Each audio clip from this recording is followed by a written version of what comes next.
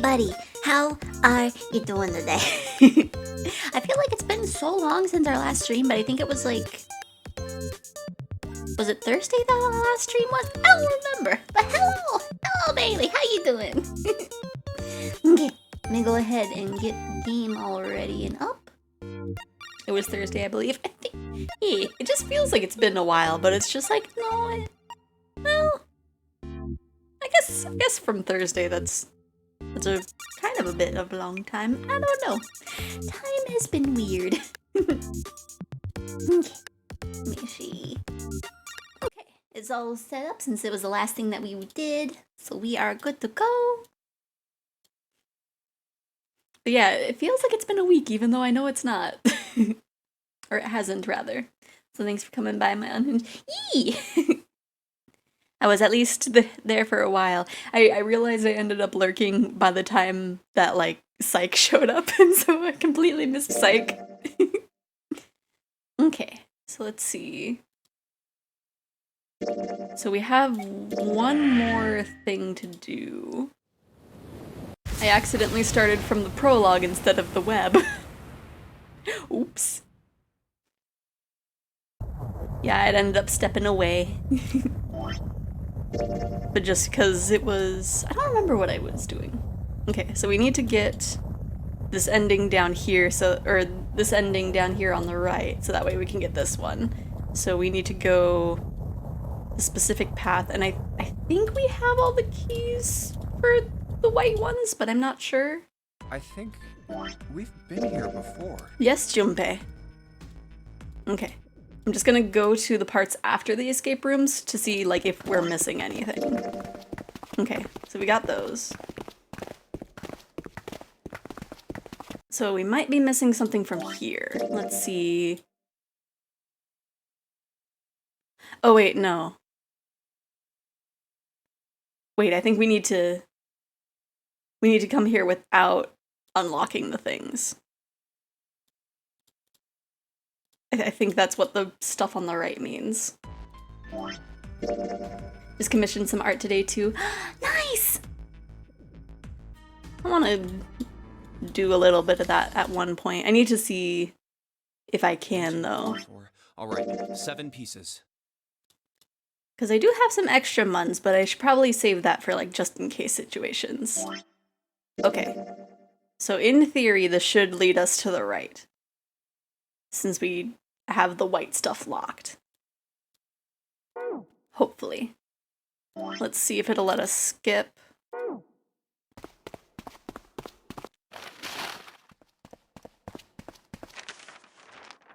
Because I think having the keys brings us to the left on this path, so. I wonder. You wonder? What the hell? Come on, we gotta hurry. With that, Clover ran straight past a somewhat confused Junpei. As she did, he caught a glimpse of her back. Clover, what's that on your back?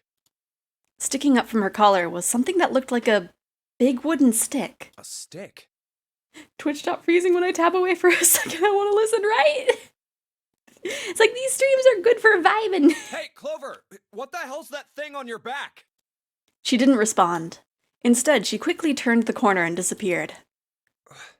Is she ignoring me? For crying out loud. Junpei did his best to convince himself that it would make sense later and ran off after Clover.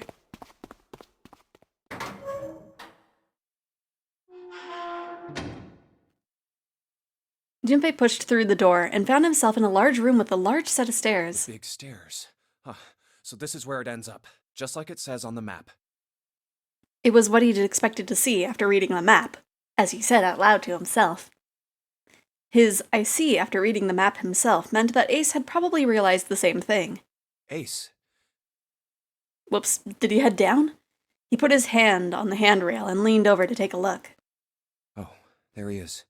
Look, the 4 others are there too. And not just Ace, Santa, June, Seven, and Lotus as well. Really? Let's join them. Junpei and Clover glanced at each other and hurried down the stairs. They reached B deck at the same time. Jumpy, Clover! June's face was excited.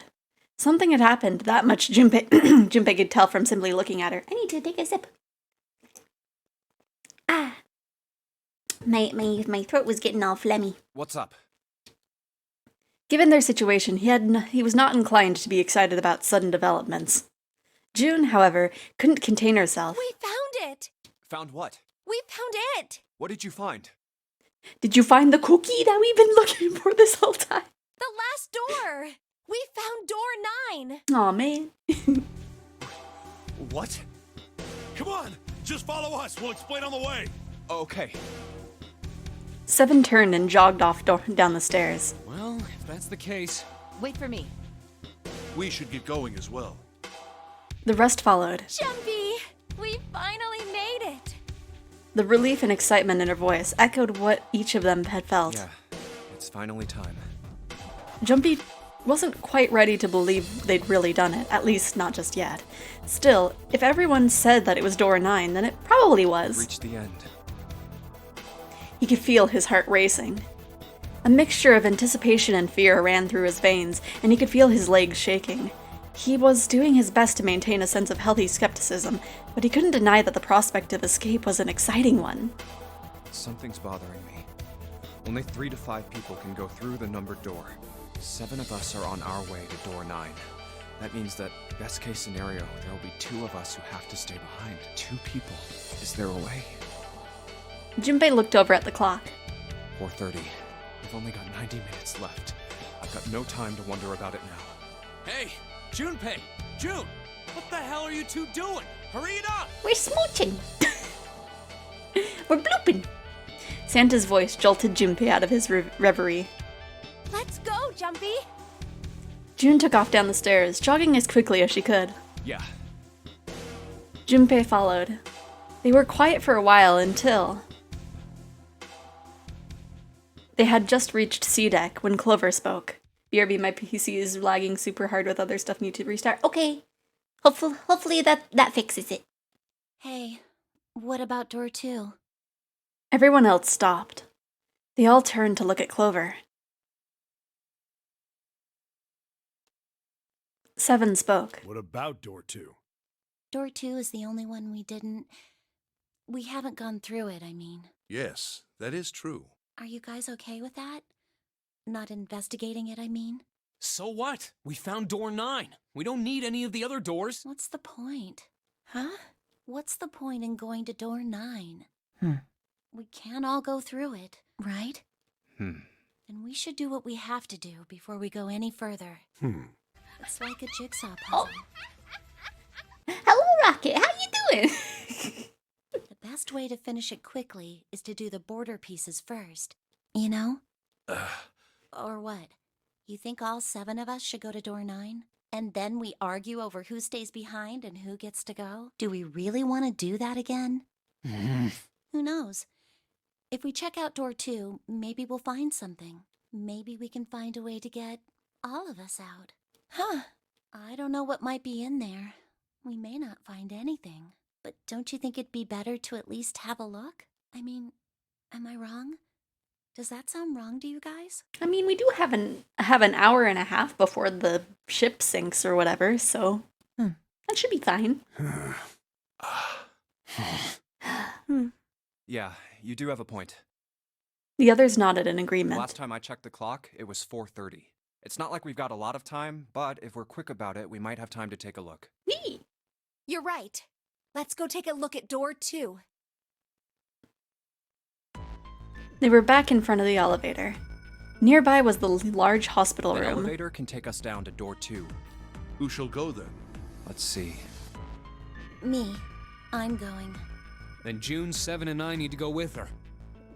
4 plus 3 plus 6 plus 7 equals 20, which equals 2. Hey, why do you get to... I don't mind.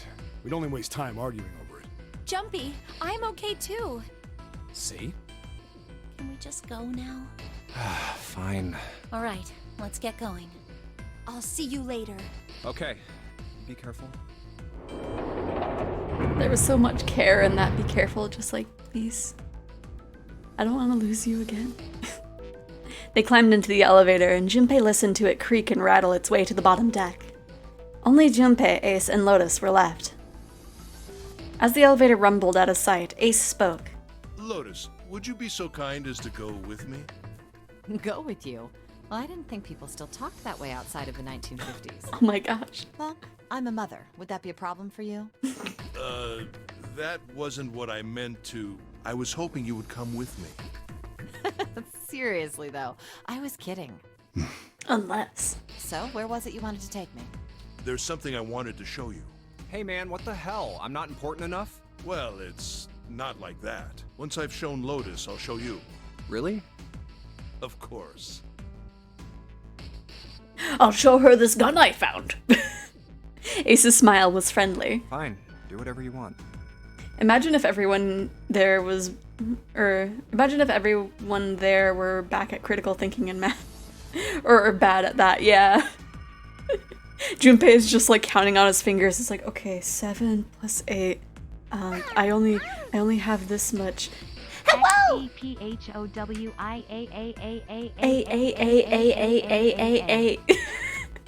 Hello, Moki. How you doing? Thank you for resubbing. I feel like it's been a while. Why does it have a question mark? Oh well. But how you doing? It's just like, Moki. Thanks, Junpei. Are you coming, Lotus? Fine. Yeah, we're just getting the last ending before we can get the true ending. Which, funnily enough, I think this is the ending that I got the first time I played it. Doesn't look like they're going to be back anytime soon.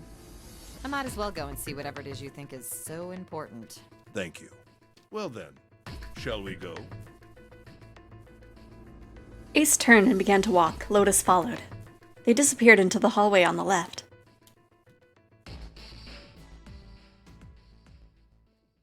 Time seemed to drag as Junpei waited for the others to return. They're so slow. And what's keeping Ace and Lotus? Suddenly, the elevator opened.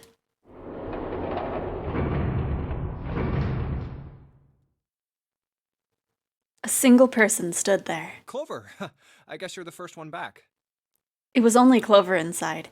He didn't see the rest. She looked at Junpei, then slowly, purposefully, stepped out of the elevator. The door closed behind her. Where's everybody else? What happened? She didn't answer. Instead, her eyes swept the room and then settled on Junpei. Where are Ace and Lotus? Oh, Ace said he wanted to show Lotus something, so they went into that hallway. Junpei explained what had happened. Oh, then they went over there? Her voice was small and timid. Yeah, I think so. He repeated his earlier question. So where are June, Santa, and Seven? Why aren't they with you? You really want to know? There was something wrong with her smile. Yeah. Okay, sure. Here, let me show you. Clover pulled something out of her pocket and tossed it onto the floor at Junpei's feet. Huh? He looked down. On the floor in front of him were 3 metal rings. Bracelets. Oh my god. Oh, holy shit. Junpei collapsed. No. No way, no way. This has got to be some kind of joke. This can't be real. Junpei's body felt like rubber. His heart felt like a cold lump in his chest, and his hands shook uncontrollably. Sweat poured down his face. The 3 bracelets sat there in the floor before him. He could see the numbers on their faces. 3, 7. Welcome back, Bailey. Hopefully your computer behaves now. Who's dead now? You know, Santa, 6. 7, and, June. I want to get my brother an engineer and another artist, drunk and do an escape room. Well, if it's a drunk thing involved, then you can't count on me. Nope. But hopefully you have fun. How to remove the bracelets. There are only 2 ways to do so. 1. You escape from this ship. 2. Your heart rate, which is 0. In other words, once the bracelet is taken outside the confine of the ship, or detects that the wearer's heartbeat has fallen to 0, it will shut down automatically. But why?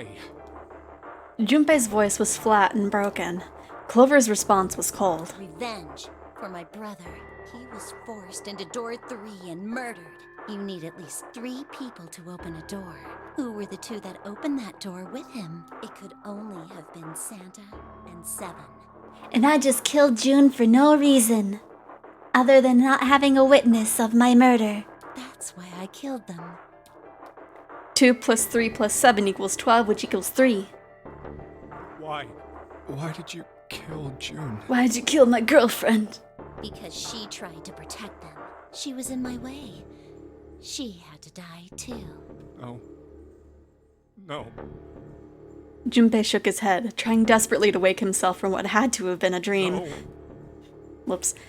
It couldn't be real. It just couldn't. Hey, Junpei. He felt Clover's hand on his shoulder. Her smile was wrong. Horribly wrong. Her face smile looked like a mask made out of stretched human skin. The smile that parted her lips did not extend to her eyes. They were dead and empty. The girl in front of him was no longer the Clover he had known. Perhaps she was not even human. Let's go. Her hand reached out towards him. Let's get out of here. Let's leave this ship. What the hell are you talking about? To open a numbered door, Yes, I know. You need at least 3 people. But as long as we have this... Once again, Clover reached into her pocket and pulled something out. That's... It was another bracelet. Junpei could see the number on the face. 0. a 0 bracelet. You've got something in your pocket. What is it? Oh, this? This is... See? You get it now? If we have the Zero bracelet, we can leave. You and I can open door 9 with just the two of us. Sure, you could overpower Clover, but she overpowered Seven and Santa. Yeah. Especially overpowering Seven. Like, if you overpower a guy as big as Seven, like, you could overpower anybody. 4 plus 5 plus 0 equals 9. So let's go. Come on. Hurry up. She shoved her hand out again. Junpei looked up at Clover. She had a face of a demon, but there was something else. There was a holy light that surrounded her. She was both a fierce god, a benevolent goddess filled with love. Junpei. Her voice was soft. Her eyes weren't empty anymore. They were deep, so deep Junpei could feel himself falling into them. He felt dizzy. There was something oddly bewitching about her. His mind was beginning to crack and his heart began to melt. Junpei. The hand she was offering him, it looked so soft, so inviting. Clover. Junpei reached out his own trembling hand and closed it over hers. Yeah?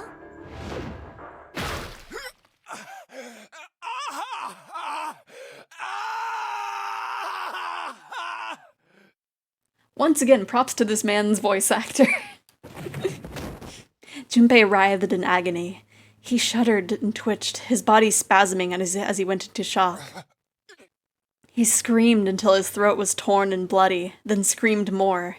His cries echoed across the room. Eventually, his movement slowed, then faded. There was no more strength left in Junpei. He could feel his body begin to go numb. He could no longer feel pain, or he no longer felt pain. He no longer felt anything. Whatever Junpei had been was gone. The last remnants of his mind began to fade. Even as his vision faded into nothingness, he saw Clover. Thanks, Junpei. I'm just gonna borrow this. Yeah. Her smile was cold. What was left of Junpei's consciousness drifted away. All that was left was a twisted, broken corpse.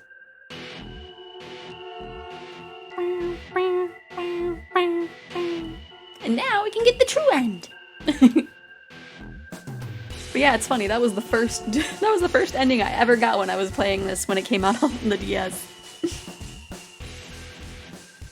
And that was like, oh yeah, Clover's my favorite. I'm going with Clover. I'm gonna protect her. I'm gonna be hanging out with her this whole time. And then she axed me, and I was just like, oh, okay. I see how it is. Okay. So now we just kind of have to go to the novel parts after. Yeah, we've been here before, Junpei. Don't worry your silly little head. We're time traveling. You don't gotta worry about nothing. How did he die? Was he stabbed? With yeah. She attacked him with an axe. She had it like behind her, and she like swung it and just like probably. I don't know actually, because she would have had to hit like in the part. I guess she might have like hit him on his back, and it like went and like punctured his heart or something. I'm not quite sure from the logistics, but it more than likely is from blood loss. Also, hello Lisa, how you doing? Okay, we got to the right part of the flow, right? Yeah, okay. So now we just have to skip until it gives us the new stuff. Because we have to find the coffin, and he's just gonna be like, wait.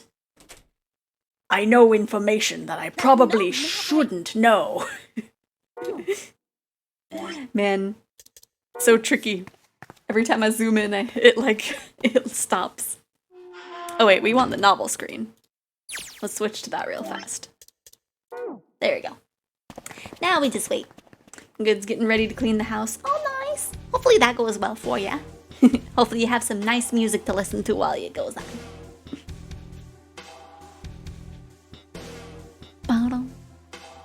Kind Kind of unfair. Axes are heavy and easy to use. Using axes are like cheating in a fight. Yeah. But I mean, you know, there's also Santa with the gun, so. And also Ace with the gun in the other ending that we had. That was like the kind of hinting at the true ending, but not quite the true ending. We needed the information from that ending to do the actual true ending.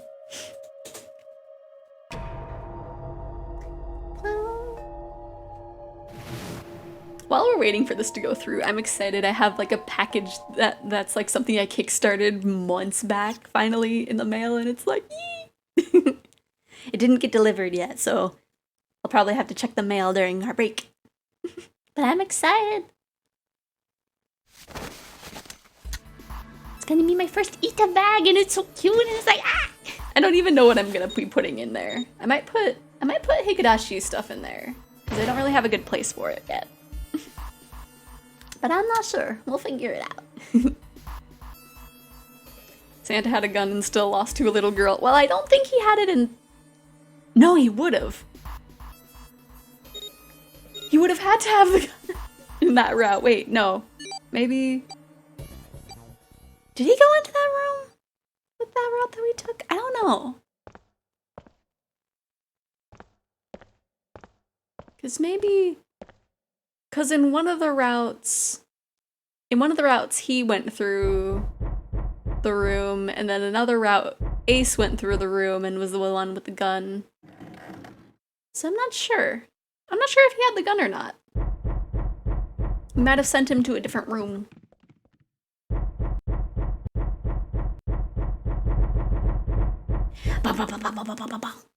The world blinked. Suddenly, there was a voice inside of Junpei's head. Truth had gone, truth had gone, truth had gone. Ah, now truth is asleep in the darkness of the sinister hand. Wait, what? What the hell was that? That voice? Junpei was utterly and completely baffled. Huh? What? What's up? Seven and Clover ran over to him, but Junpei didn't know what to tell them. Huh? If he told them he'd heard a voice, they'd laugh, or worse, think he was going insane. So all he said was... Oh, nothing. He cleared his throat a little too loud and looked pointedly down at his bracelet. There was a pair of small buttons protruding from either side of it. Junpei. He pressed the buttons. Oh gosh, what was it? Let me see, what was it again? Truth had gone... So, right, left, right, left, right, left. Right, left, right, left, right, left. That was it.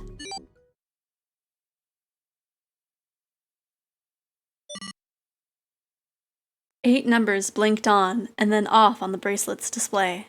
Junpei checked one last time. 14383421. 14383421. Huh? Huh? Huh? Hey, what the hell were those numbers? Oh my gosh, are those... Huh. Junpei didn't answer. He simply walked straight to the coffin. He knelt down in front of the keypad, turning over the numbers in his head so he wouldn't forget. 14383421. 14383421. 14383421. With trembling fingers, he punched them in. 14383421. That was all of them. He punched the E button. There was a moment of complete silence.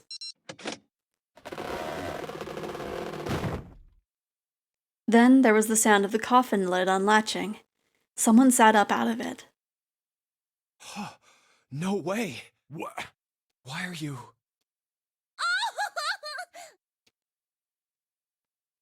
Oh? Is that you, Clover? I apologize for worrying you. Snake! You? Why? Junpei?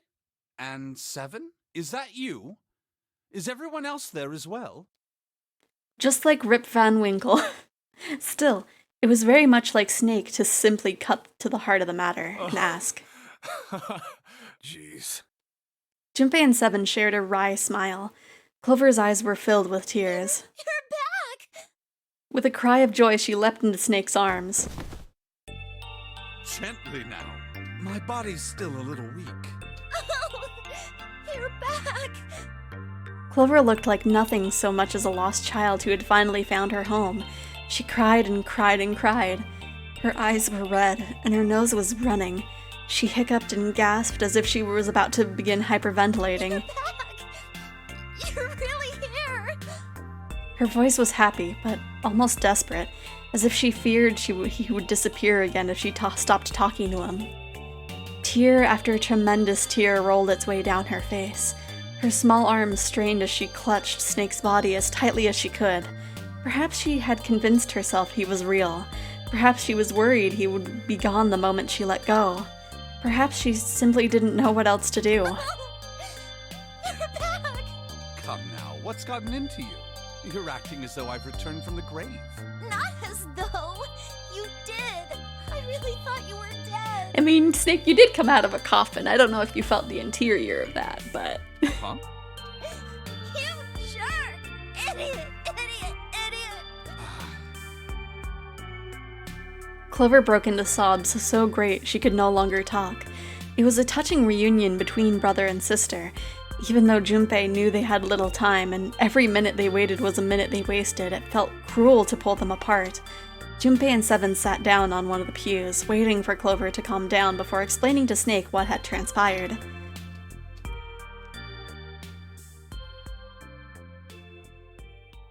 I see. I believe I understand things rather well now, thank you. In the shower room, there is a dead body wearing my clothes. Because of that, you thought that I was dead, correct? He had quickly and neatly summarized the events of several hours. Junpei nodded. You also discovered a corpse in the captain's quarters, and Santa turned on you here, in this room.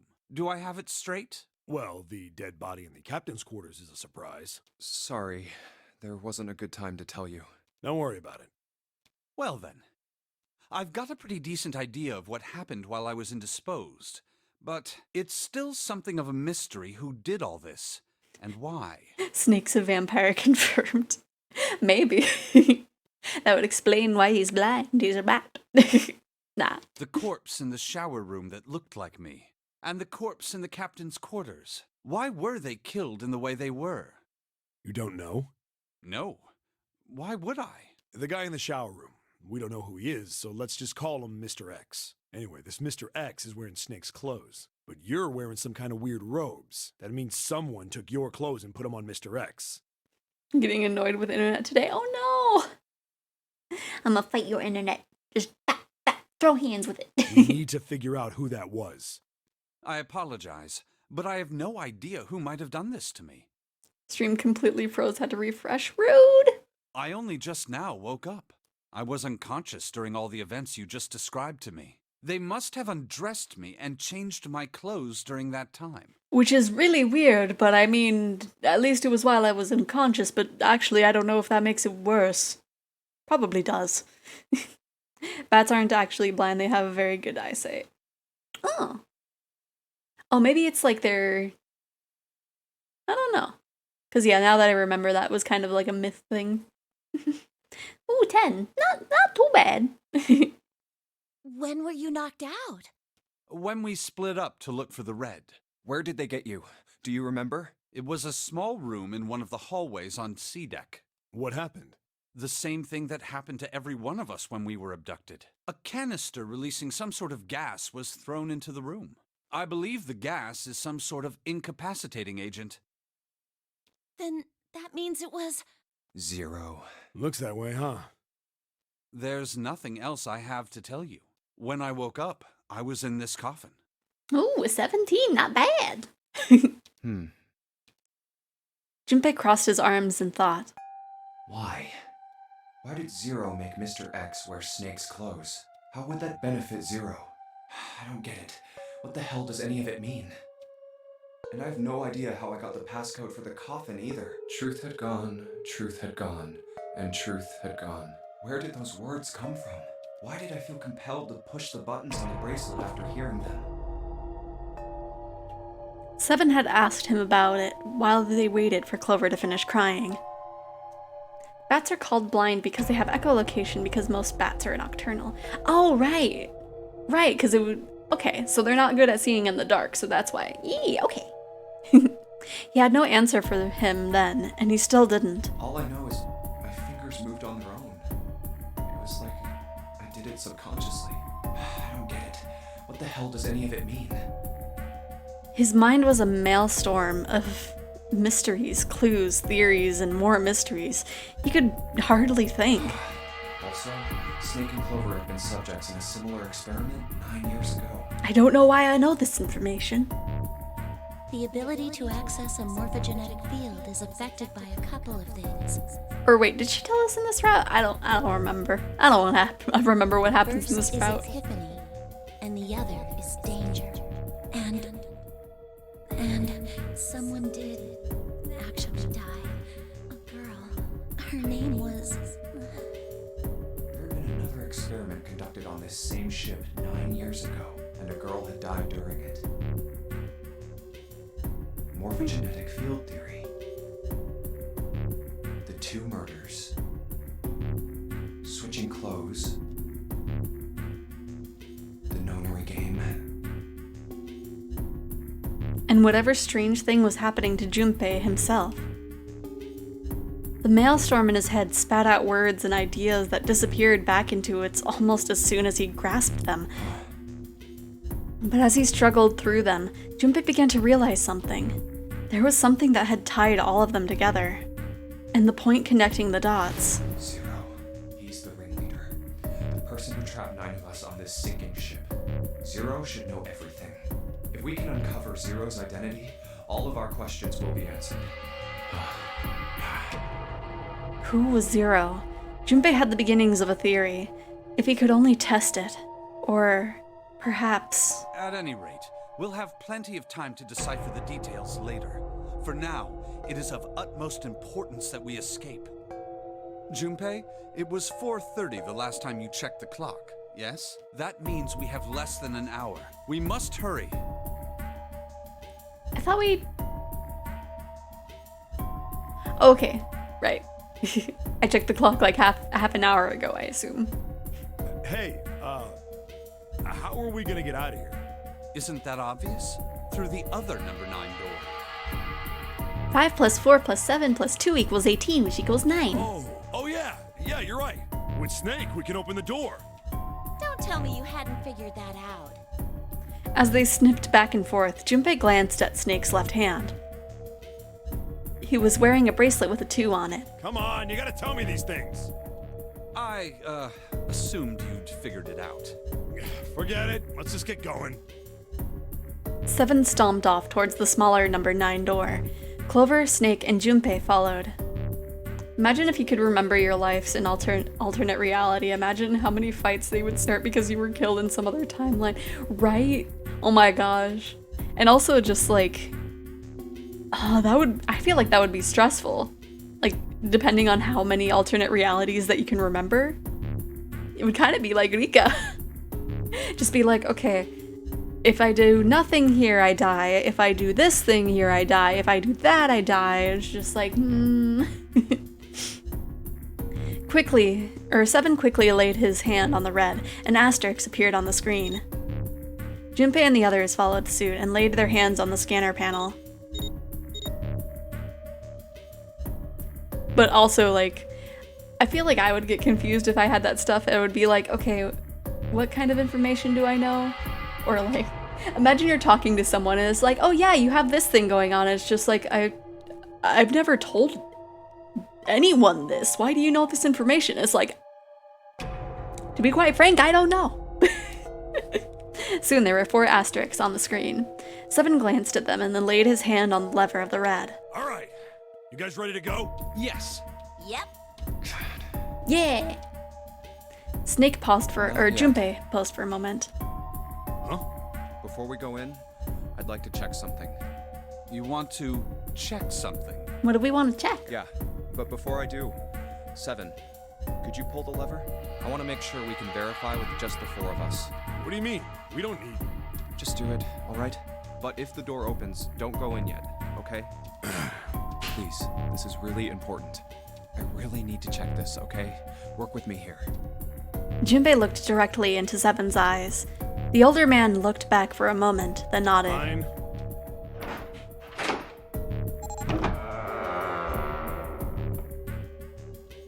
Seven pulled down the lever and the door 9 creaked open. Then they waited. 6, 7, 8. After 9 seconds, the door closed. Alright, that means the 4 of us can go into door 9. So, we knew that already. It's obvious. Obvious. Yeah, you're right. It is. Now, what happens if we add Zero's bracelet? What? Zero's bracelet? Why don't you take it out, Clover? For a moment, Clover looked surprised, but she recovered quickly and stuck her tongue out at Junpei. So you did know I had it. I picked it up because I thought it might be useful sometime. She reached into one of her pockets with her voluminous jacket and produced a bracelet. Junpei took it from her and turned to Seven. This was on the left hand of the corpse in the captain's quarters. If you look at it, you can see it's got a 0 on the face. Just to make this a little easier to talk about, I'm gonna call the guy we found dead in the captain's quarters, Cap. This house has so much dog hair, oh no! Honestly, I already do that joke because I joke so much and a large percentage of my jokes become reality, oh no! Then I should be able to open door 9 with just me, Clover, and his bracelet. But yeah, I've found, like, with having pets, just pet hair gets everywhere. Every single where. 5 plus 4 plus 0 equals 9. The big question is, if Cap is the mastermind of this game, would he really put one of these bracelets on? Anyway, let's just give it a shot. Clover, give me your hand. Okay. Now the captain's bracelet. And pull the lever. However, the door didn't open. The red's display read error. I knew it. Now, what does this tell us? Maybe the bracelet has to be on your wrist in order for it to work? No, that's impossible. Did you see how the panel showed a 3rd asterisk when I scanned Cap's bracelet? Whether or not it's on your wrist doesn't matter. All you have to do is put the bracelet near the panel for it to register. Seven waved his bracelet in front of the scanner panel.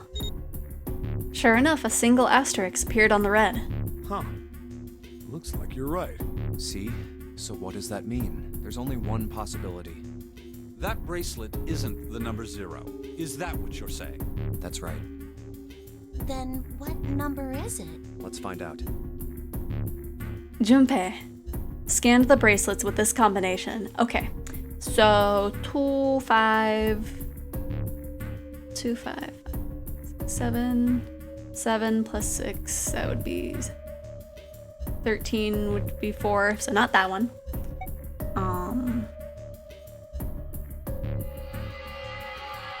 11, 12, nope, not that one. Give me a moment here.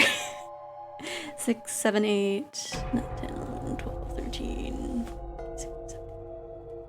That would be 2. 8, 9, 10, 11, 12, 13, 14, 16, 17, 18, 19. Ah, that was so close. 6.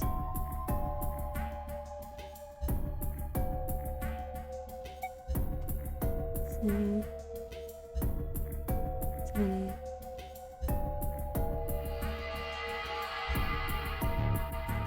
I did one of the wrong.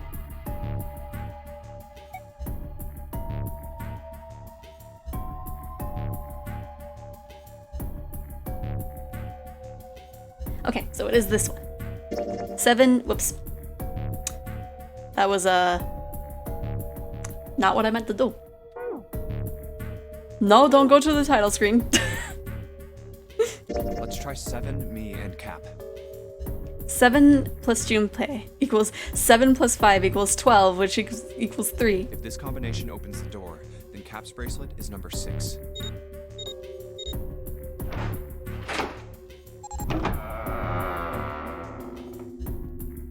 Hey, it opened. Had the door open. What? Why? What does that mean? Both Seven and Clover seemed rather shaken as they turned to look at Junpei for answers. The door slid heavily shut. Junpei raised an eyebrow. Isn't it obvious? Cap's bracelet is number 6. 7 plus 5 plus 6 equals 18, which equals 9. But doesn't it say 0? This isn't a 0.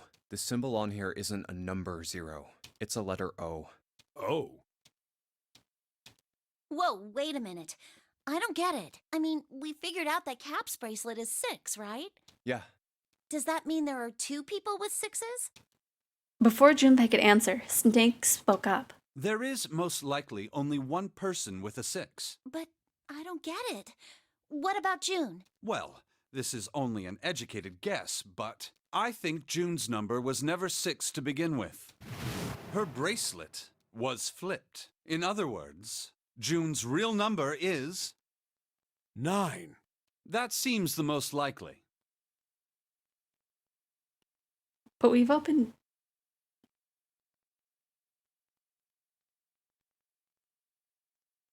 Ow. Then all this numbered door stuff was just a load of crap? Why would you say that? Because if June is 9, then the numbers wouldn't match up. Clover grabbed Junpei's notebook and began to write furiously in it.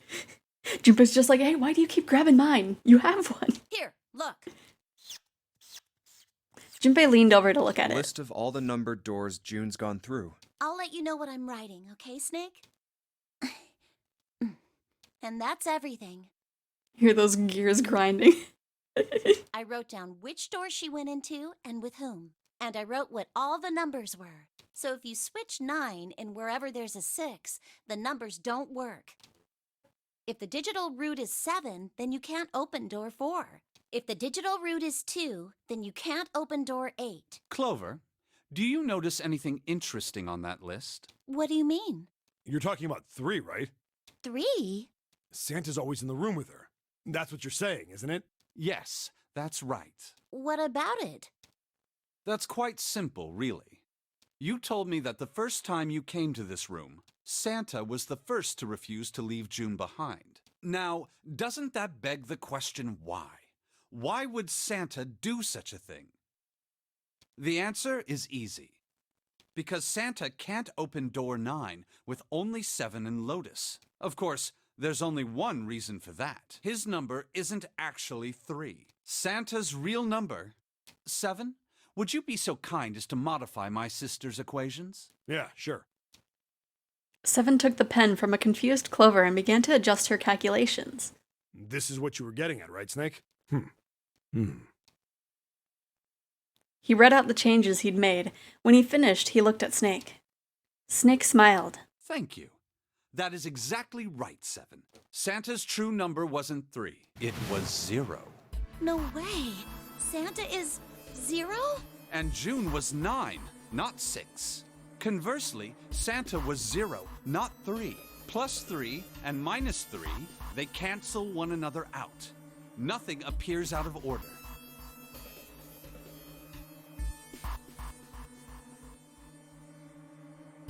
Did he come with us every time we had June with us?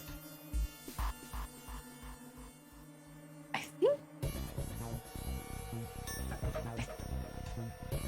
think that was the case, because he was in the gear room with us in June. And he was in the one with the Furienta with us in June. Santa was still playing by the rules of the notary game this whole time. Precisely. But wait, was he in the bathroom with us?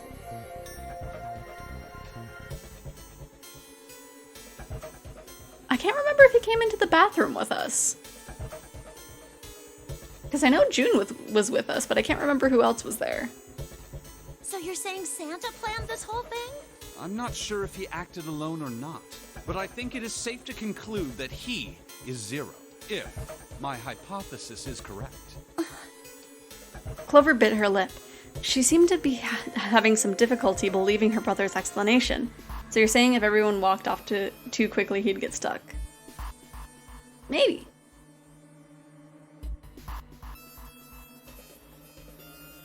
Junpei.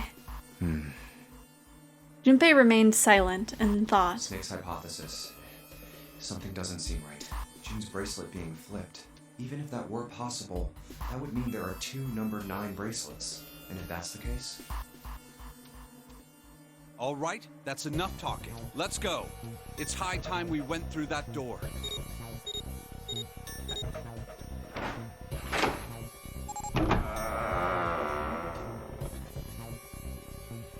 Door 9 opened. They leapt through. It's right there. The dead was directly in front of them as they came through the door. Quickly, they scanned their bracelets.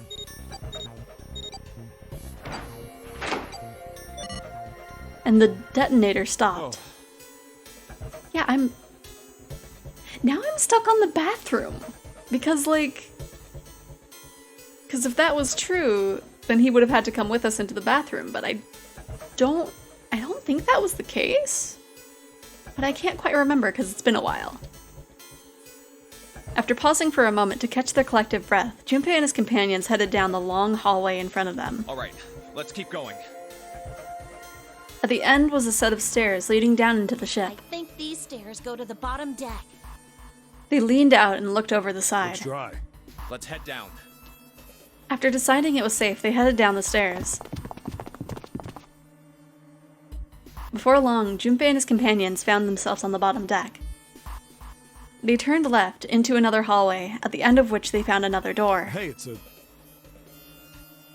And of course, there was a symbol engraved over the keyhole. It looked like the sort of harpoon one would use to hunt fish, the kind with 3 prongs. Snake traced the shape of it with his fingers. This is the Neptune symbol. There must be a key around here somewhere. Neptune key. I only have the Uranus key card. Clearly, it wasn't going to open this door. It's a different planet. Plus, it's the wrong kind of key. Let's turn around and go back for now. Yeah.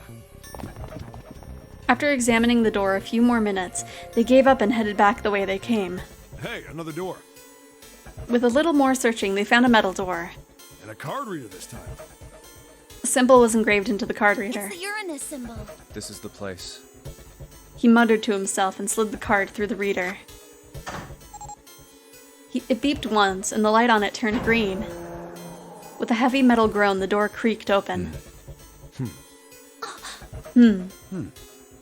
Junpei, Clover, Snake, and Seven looked at one another, nodded, and stepped through.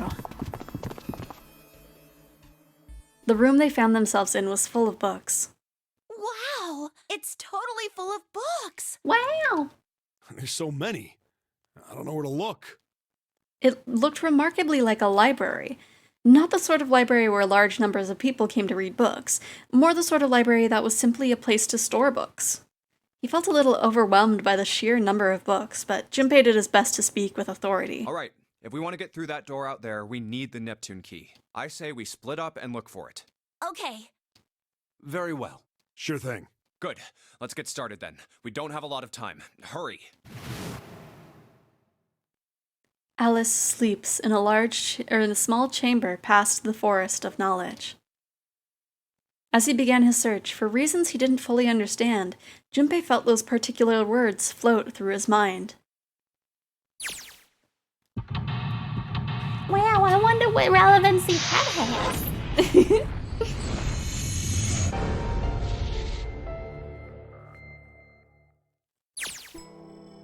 Okay, so we got this whole big round library. There's a note on the table. Lights to the books. Huh? What does that mean? Interesting. Well, intelligence often hides itself in darkness. Have you ever thought about the pages of a book? Each page only sees, maybe 2 or 3 minutes of light before the reader is on to the next? They spend the rest of their lives locked in darkness. Rather like myself. That's horrible. Oh, don't get me wrong. I'm not complaining, not at all. I live in the darkness, yes. But that has gifted me with the ability to catch the truths others might miss. I can hear the voices hidden in the darkness, you might say. It's a coat rack, like a place where you can hang coats and hats and stuff. Well, this one's not too big, so maybe just hats. Okay, so that's a hint, probably. Energy theory, development of nanotechnology materials, interactions between shortwave energy and matter. What else have we got? Just listening to you read those titles is giving me a headache. Can't say fancy technology stuff and I get along real well. Keep on talking about that stuff and you're gonna put me to sleep. Oh gosh. What's the deal with these titles? They're all just gibberish. Hey, what if we, like, switch them around? Switch them around? Yeah. If we move them around, maybe they'll spell something. Oh, I get it. Yeah. Heck, it's worth a shot. Maybe... Open? Open here, find bulb? How about this? Looks like putting these books in the right order opened this thing right up. That was a piece of cake. Hooray! You did it, Junpei! Guess that turned out well enough. So the letters on the title spell out, open here, find bulb. We got a bulb! Okay. Are proper values going out in space too these days? Are property values going up, out, or, yeah, property values, okay. Man, guess times are getting tough for aliens too. This one says cosmic inflation. What's this? An overview of conformal field theory? Ah, well, it's a theory that posits its invariant quantum field where conformal transformation can take place. Knock it off with the science voodoo stuff. You trying to put me to sleep? Symmetric string theory in 10-dimensional space-time. They're just talking about superstring theory. It's a theory where reality where... how do I explain? It says that all elements of the universe are governed by the vibrations and harmonics of tiny symmetric strings. Theory of general relativity, huh? Oh, I know this one. That's Einstein, right? Quantum gravity. Seven, do you have any idea what this is? How about you start by using real words? Then maybe we'll get somewhere. I'm liking to read these books. The black hole hypothesis, gamma ray astrophysics. I guess this bookshelf has an astronomy theme. Oh, there's more stuff. A kid's book here. Looks like it's a children's story about Native Americans. Huh. Don't you think a random book like this is kind of suspicious? Maybe you ought to hold on to it. Wow! Cowboys and Indians. It's an older one, it seems. History of the medieval period. Maybe it's about Sir Lancelot? Isn't he just a theory? I don't think you're gonna find a guy who didn't really exist in a history book. What's Hellenism? I think it's something like a fusion of Greek and Oriental culture. This one's called History of the Western World. Well, I'd assume it's about European history. Yeah. Just gonna leave it at that, Snake? Doesn't seem like you. Oriental history. Maybe this one's about China's 4,000 years of history or something? Hey, Chinese history and Oriental history aren't the same thing. Hey, look at this. This book is called Greek Mythology. Damn, that thing's huge. Can't imagine anyone's actually read the whole thing. Pretty sure it'd put me to sleep. Look, this one says Cultural Heritage of Rome. But that's gonna be some serious inheritance tax. A history of Buddhism. Permian creatures? Seems a little fancy for some prehistoric critter. Not to mention most of them were likely reptiles or amphibians. Without hair, I can't imagine they would need much of perms. That's got nothing to do with this. Okay, I think we looked everywhere over here.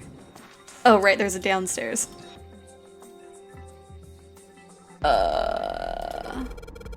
Dad kind.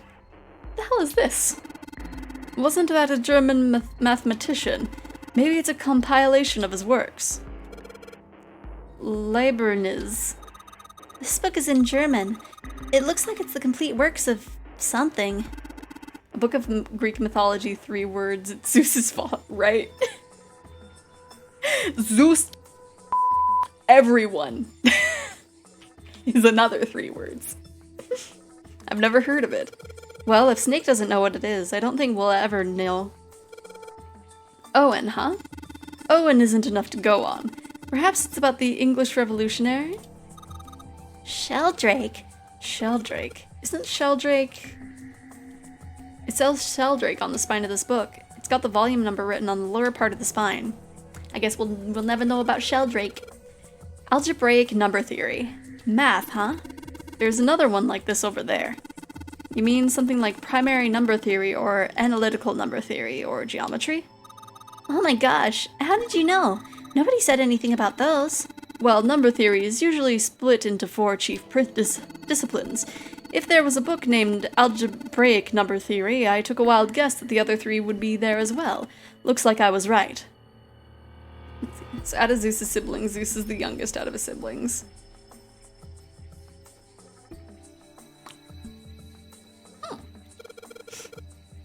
So it all just went downhill when he was born. A Pythagorean theorem. This was a famous one. Sounds like there is a number of math books in this section. Okay, maybe we'll look around at more stuff that might be puzzle related. It's a small enclosure with 9 sides. There are 3 of these things that look kind of like music stands. Am I supposed to put something in these stands? Probably books, but we only have 1 so far. That's not gonna help us. There are books here in all sorts of languages, but there's something suspicious about the shelf on the left. Oh yeah. There's a couple of books on the glass shelf. From left to right, they say volume 632415. 632415.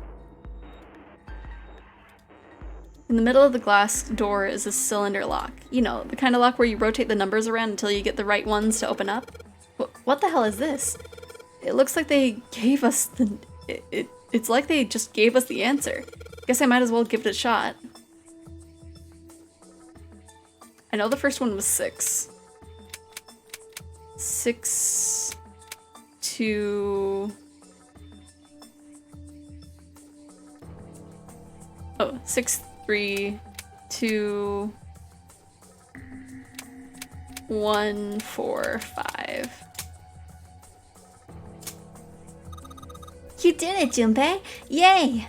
I don't know why, but I don't really feel particularly happy about being praised for that. Whatever. At least the lock's open now. Let's see if we can get it open, alright? Oops. I need to actually... There isn't a lock here anymore. Okay. There we go. Hey, a bulb!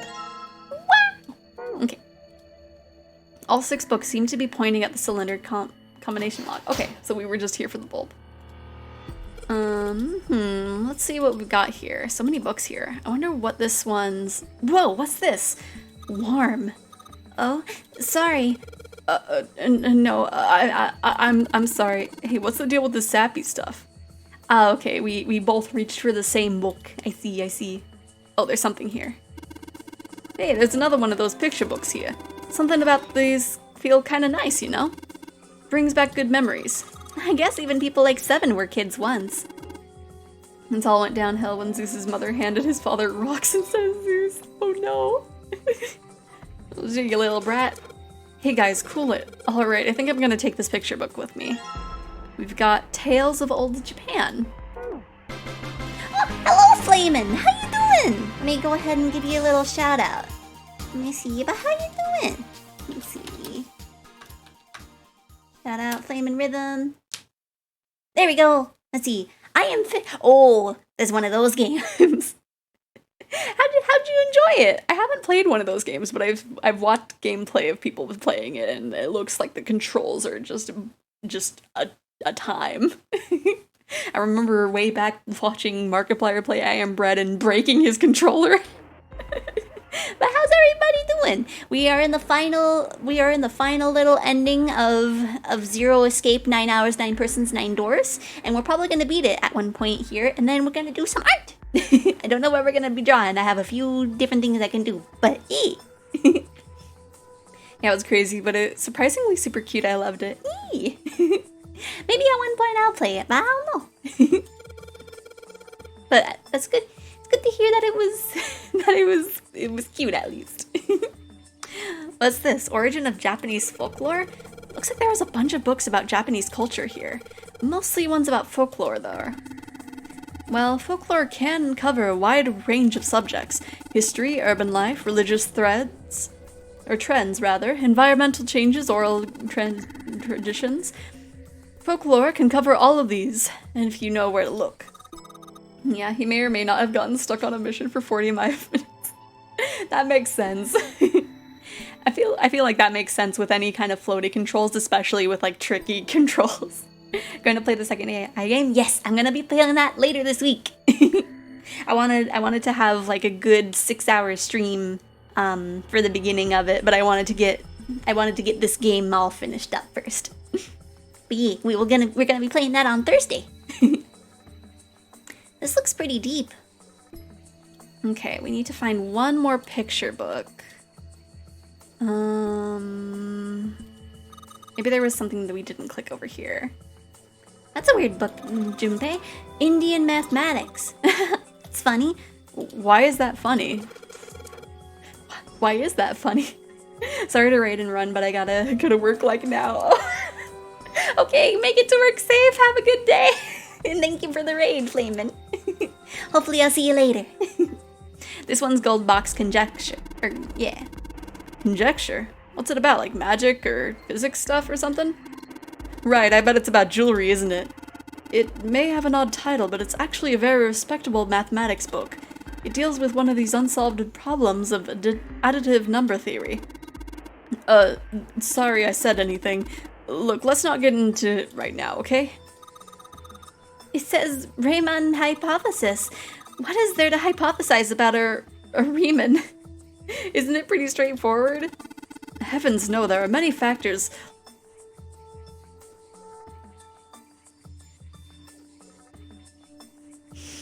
Length, girth, lubrication, and lack of... It's an exciting, rapidly growing field.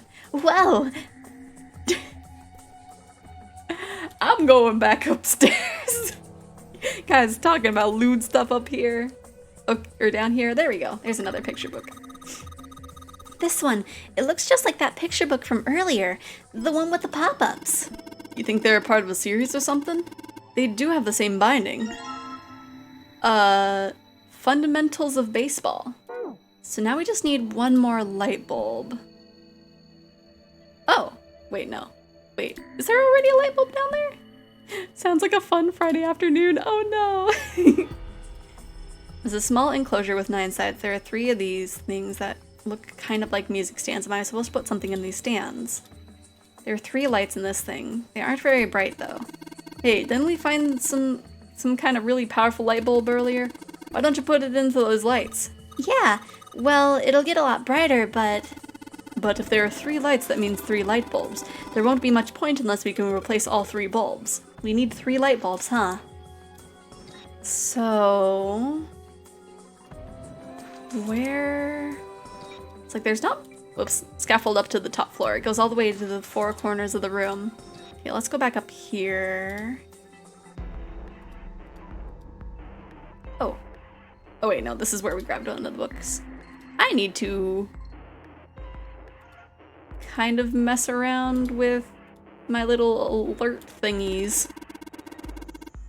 Cause I feel like that's shown up a little bit too often, but I don't know. The theory of evolution. Heck, even I know this one. It's about that Darwin guy, right? Well, yes and no. Charles Darwin wrote a book called On the Origin of the Species. In it, he put forth his theory of evolution. Yeah, I remember that part. He called it natural selection. Exactly. Mother Nature. Is that some sort of book about hippie chicks? Probably not, except perhaps tangentially. Tangentially, maybe. I don't know. It's most likely about environmental protection. I was just trying to make a joke. Dude, hippie chicks? Really? Theories of the Cambrian explosion? Did a bomb go off near somewhere called Cambiria? Wrong kind of explosion. Roughly 500 million years ago, during what is known as a Cambrian period, research suggests that the variety of living organisms increased by an order of magnitude. Why that happened is, however, still something of a mystery. There is a number of theories. This book is most likely a collection of them. I almost feel like there's going to be a bulb in one of these books. Mess with your alerts, make one funny, or just swam because you won't know. Introduction to geology, huh? Thinking about the Earth even when you're on the ocean. Kind of romantic in a way, I guess. This one says transition of extinct species. We need to hurry it up or we're gonna end up in the pages of a book like that. Paleontology. This one is about fossils, right? And, ammonites are pretty nasty looking. Oh. Why did mankind lose their tails? Junpei, you know what this one's about? Why are you asking me? I didn't even know we had tails to lose. Maybe we should ask a human with a tail. Mankind's ancestors most likely lost their tails as they were no longer useful, and the nutrients required to grow them were better put to some use elsewhere. At least that's what I read. I was rather young, I may have remembered it incorrectly. Huh? Why the hell would a kid be reading a book like that? 'Cause, you know, nothing else to do. Barrel. Micrographia, huh? Ah yes, Hubert Hooke's famous work. First published in 1665, he built a microscope and examined insects, inorganic substances, and other things too small to be seen in detail by human eyes. He then drew pictures of many of the things he'd examined and published them in a book. I'd hazard a guess that this shelf is concerned with natural sciences. Creatures of the South Seas, huh? I wonder if this one's got pictures of colorful fish and stuff. Okay, which one did we click on? Oh gosh. Automated robotic assembly line techniques, huh? What's this? Some sort of comic book? Geez, I guess boys really like that stuff, huh?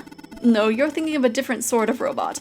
This book is talking about automated machinery that's used to build things like cars. Yeah, Mother Nature, give me back my tail. Think of the potential carrying capacity, right? Definitely. Like that. You'll have an extra hand for so many things. Depending on the tail, I guess. Fun fact, some humans are still born with tails. Yeah, they have like itty bitty ones and they can like kind of move them, but they're usually very short. Communication and computer science, huh? That's a pretty generic title. To be honest, it's so vague I don't really know what it might be about. An overview of photochemistry. I think whoever set this up wanted to see the cover, not the spine. Let's look at it, okay? Huh? Looks like there's a whole lot of space behind these books. Look, Junpei, I think there's something hidden behind the books. Yeah, we found the third light bulb. I went the long way, but that's okay. Boop. Alright, so there are 3 lights in here. I'm gonna change these bulbs. Now they should... Whoa, these light bulbs really make a difference. It's pretty bright in here now. Okay, so now we have the books. It's a small enclosure with 9 sides. There are 3 of these things that look kind of like music stands. Am I supposed to put something in these stands? Yes, the books! The books, Junpei! The books! Wow, it's so bright now. It's almost blinding. Alright, that means we just have to do this. It's really bright in here. Small enclosure with no... Junpei! You can't just say this and then not let me do the thing! No, Mother Nature, give me back my 6 fingers, make me pterodactyl, screw the pen. Oh no. Okay, is there maybe another book we need to find? No? Because we have 3 books. Let me look at them. It's got a magic wand on it. Okay. So, what's inside? Well, aren't you going to open it? Pretty sure it's just gonna have pages inside. Whoa! Oh, okay, I needed to open them. This one has a Native Americans on the cover. Hey, Junpei, take a look at this one. Native Americans, huh? Maybe it's got some... Whoa! Wow! There's a baseball on this one. Come on, Junpei, let's see what's in it. I'm gonna go out on a limb here and say it's probably baseball stuff. Wow! Head! Also, I like how he said it's a magic wand, but like that's that one toy that you have that has like the ball on the string on it, and you have to kind of like get it on the thing. I think it's definitely a toy, not a wand, but I don't know. Whoops. Now we can put them in here. Small enclosure with 9 sides. Okay, how about we try putting these picture books on the stands? Then Zero must love pop-up books, right? Awesome! It looks like it worked. Way to go, Junpei. Good job, buddy. There's something projecting on the bottom. These letters, they seem familiar. Sheldrake 5. Sheldrake 5? I think I saw the rest of this collection somewhere. Yeah, I think it was somewhere around here. Oh, why is it on the advanced screen? It needs to be on the novel screen. Junpei read the text out loud. Let's go take a look. Okay. Seven and Clover walked off, leaving Junpei and Snake behind. Sheldrake. Have you heard of him? Sheldrake, I mean. Junpei grinned. Yeah, Lotus told me about him. There's a British biochemist named Sheldrake. He has a rather interesting theory, morphogenetic fields, which relies on the theory of morphic resonance. Really? From Lotus, huh? Well, Clover also said something to me about that stuff. She did? Yeah, what was it? The ability to access a morphogenetic field is affected by a couple of things. Hello, Spy Check. How you doing? The first is epiphany, and the other is danger. That girl. I told her not to tell anyone. You did? Why? Well... Junpei's eyes narrowed. Look, man, I didn't push it because we're in a hurry, but I'm kind of sick of this. How about you just tell me, okay? Tell you what? Don't give me that. About the experiment. Snake's shoulders slumped and he shook his head slowly. He'd finally given up. Very well, fine. I'll tell you everything. But not here. Let's move to the top floor. Speaking of Morphic, the new Space Fury Power Rangers was announced. Oh, nice.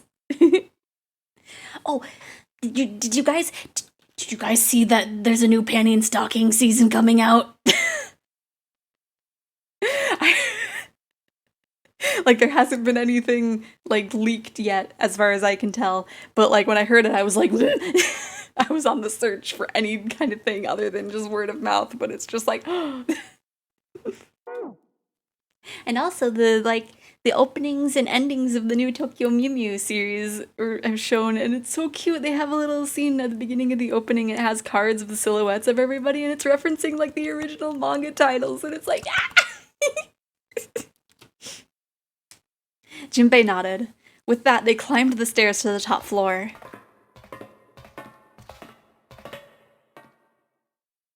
I know it's hype. I still need to watch the first one. Yes, definitely watch the first Panty and Stocking.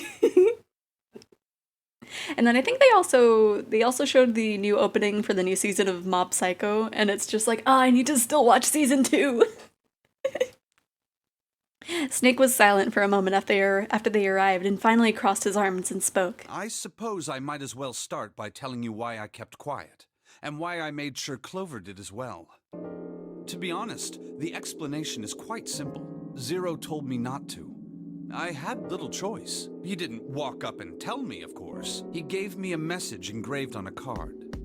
Snake reached into his sleeve and pulled out a small, stiff piece of paper. That's a Braille card. It looks just like the one you showed us earlier. I'm waiting for Monster Musume Season 2, right? Or like a new species review. Hopefully one day. But yeah, Monster Musume Season 2 would be very cute. So you had 2 cards. I'm still waiting on like the second season of Hanako as well. Like I'm surprised that Shadow's House got a second season before Hanako does, but I think it's probably because the manga is still like coming out, so they're waiting for more chapters to actually animate. I think that's the case. I'm not 100% sure. No, only one. Huh? What do you mean? I thought that card just had some rules for the nonary game on it. Yes, it did. And those were the rules I read you. However, they were not the only thing on the card. There was something I didn't read. Well, perhaps I should say there was something I couldn't read. And that was? Tell no one of the events that took place 9 years ago. And catch up on anime. I do too. I need to get over being like, no, I need to watch the sub. So that way I can have some dubbed stuff in the background while I do stuff. Because, you know, I'm so particular. I have to be like, okay, I have to wait until I can watch this, like, at this moment. And then it's just like, that moment never comes. It's like I watched Devilman Crybaby while I was like doing art, which like, if you have not watched that, if you are planning to, it is a roller coaster of emotions and you will be depressed after you finished it. As a warning right now, I will not give any spoilers, but you will have depression after you finish watching it. Tell, and I activate your sister's detonator. It's a threat on our lives. Oh. Well, Snake nodded. Well, what about Clover? Did she get a message from Zero too? I don't believe she did. But doesn't it strike you as strange that Zero would shut my mouth, but not hers? Yeah. To be on the safe side, however, I told her it was best not to tell anyone. Still, apparently she told you. That girl. What's wrong with her telling me? I figured some stuff out with the things she told me. I mean, it looks like the whole activate her detonator thing was just a bluff. She's prancing around downstairs happy as a clam now that you're back. Snake glanced down at Clover and Seven, examining one of the bookshelves. That's very true. I've decided I can trust you. I've decided to tell you the truth. The chance that Santa is Zero is very high. I feel I can assume Santa doesn't have the time to observe us at the moment. And at any rate, even if he were, I very much doubt he would kill us. Why? Clover told me about the four-leaf clover, about the words. If he knew about that, then he was in my group during the first experiment. I'm sure of it. He wouldn't kill us, no matter what the situation was. Snake paused and cocked his head, as though he was listening to something very far away. His face looked dark, as though something was weighing on him. Hey, Whoops, Snake. Junpei wasn't quite sure what to say. Liked the female version of the Devilman, and originally Devilman didn't like the new one. They were being too edgy for the sake of it, not for any other story progression. Fair enough, yeah. It was, it was a time. I definitely was just like devoid of any happiness after I finished watching. It was just like, it was very good at like animation and stuff. But like, it was just like, ah. Junpei wasn't quite sure what to say. Snake turned and looked at him. Yes, I know. You want to know what happened during the experiment? Yeah. How much do you know? Clover told me about... I see. The morphogenetic field in the experiments 9 years prior. How the experiments had taken place simultaneously at two locations, one being the ship and the other being a building in Nevada. And the girl that died during the experiment. She told you all that, did she? Snake looked down. His face was tight. A slight tremor shook his body, and he tried to hide it. He was putting on a good front, but even Junpei could tell that he was holding back something deep and powerful. He made it as if to brush something from his face and looked up at Junpei. At any rate, I now know how much you've learned.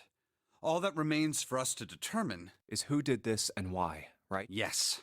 Can you tell me what happened? Yes.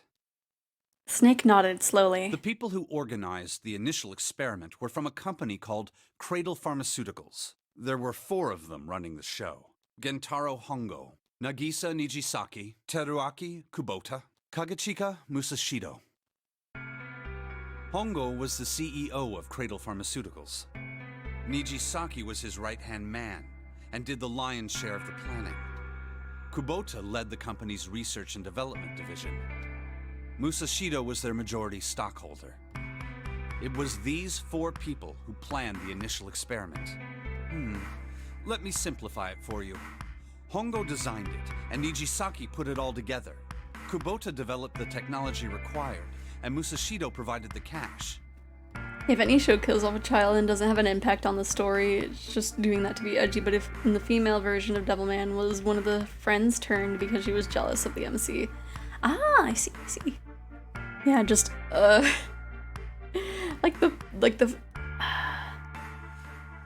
especially the kid that, like, got turned. I probably shouldn't say anything just for spoiler reasons, because that is in, like, the like, last, I think, 4th of the anime, so. But just the one scene with the kid, I was just like, why? So it's Hongo, Nijisaki, Kubota, Musashido... Junpei couldn't shake the sense that he had heard those 4 names somewhere before. Of course, more than 4 people were required to conduct an experiment of this scale. And you guys can see from left to right, that is the 9th man, Ace, the guy that was dressed up as Snake, and then the captain. To that end, they organized a top-secret team to assist them with their research. All in all, they gathered 10 people or so. Those 10 completed their team, and they were able to begin the project. They named it the Nonary Project. The purpose of the experiment was to research the prospect of controlling a human mind through sheer will. The vessel, I suppose you could say, for this control was the morphogenetic field. Huh. Why did the glycerin suddenly begin to crystallize? Why did the crystal structure of EDT undergo a sudden change? Why did the rats improve their puzzle-solving skills with each generation? Experiments with humans produce the same results. The more people who knew the answer to a question, the more there were who could answer correctly without having seen the problem before. Why is that? How could it happen? The answer is that the shape of the answer has been stored in a field invisible to the naked eye. And through that field, the resonant event transmits information related to that answer. Counted 3 children deaths, counting everyone I can confirmed to be under 18. Not going to say who, but the last one was the only one that had an impact on the story, yeah. I mean, if you think about it, without giving spoilers, if you think about it, that number is larger. Without going into it. That's essentially the idea behind morphogenetic fields. But that's just a theory. Can't bring A yourself game to theory. believe it? Yeah. Let's say someone killed another person because the devil told them to do it. Whether the devil exists or not has no relevance to the murder. They believe the devil exists. Whether or not he does is immaterial. So what matters here is that Hongo believed in the morphogenetic field. That's right. Snake But nodded. I still don't get it. You said they wanted to figure out how to control people. Right? That is what you were saying. Yes. So how are they going to do that with a morphogenetic field? I'll keep it simple. Let's suppose 10,000 people have solved a certain problem. The chance of you knowing that answer, even if no one has told you, will go up. Let's have another example, shall we? Say 1 million people were to do a handstand right now. Tomorrow, the chances of you doing a handstand would be higher, even if you had heard nothing of this hypothetical mass handstanding. I mean, I don't know about me. Mankind's thought process and actions are all part of a resonant event. I don't think if 1 million people could do a handstand, I would suddenly have upper body strength. All of the resonant events encoded in the fields are projected onto you. Of course, this assumes you believe in this theory. Do you follow so far? Yeah. Now, if there was a person who had the same effect as those millions of people, what would happen? If that one person were to do a handstand, other people would find themselves wanting to do handstands as well. Can you imagine what a person with powers like that would be able to do? A handstand? Come on, there's no way. I'm not done. The genetic memory thing was a real experiment they did, and did confirm genetic memory. Yeah. But it's just like, it's funny with handstand. It's like, oh yes. Seeing a bunch of people on TikTok doing a handstand, I'll be like, oh yes, I can suddenly do a handstand. I know that's not what he's getting at, but... Imagine another scenario. Imagine another person. This is an ordinary person. Let's say he does a handstand. What if there was someone who could grab the resonant event he created by doing that and use it to make other people do handstands? What would happen then? A person who has the power to write to the field, and someone who can read from the same. You could think of them as the writer and the reader, or the transmitter and the receiver. What would the world be like if there were people with abilities like these? Junpei thought about it for a moment. So the transmitter's resonant event can be transmitted through the field and sent to the receiver. And then the transmitter can control the receiver however they wish. That's what you're saying, right? Yes. Close enough, at least. Come on, that's just crazy. Well, if you want to prove that, then you'll have to test it first. Do a handstand right now. At least, that was how they thought. That was why they decided to do their experiment. That was how the Nonary Project began. Snake suddenly looked very serious.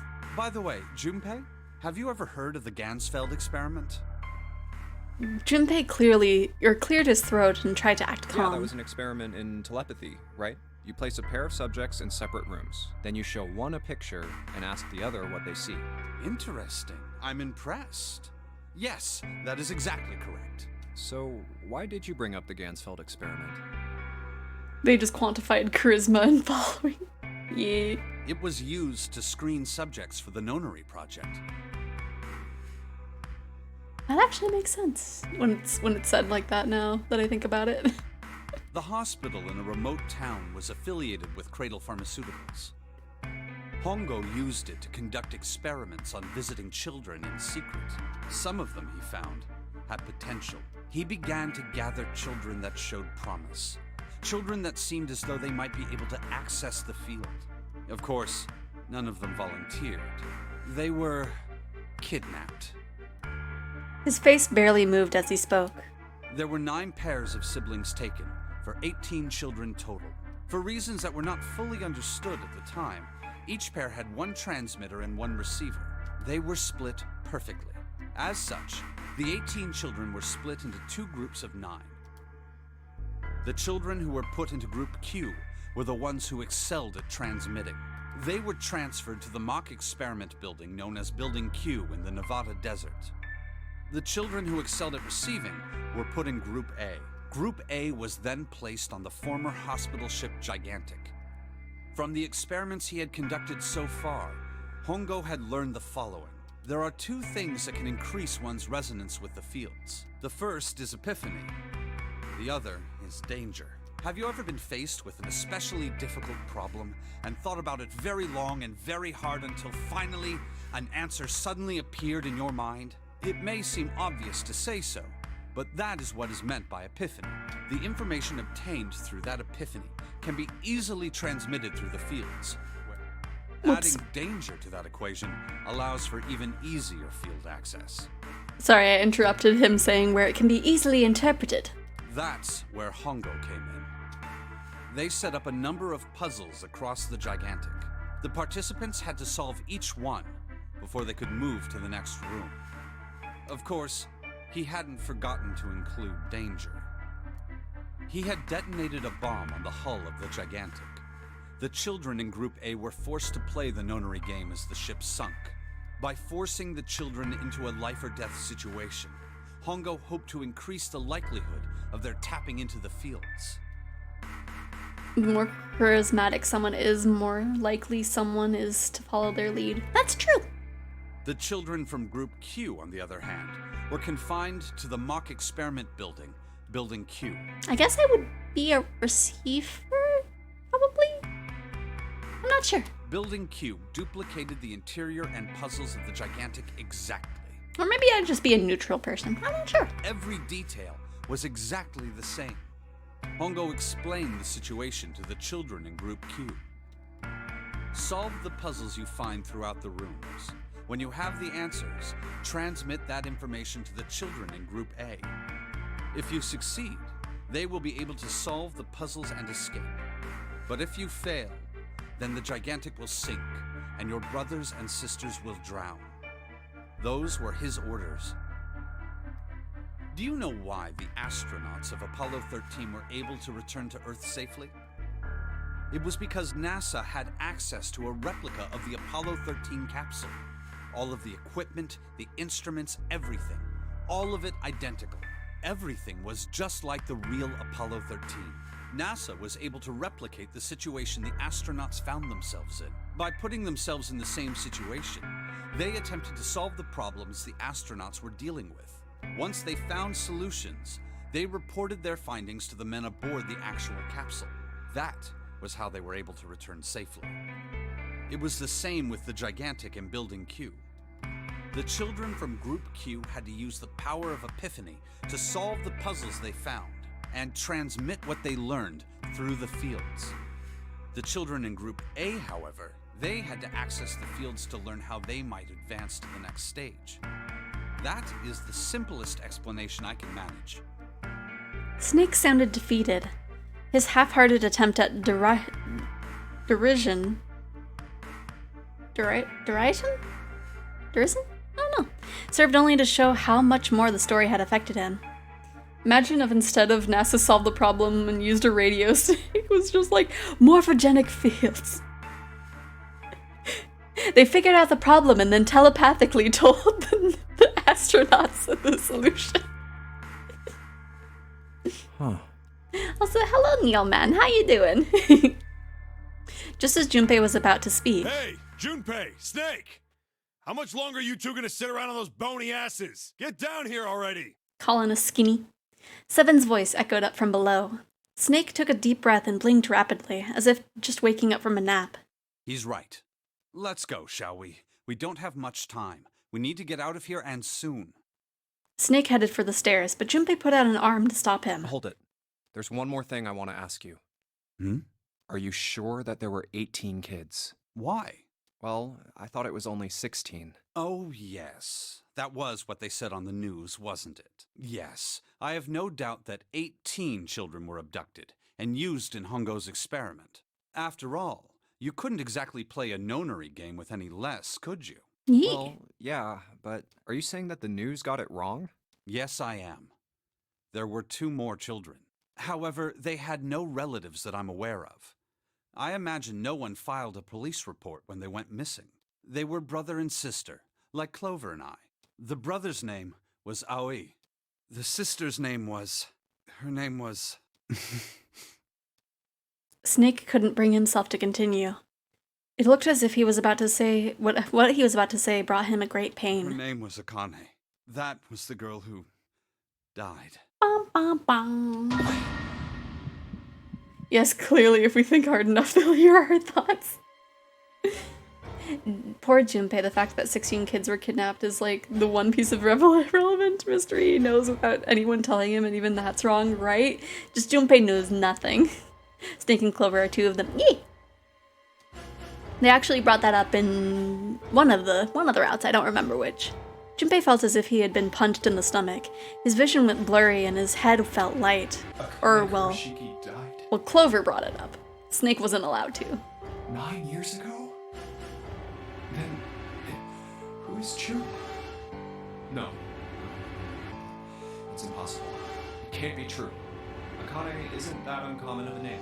If Snake had known her last name, that's a different matter entirely. So they share a name. A lot of other people do too. It doesn't mean anything. It was someone else. Of course it was. It has to be. Keep telling yourself that, Junpei.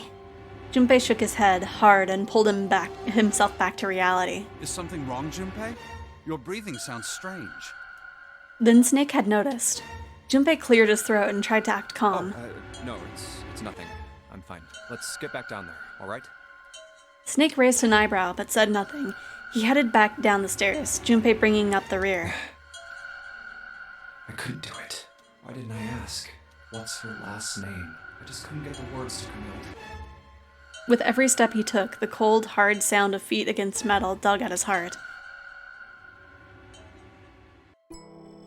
Yeah, I probably should change my bot to say it a little less frequently, but I don't know. I was trying something.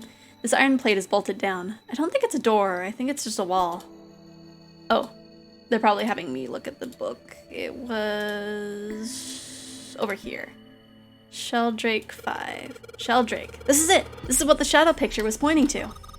But didn't it say 5 at the end of the shadow picture? Yes, I think we need to find the 5th volume. That's what I clicked, yes. Well, would you look at that? There's a big red button behind this book. I guess we should press this button. Boop.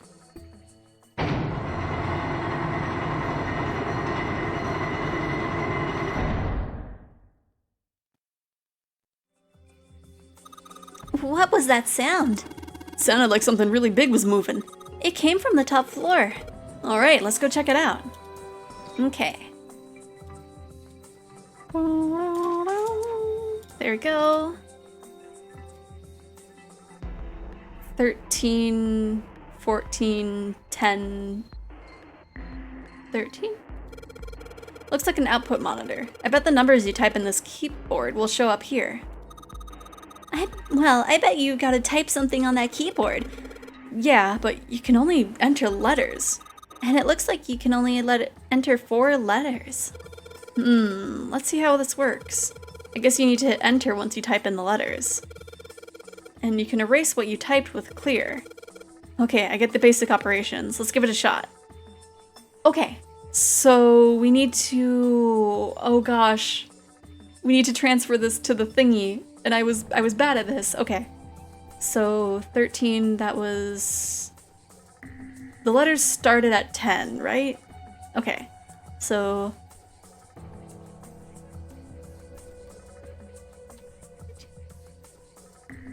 So that'd be...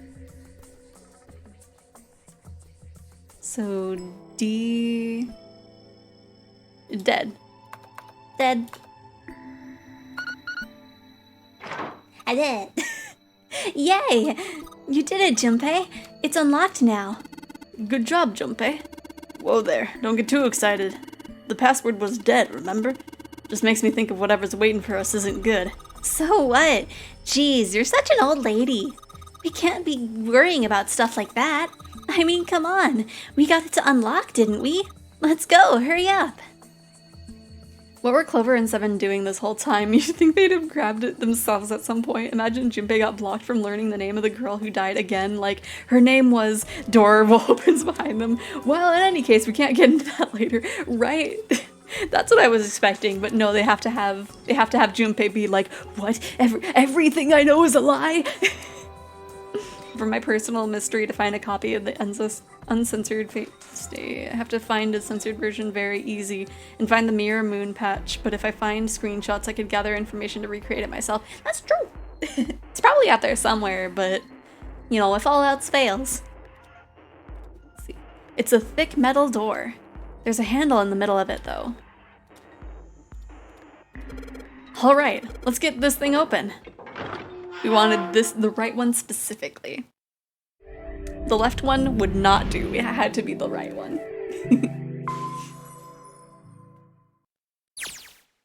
The door opened, and Junpei and the others leapt through it. Alright, this is the next. Just as Seven was about to finish his sentence, their attention was drawn to the clang of metal on metal ringing out behind them. Ugh, the door! They spun around. The door they'd just come through had slammed shut. Did that just close on its own? Don't tell me we can't go back. I don't know. Let's see. Junpei grabbed hold of it with both hands and pulled with all his strength. Cleaning done. Congratulations, Risa. Now you can just chill. Or rest at least. Damn it. It looks like it locks automatically. Is there any other way out? I hope right. Fingers crossed for ya. There's another door over on the right. There's a card reader next to it. It's got a red light on it, though, so I'm pretty sure it's locked, too. There is so much trash in this room. But there is a card reader, right? Yeah. Then perhaps if we find a key card, we could open the door and leave? I found the censored version early and found the screenshots for one of the Saber scenes. It wouldn't be that too hard. That's true. Well, yeah, that might work, but... Hey! Wait a minute! In fact, there might be like a mod or like a thing to put on it to actually do it. I would have expected somebody to do that, but who knows? So the trash compactor? Possibly. I don't know. That is a really good model ship of the Gigantic, so I don't know. I don't know if they would be throwing that out, but who knows? Are you saying we're gonna have to search through this room for one little card? Oh, man. They took a second look at the room they'd found themselves in. It's actually not as messy as we thought, but it's still a mess. It was filled with piles upon piles of all manner of things. The only word that would describe it was chaotic. It was like a tornado had passed through, followed by a giant who had picked up and shaken the entire room a few times. Looks that way. Junpei's heart fell. No way! For real? Clover and Seven looked as though they were about to cry. Well, we can sit down and wait to die, if that's what you prefer. Do you mind cleaning my room too, please? It's kind of messy. Nah, Risa just got done with their room. I rather doubt that, however, so it would be wise to start looking. Unless you offer Risa something.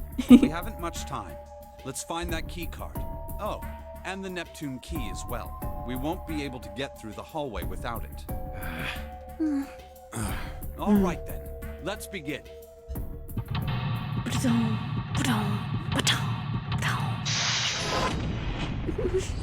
Like they have a maid outfit for me to wear. Yeah. That is a good deal. Okay. So let's see here. There are piles of crap everywhere. Man, this place is a mess. It's so messy. I wonder where to start. Some of this crap looks familiar. I think a lot of these are parts of the puzzles we've solved in the other rooms. If that's true, then this room could be Zero's laboratory. Perhaps Zero would shut himself in this room to devise machines and puzzles he'd need to see his plans come to fruition. Okay.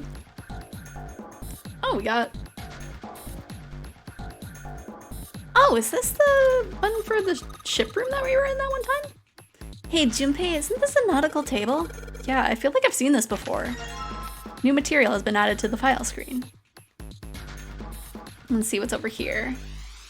This is a control panel for the front of the big screen here. Wonder if any of these buttons do anything. There's something on the screen now. What's this? There are 15 cells here with numbers and letters in them. Let me see that. Ah, I see. So whenever you touch a cell, the ones next to it turn on or off. You gotta use that to make all the cells on the right and bottom green area. I think I misread that, but whatever.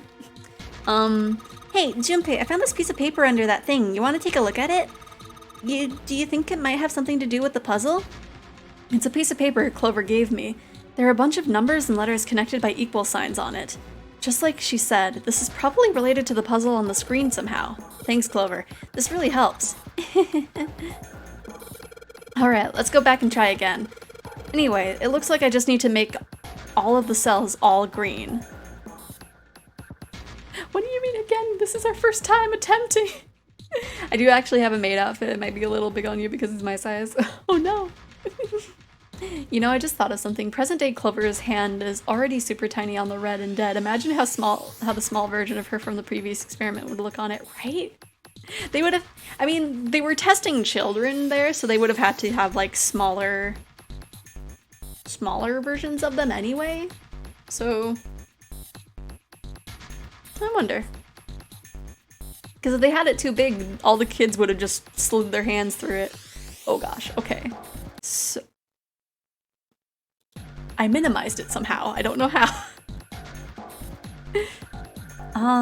So we need to have it be all.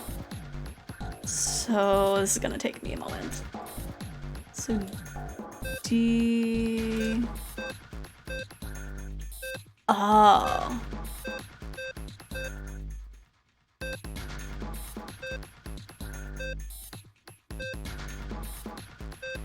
So I have to have some of these off. So I had it so close.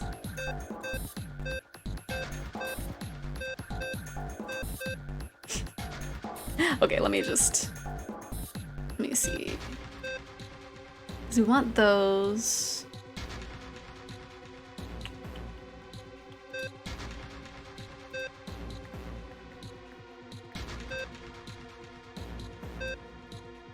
Oh, okay.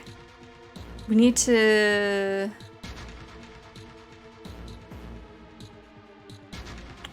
turn off the B one. And then turn those on.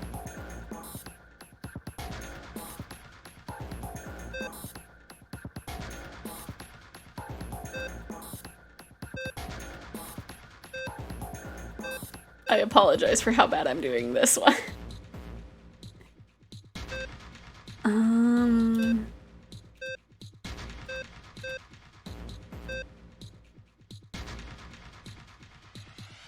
My Twigsaw probably won't fit. I do need to buy one at one point. Me too.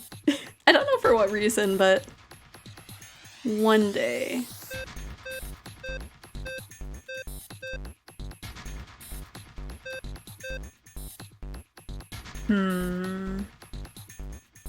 Because we need to...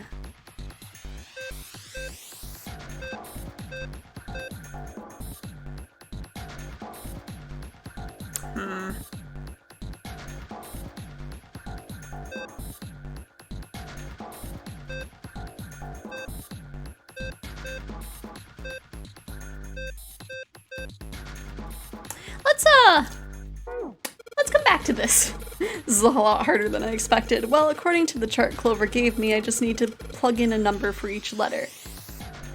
It's not that simple, Junpei. That's a pipe. There's a cabinet underneath it. There's a piece of paper in here. What have you found in there, Junpei? Looks like someone was working on a solution. It's got some handwriting on it, too. New material has been added to the file screen. There's nothing in the drawer anymore, there's nothing in these other drawers. It's a whole buttload of drawers. Okay. This monitor is part of this machine. It's really dim, though. It's got a map of the world on it, but I could hardly see it. Junpei, it looks like there's a compass on there. Now I get it. What do you mean? I guess you weren't there, Clover, but I solved a puzzle like this in one of the wheelhouse. I think I just need to do the same thing here. The same thing? The important part is this nautical table we just found. I just have to match up the directions on the compass with the lines on the nautical table. I used the steering wheel in the wheelhouse, but this time I think I'm just going to use the wheel attached to the side here. Okay then, show me now. Of course. In a Victorian style made dress, they're very comfy and they have a full length dress so you don't need to worry about showing too much skin. Ooh, I might have to look into those. It's like, I know I like the maid cafe made dresses a lot because they're very floofy. They have like kind of magical girl vibes to them, but I might have to look into seeing if there's a Victorian style made dress I like. Maybe I ought to run through the instructions. This looks like it probably works the same way the steering wheel in the wheelhouse did. If I just touch the direction I want it to turn to, the compass will turn that direction. Then I just gotta press stop when the compass is pointing to where I want it to. I'm betting something will happen if I can do this right. Alright, let's do this. Okay. So... need to be... southwest. We'll start with southwest.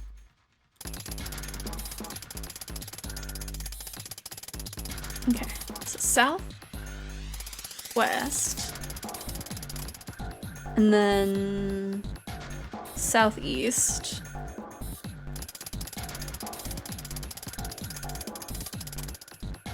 And then northeast. Northeast. And then I think just east, right? Yeah. East. And then north and east. North. And then east. Whee! Yay! You did it, Junpei! Good boy! Who's the good boy? Knock it off! Hey, we don't have time for screwing around right now. Check out the right side of the monitor. Just kind of slid open and something came out. Oh yeah, I heard a noise too. You know that big box in the hallway by the exit? I think it made a noise. Like something unlocking, you know? A noise, huh? Got a helm emblem. Okay, the box by the door made a noise. That's the exit, so we gotta open as fast as we can. It's the door we came through. It's locked now, we can't open it. Okay, so... fun fact, you can still try the navigation puzzle and hint if you didn't grab the nautical table. It just brings up a faded map with the pins and outlines. For some parts of the land, that part shows up. No lines. Possible to figure out directions, but slightly harder. Oh yeah. There's something written on these pieces of paper. Looks like we got 3 sheets of this stuff. Okay. So, did we look around here? Piles. This is a pretty impressive mess. If we try and search every one of these, we're gonna be at it until the cows come home. Well, that doesn't seem too bad. We don't have to go bring them in ourselves then. Don't you get smart with me, kid. How about we deal with this area later, okay guys? Maybe we should try something more promising. Okay, so that's something for later. Is there anything over here to look at? I don't think so. Need to head northwest, not northwest. Ah. Okay. Try this again. Before I try this again, I should really look over the instructions.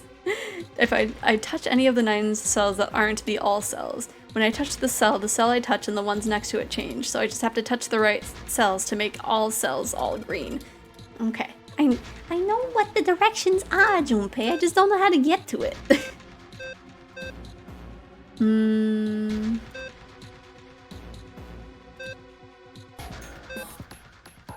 Because we're close. Just not quite.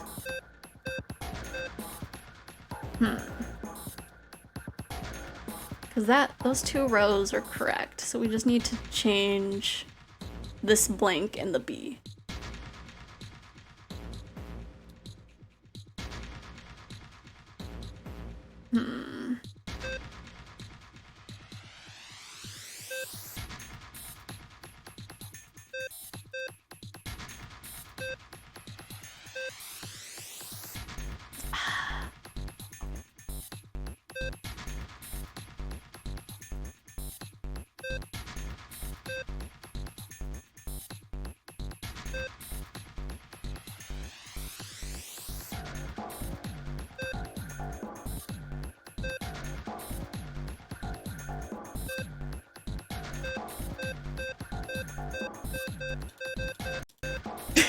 Clicked out of it for a second.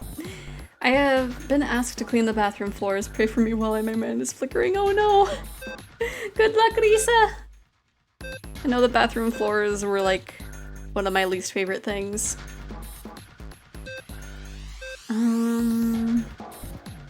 Hopefully we will have this puzzle figured out by the time we come back.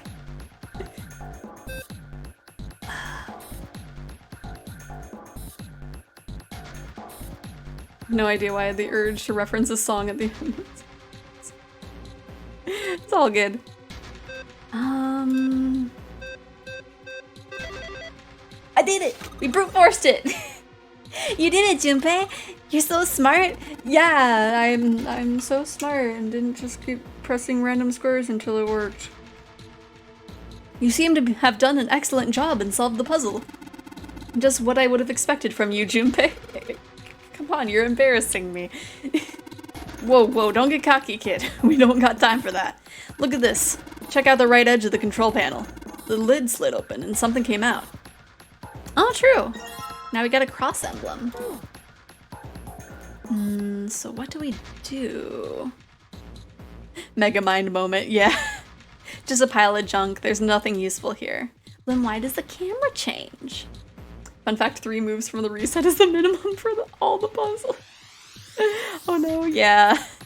I'm just kind of bad at those kind of puzzles. Like, if it was just, like, light up all the things, I probably might have gotten it, but since it was like, you have to light up these specific ones, it's just like,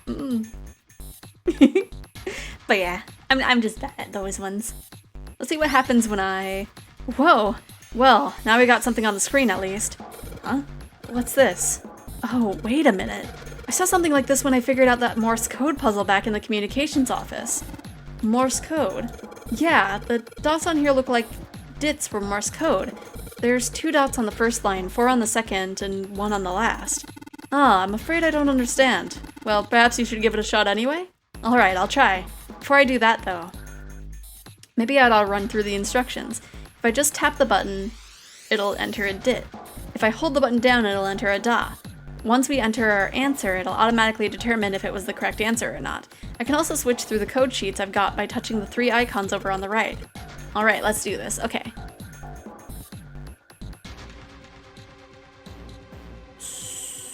So...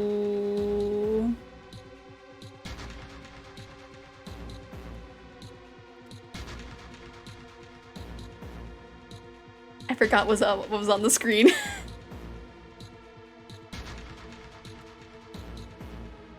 It was...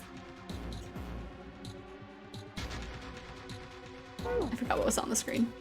Let's give it another shot before I do that, though. Oh, wait. 2, 4, 1. Oh, okay. Thank you. Because it's not showing me that anymore.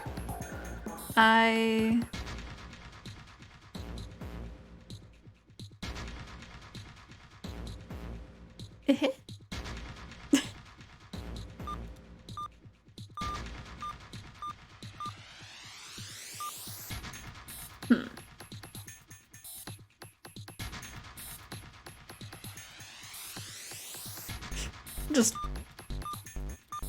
What? Oh, okay, I see. So...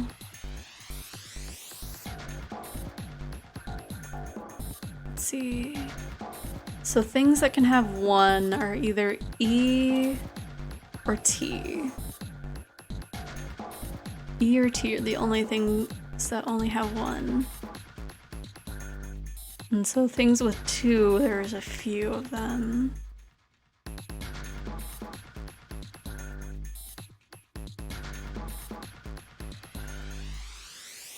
I'm gonna...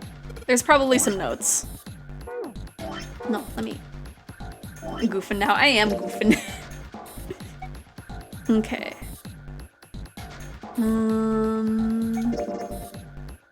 Okay, no, those are just Morse codes.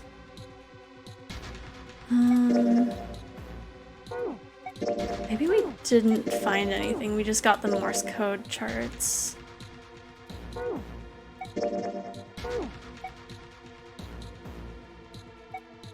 Yeah.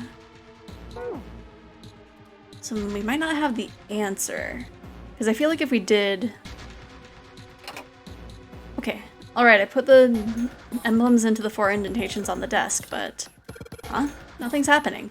Wait, what's Snake's doing? I feel symbols engraved just above each indentation. On the upper left of the steering wheel symbol, on the upper right, the cross symbol. On the bottom left, the mysterious circle symbol, and lastly, the waffle pattern is engraved near the bottom right indentation. Additionally, each symbol seems to have been given a number. 1 steering wheel, 2 cross, 3 mysterious circle, and 4 waffle patterns. Perhaps we need to insert the emblems in this order. That order, huh? Okay, so we probably need all of them. There are 3 monitors here. The power is on, but there's nothing on any of the screens.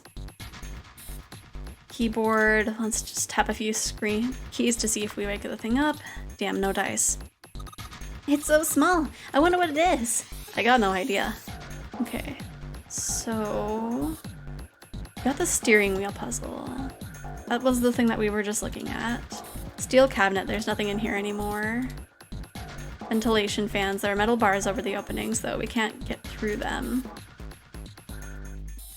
1 more hour until I go home now. Yay! I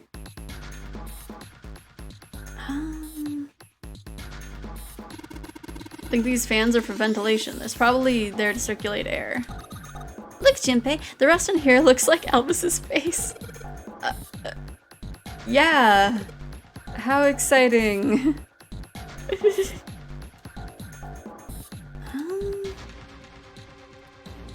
Man, it's weird because I feel like like I'm missing something.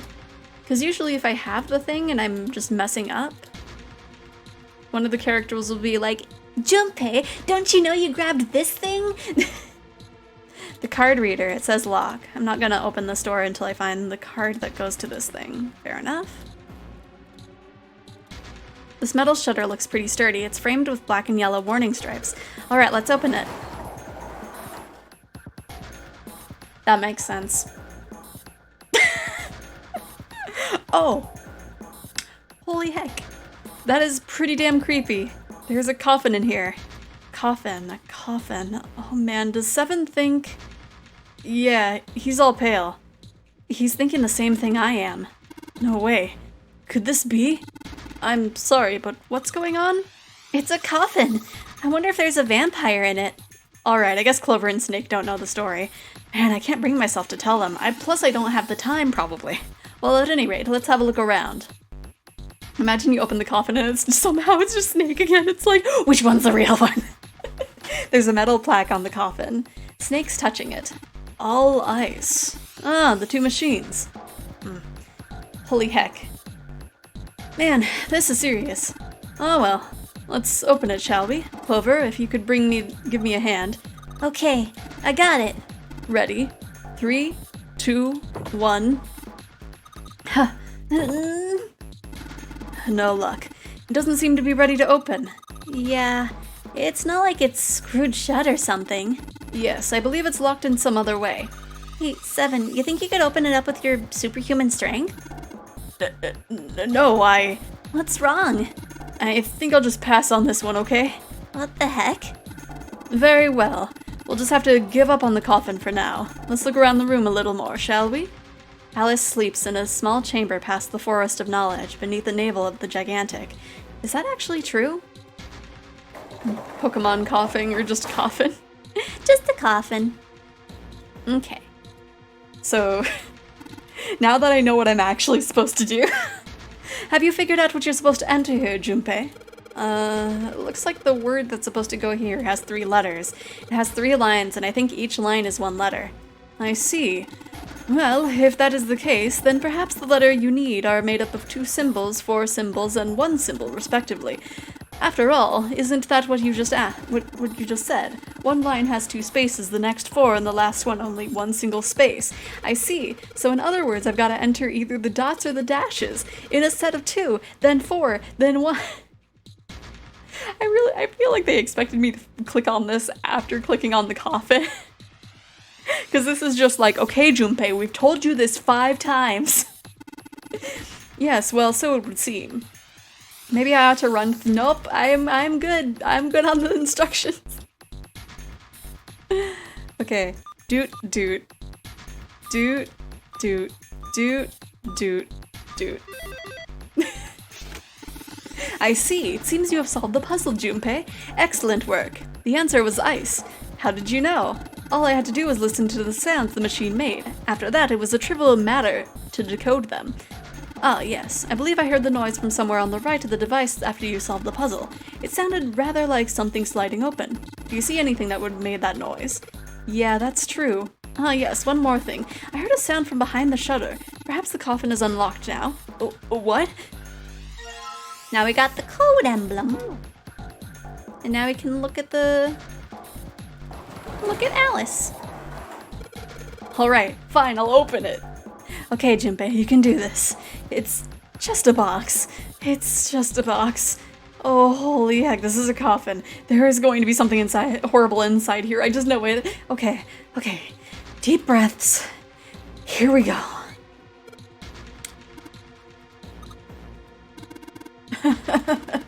Oh man, there's nobody in there. Shit. Can't believe I was scared of something like that. What do you mean nobody? Were you expecting someone to be in there? Man, I got off screen way faster than usual. Goodbye, Aggies! Farewell! Okay, there we go. It's a long story.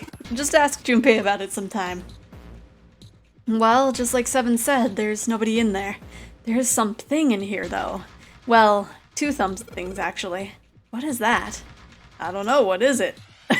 It's off screen. There are 2 things on the bottom of the coffin. Looks like we've got a plate with an emblem on it and... The Neptune key! Yes, we finally found it! Oh no! I was late to the wiggle! Oh no, one of my ears! I'm just staring off into space. Now we just gotta go through the hallway. That's correct, Clover, but we do need to get out of this room first, you know? Yeah, I know. Okay, let's get the hell out of here as quickly as possible. I don't have any objections to that. I don't think we'll use the Neptune key in this room. It's really important though, so I'll keep it in my pocket for now. As far as this other thing goes... We got the coffin emblem. Okay, so... Now we go over to... I guess I can see some sort of big machine on the other side of all this stuff. There we go. Well, I put the emblem in the indentation, but nothing's happening. The indentations are numbered 1 through 4, and there are symbols for the steering wheel, the cross, a weird circle, and weird kind of waffle pattern engraved on here. Okay. I have to put it in the actual order. Okay. Okay, wheel, cross, circle, waffle. Wheel... Let's just drop the emblem in the steering wheel one here. Whoa! Well, now we've got something on the monitors at least. What's that? Looks like some kind of puzzle. I wonder if these are the rules. Here, I'll read them to you. When you touch a numbered area, that area will be selected and will turn blue to indicate this. Touching a numbered ball after selecting an area will cause that ball to move to that area. However, you cannot move the red balls. You can only move 3 to 5 balls into a single area. Press the check button once you have moved all the balls except for the red ones, which you cannot move. The digital root of the balls in the area must match the number for that area. That's it. I still don't really get it. Whatever, like they say, practice makes prefects. Let's give it a shot. Don't you mean practice makes perfect? Hey, let's see you solve the next one, then you can make fun of me. Wait, normal type. Oh, from the scan, or... Okay, so we can't move 9, because the ninth man is dead. So... Let's see, let's put 8 there.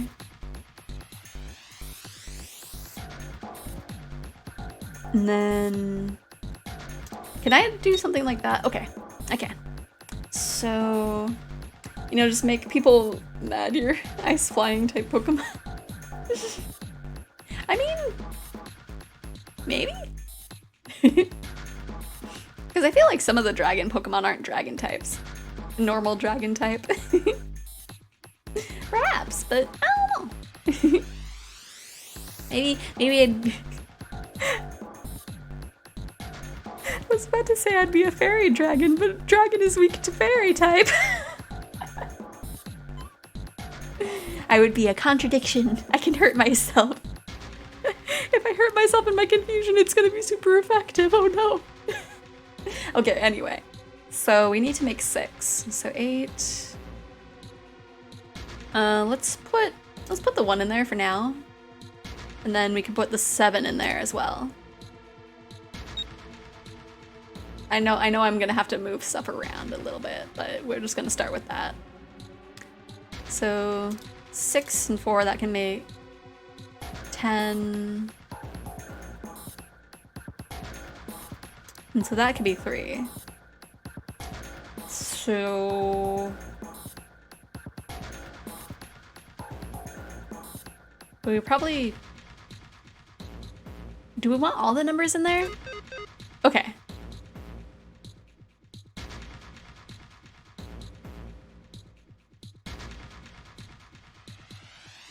Okay, so it probably does want all the numbers. Wait, that is not correct.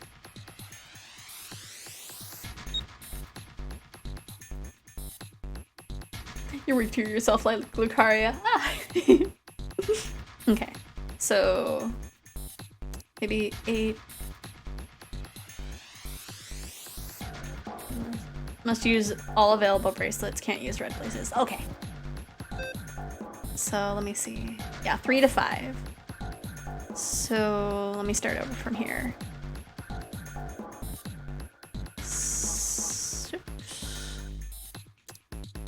I'm just gonna start with that. I don't think we will keep that way. I don't think. No, actually, I'm not gonna even have it be that way. So...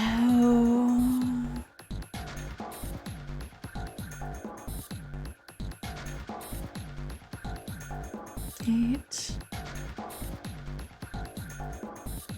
9,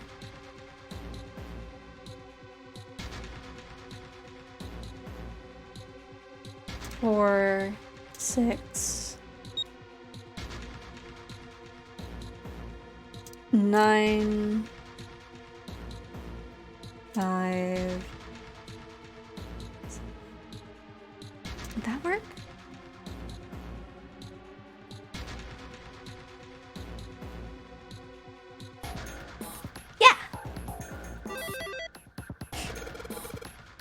He has a calculator in pocket this whole time. Yeah, but it blocks everything, so. Okay, this is right, but nothing's happening. There are still 3 more indentations left empty. Imagine something would happen when they are all filled. Doesn't that seem likely? Okay, so the second one was the cross, right? Okay, let's put in the emblem for the cross. Hey, Junpei, something just showed up on the screen. This puzzle sure looks a lot like the last one. Yeah, but there's more of those red balls you can't move. The numbers for each area are different too. Looks like it's got the same rules as the last one, though. You sure you don't want to double check that? No, I'll be fine. If I get confused, I can just look at that screen over there, right? Anyway, let's just say, or like they say, a picture is worth 1,000 words. Let's give it a shot. Isn't that a picture is worth 1,000 words? Hey, shut it. At least I'm trying, alright? Okay, so 7. Okay, so we can't move 1 and 9. So...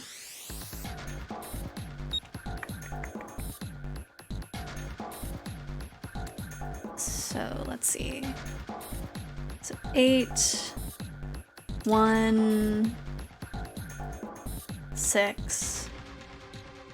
It's probably not gonna equal 1 here, right? So 9, 7, 8, 9, 10. No, it is!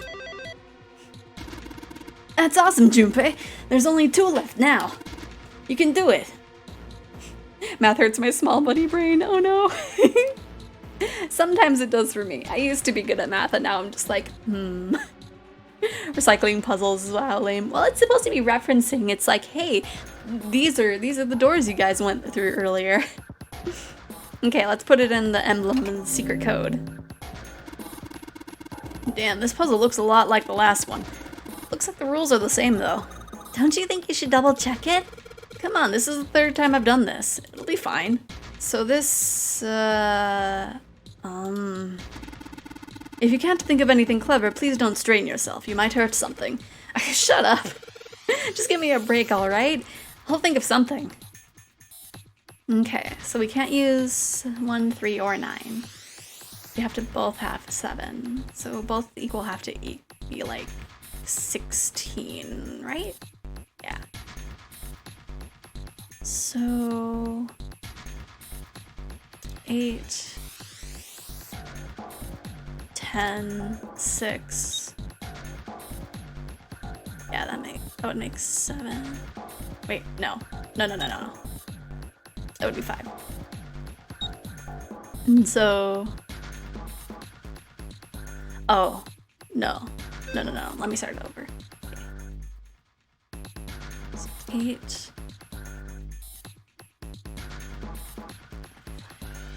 We put 5 there. That'd be 4. But we can't put that there.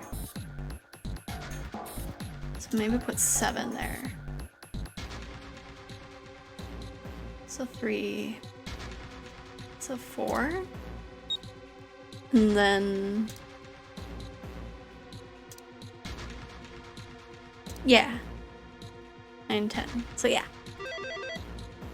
Depends on how sane I am that day. Not screws loose the harder math is, yeah. Excellent work, Junpei. You've only got 1 left. I can see the light at the end of the tunnel.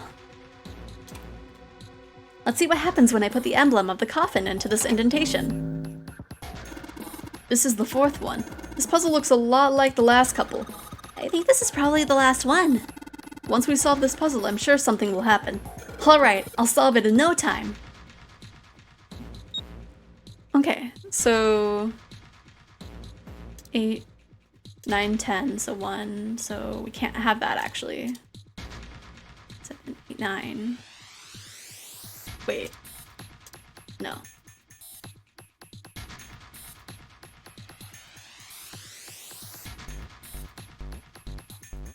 Something would have to get left behind here.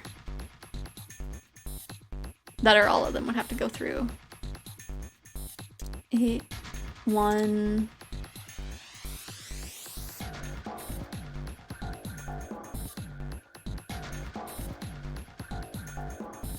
Eight and 6.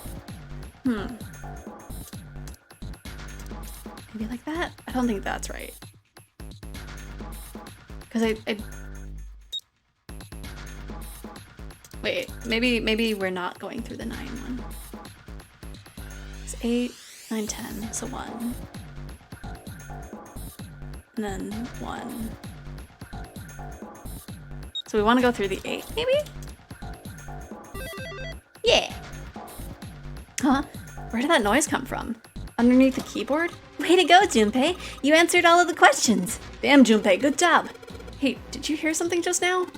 Yes, I heard that as well. From the bottom left corner of the desk, I believe. A picture.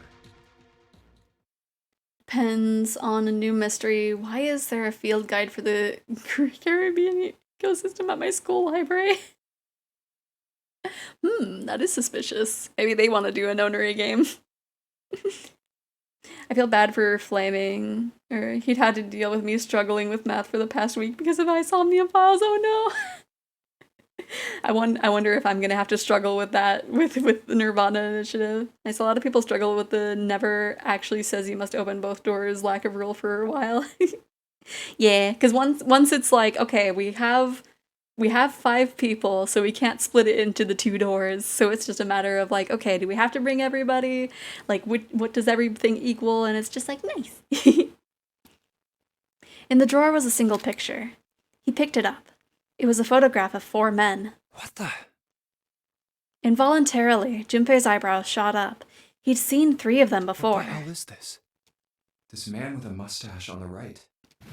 He's the same guy we found murdered in the captain's quarters. He had the 0 bracelet on his left arm.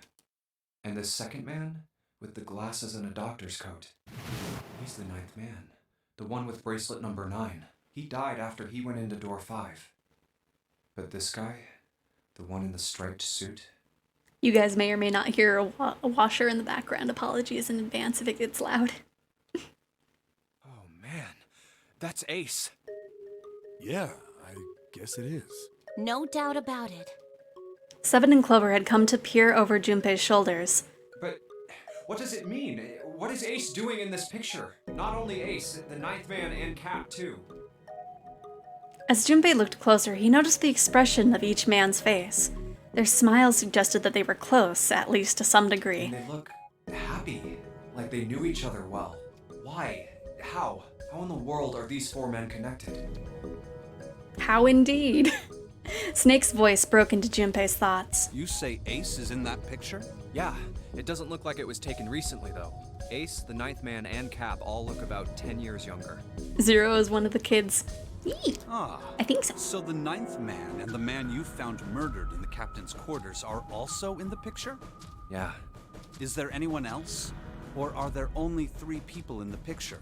No, there's one more guy. Because it would be silly for Ace to be 0, so it would have to be one of the kids. Why else? He's got kinda long hair, he looks smart, but a little cold. He's the only one I don't recognize. Snake knit his eyebrows. What's the date of the photograph? It doesn't have one. Did you look on the back? Back? Yes, the reverse. The other side. Flip the picture over, Junpei. Pictures are 2-dimensional. Junpei flipped the picture over. Junpei is just so completely baffled at the prospect of a piece of paper having 2 sides despite having done so in so many viewpoints, so many puzzles. I love it, right? He's just like, what? People put things on the back? What? There it was. To be precise, it wasn't a date, but it was certainly significant. He read it out loud so that Snake would not be left in the dark. Praying for the success of the Nonari project, with Nijisaki, Kubota, and Musashido. Nonari Project. Nijisaki. Kobuta. Musashido. Junpei immediately flipped the picture back over. Then the 4 men in this picture were the organizers of the Nonary game 9 years ago. Since Hongo wasn't mentioned, Junpei figured that they could only mean he'd written the words on the back himself. That means Ace, the 9th man, and Cap were all responsible for making it happen. I can't believe they wrote this. He can't be this dumb. Junpei just has a single brain cell, and it's just sitting there. How can a 1-dimensional object have 2 sides? But Like he just looks at the edge of the picture. There's nothing back here. I feel like I should be more shocked about this. It's almost as if that's just how things were always supposed to be. That their true identities did not come as a surprise was what Junpei found most surprising. Why am I not surprised? Ace was the one in charge of the Nonary project. But why? Why am I so calm? It's like I already knew. Ah, of course.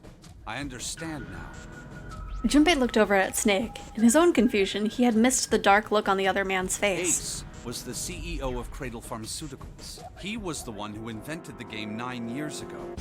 He was Gentaro Hongo. Ace is Hongo? Even as he asked, Junpei felt as though he'd already known.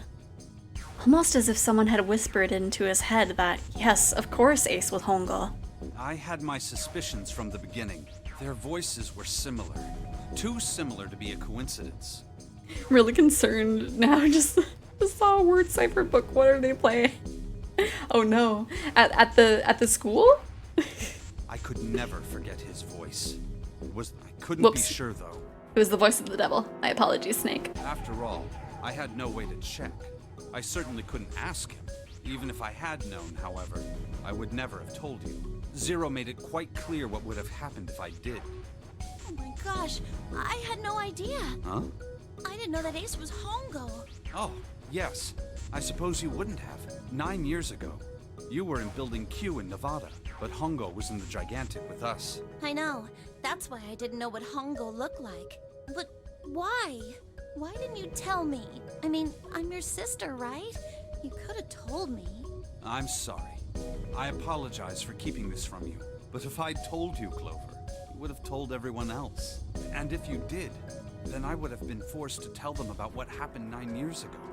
Yes, at the school. Oh no. Your school is planning a nonary game. I had to prevent that. Clover and Snake's conversation wasn't of particular interest to Junpei. He still couldn't make sense out of his strange feelings of knowledge.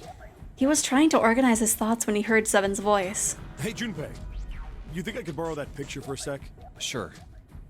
He had no reason to say no, so Junpei handed the picture over. Just watch out for white smoke and you'll be fine, right?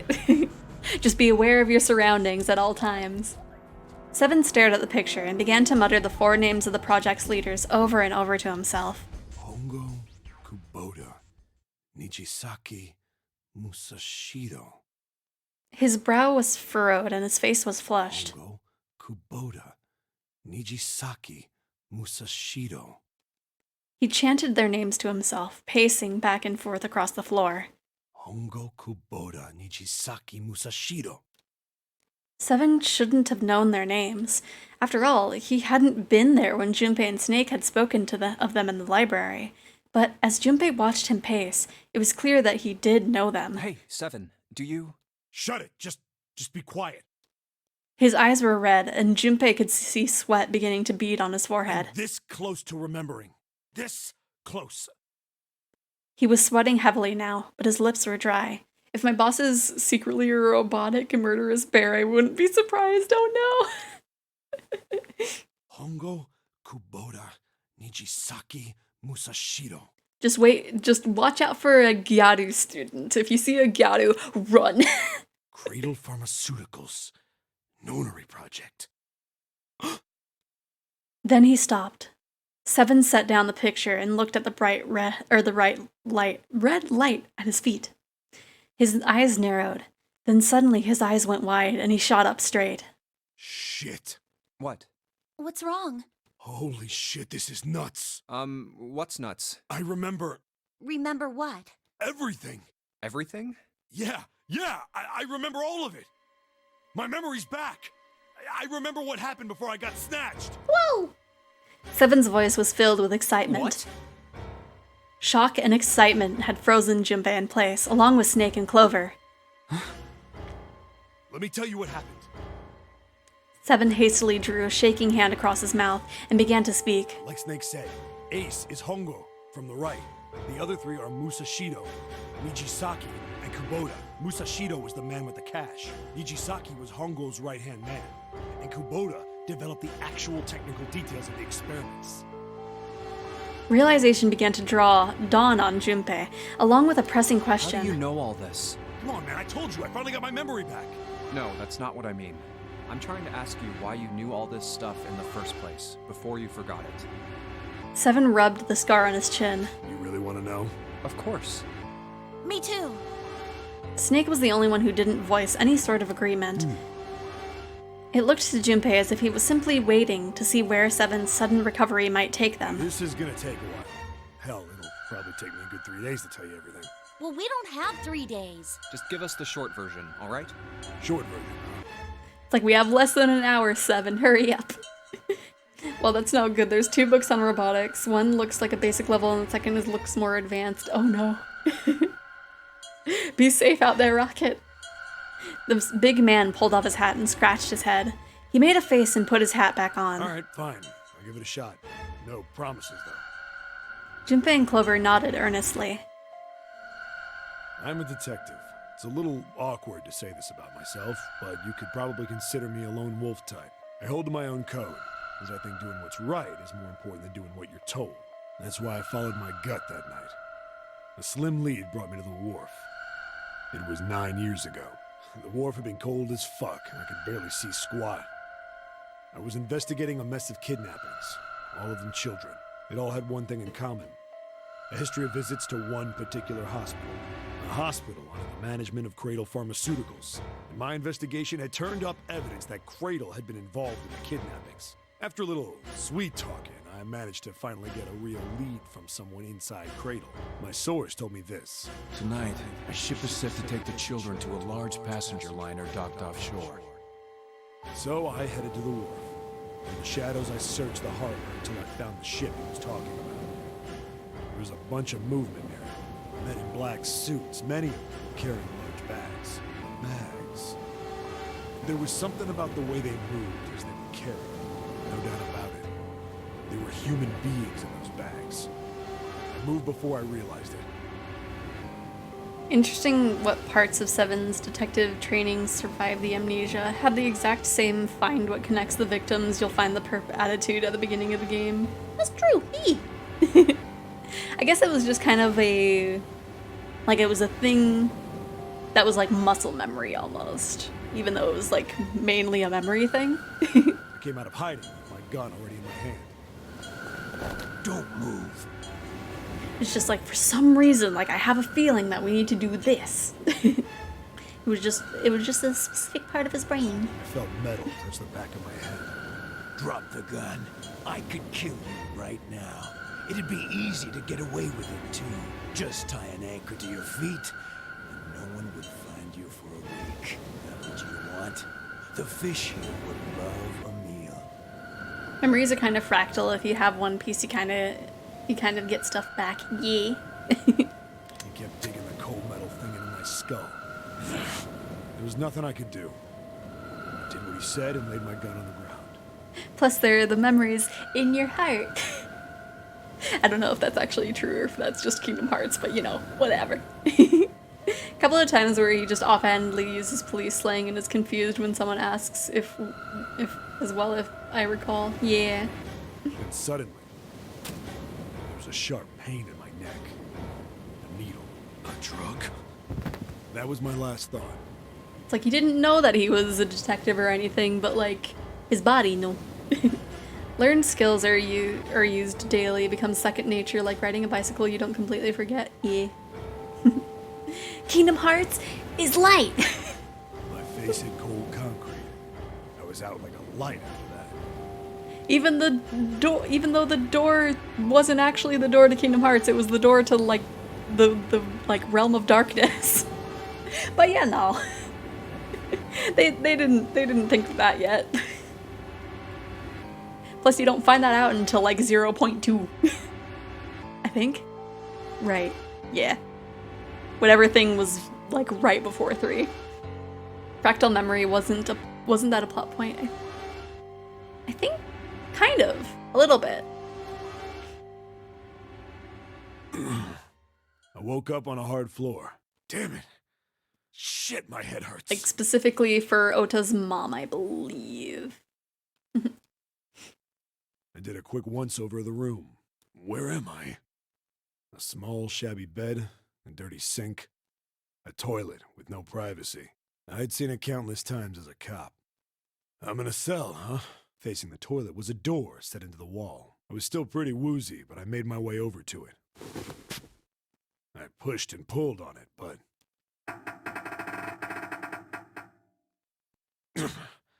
it won't open. Not like I expected much else.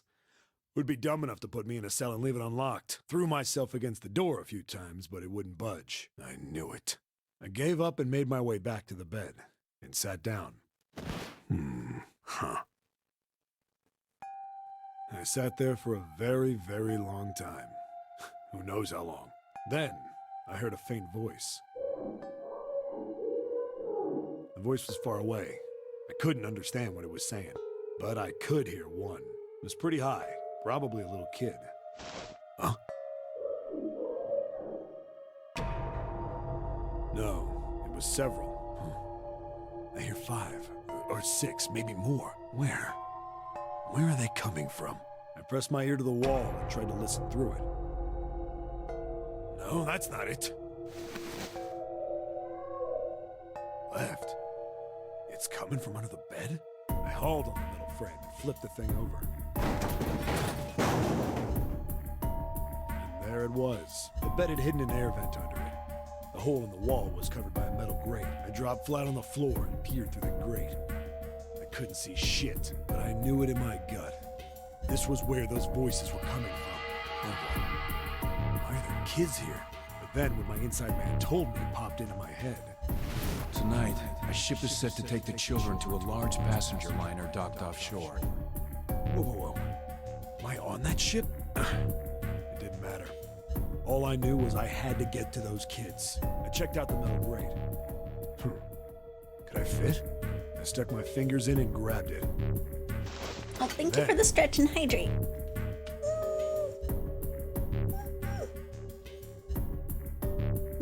This time I'm not gonna bonk anything. Oh, no! No!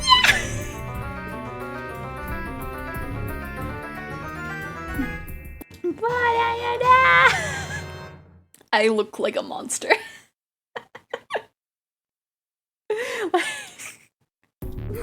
Okay.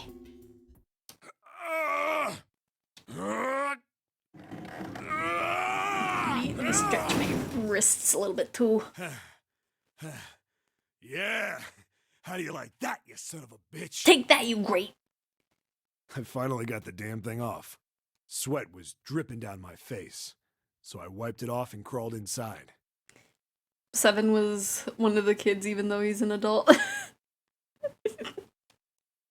Well, I mean, I guess in a way, but not quite. Yes, check your posture, gamers. Okay. The first bit or so was tight. I had a wriggle on my belly. It wind up eventually, and there was space for me to crawl along on my hands and knees. I went from crawling like a worm in dirt to skittering like a bug. Couldn't say it was much better, but I'd take what I could get. Either 7 is very flexible or that vent is much larger than it looks. Always impressed if a mountain of a man like him could fit through even slowly, right? Like, he would have...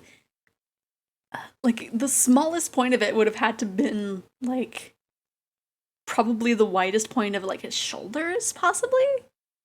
And then we would have maybe had to, like, go in at an angle. But even then, like, the illustration made it look so small. And when I'd been in the thing long enough to start wondering where it'd take me, a massive sound nearly scared the piss out of me. It was like a heavy metal door had just been slammed shut. Then, there was a voice.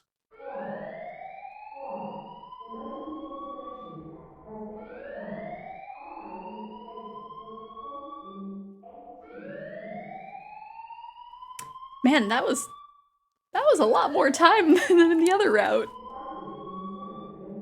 At least I think so.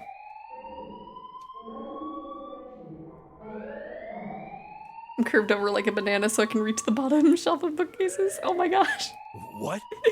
I wasn't sure what it meant, but anything with incinerator is bad news. Then, almost as if that was a cue, I heard a mess of young-sounding voices. I mean, I guess that makes sense since you're looking at all the robotics books that are at the school right now. A bunch of them were straight up screaming in terror. And all the sounds together made a howl that made the hair on my neck stand straight up. Fun fact, incinerator announcer was in English in the original Japanese as well, making some confusion. Some people make a bit more sense. Japanese 7 likely understanding incinerate, but nothing else. Oh, I see! Damn it! What the hell is going on here? Right. I scrambled through the duct as fast as I could. I made a giant racket, but I didn't care at that point. I wouldn't even thought of that. Huh. I soon found a metal door on the left side of the duct. The kids were screaming on the other side. Because, yeah, everybody was just like, oh, there's an alarm going off, but I don't know why. And, like, numbers are different, too, so they wouldn't have even known the time amount. Not sure if your arm's out above your head, you can fit through smaller holes. Maybe. I don't know, I feel like I would get freaked out. I found it. I yanked the handle and threw the door open. I almost ripped the metal off its hinges. What the hell is this place? Like, I always see footage for, like, Meow Wolf, and it's, like, the one that's in New Mexico, I think? I don't remember what that installation is, but, like, it has all the little, like, hidden, like, slides and stuff, and it's like, yo, that looks so cool, but I would be scared to go in those little spaces, probably, because Enigma at whatever fault from back in Junji Ito has made me scared of holes. Even if they're not human-shaped. I couldn't believe what I saw. Or like how Snake just randomly repeated it immediately after Safe End was likely translating to make sure everyone's on the same page. Oh, I see! It's really cool. Man, that kind of sucks that that got like kind of lost in translation in that sense. The room had a dome up top, and there had to be about 9 walls, all the same size. Up in the ceiling was an upside-down funnel, almost like a chimney. I looked down. Cause yeah, the thing that they would have had to do would have had to been like changing the announcer voice to be in Japanese to kind of have it be relevant. But then like it would make sense because it's like, wait, this is like an American or European ship. Why is it saying stuff in Japanese? But so that's kind of tricky. This whole room, y'all just rested. No! No! Large dude, but I can fit through 15 wide holes at my smallest. Yeah. I don't know. I don't know what There they were. The kids I've been searching for. I don't know. I feel like my tail would usually get me in trouble for holes, probably. They all gawked up at me, suddenly silent. For the moment, from surprise and fear. Scared of the room or me, I couldn't tell. Probably both, actually. Not like I can blame them running into a mug like this when they're already scared shitless. I snorted at my own dig at myself and turned to the kids. Don't worry, kids, I'm not your enemy. I'm one of the good guys. All of them stood there, frozen. Right, those jackets are really cool. Well, except one. He was a boy, slightly older than the others, in a private school uniform. Who the hell are you? He stepped forward and glared at me suspiciously. I'm a detective. I'm here to rescue you. It looked like they relaxed some the second I got the words out. How are you gonna help us? Where's the exit? There isn't one. The doors we came in through won't open, and the door over there... He kinda cut himself off. I think he was considering something before he changed his mind. Anyway, there's no point. We can't all get out of here. If we don't get out of here, we're gonna be burned to death. Burned to death? Can't you hear it? That voice said the incinerator's gonna start up soon. So...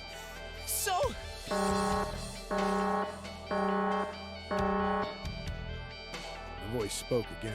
Incineration will begin in 15 minutes. They only had 15 minutes. I looked back down at the kids. Looks like a good 20 or 30 feet to the floor. No way I could pull them up. Too big of a distance for any of us to reach. What the hell was I gonna do? But then I got an idea. Wait right there. I'm gonna be right back. What? Where is he going? Are you just gonna leave us here? They just got frightened again. I'm not the best at that kind of thing, but I tried to reassure them with a smile. Don't worry, all right? I'll be back, I promise. So just stay calm and wait right there. I didn't wait to hear them respond. There wasn't time. I had to hurry. Well, as fast as a guy could on his hands and knees. Didn't take me long to get back to my cell. Still no way out of there, but I had a plan. I needed something from the room. When I got it, I dove back into the hole and took off towards the incinerator. Then... Sorry to keep you waiting, guys. I tipped out the doorway and dropped down the rope I brought with me. Back in the cell, I'd torn the bed sheets into strips and tied them together to make a rope. It was sloppy, but it got the job done. All right, just tie that around yourself, okay? I'll pull you up one at a time. If I tried to fit through a 14-inch hole, I but just got stuck and had to pull out my feet. Oh no! Right! Huh. Wait a sec. Something was off. There were more of you before. Where'd the rest of you go? The boy in the uniform answered. I let them go on ahead. We opened the number 9 door and they left. What? You're telling me you opened that door? That's what I said! Then what the hell are you doing here? We couldn't go with them! Why not?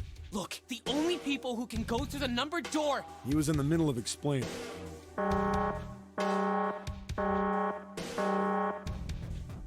Incineration will begin in 5 minutes. The wall shook a bit, and the voice bouncing around. Look, that can wait, all right? Just get us out of here! Right! Grabbed onto the rope. First one I pulled up was a girl with a ponytail. Next was a girl with a red necktie. Boy in a jacket came after. He said he'd climb up on his own. The boy in the uniform was the last up. Like the other kid, he climbed up the rope himself. He looked pretty scrawny, but I guess he was stronger than he looked. He moved fast, but when he was almost to me, we heard some knocking. Everyone looked at the door. It had a thick, square window set into it. On the other side, an angry face was staring in. God damn it! What's going on here? Why is the room empty? Where the hell are those fucking kids? I wanted to see some kids set on fire!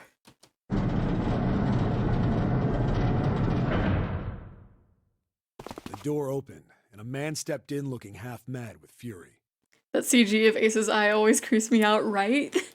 I recognized his face. I saw him many times in photos during my investigation. Because he also had kind of like an unhinged grin, too. The man's name was Gintaro Hongo, the CEO of Cradle Pharmaceuticals. Hongo saw the boy hanging from the rope. Yeah! It was like he was an animal. He lunged for the rope. Hurry! I know! The boy in the uniform booked it up the rope. You son of a bitch! Get back here, you little shit! 15 feet. 10. The second I could reach the kid, I grabbed him. I hauled him up and tossed him into the dark behind me. No! I want to see that dude set ablaze. Then you, my friend, have to watch the VOD from our last stream. Hongo had lost it. His face didn't even look human. It was like the bastard pulled off his fake face. He was really a terrifying devil or some kind of damn monster. I quickly reeled in the road, leaving a furious Hongo yelling at me from the floor. You fucking bastard! You won't get away with this! How dare you compromise this experiment! Experiment? What experiment?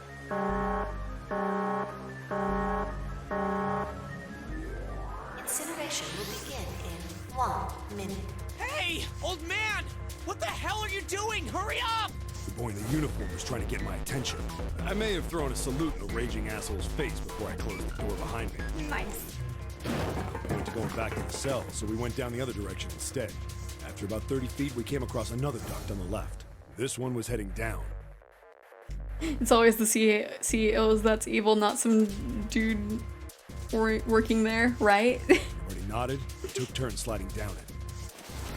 The duct emptied us out into a narrow hallway. There was a door on either side. The one on the left was a normal double door. But the one on the right was familiar. It had black and yellow stripes, and a device next to it on the wall. A plate on it read, Incinerator. Incinerator? Yeah, that's where we were. It was the girl with the red tie who answered me. We were inside an incinerator? Yeah, Hongo might still be there. It looks like it's been shut off, though. Wait, what? If he's still in there... Yeah, that's not good. That meant we're better. We gotta get out of here. Go to the other door, hurry! The kids started running, and I was close on their heels. On the other side of the door was a large spiral staircase. Run! Didn't need to tell them twice. Up and up and up. Our feet pounded the steps, our arms pumping fast. Round, round, round. The devil was on the tail. The stairway kept going. We passed a couple of landings when the boy in the uniform suddenly spoke. Something's up. Akane's not catching up to us. Akane? My kid sister. The girl with the red necktie. Akane. That's strange. I didn't remember seeing that name on the list of missing kids. Hey! Akane! He kept his hands around his mouth and yelled. Why did it not say nobody answered him? Maybe we outran her. The boy in the uniform skidded to a stop.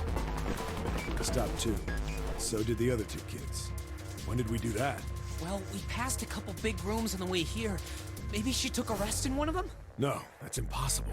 Sorry, Grandpa. You keep going. I gotta go look for her downstairs. He turned to go. Hey, kid, wait! God damn it, I said wait! I don't think the kid even heard me. Fuck! I spun around to the boy in the jacket and the girl with the ponytail. I'm going after him. You two keep going, all right?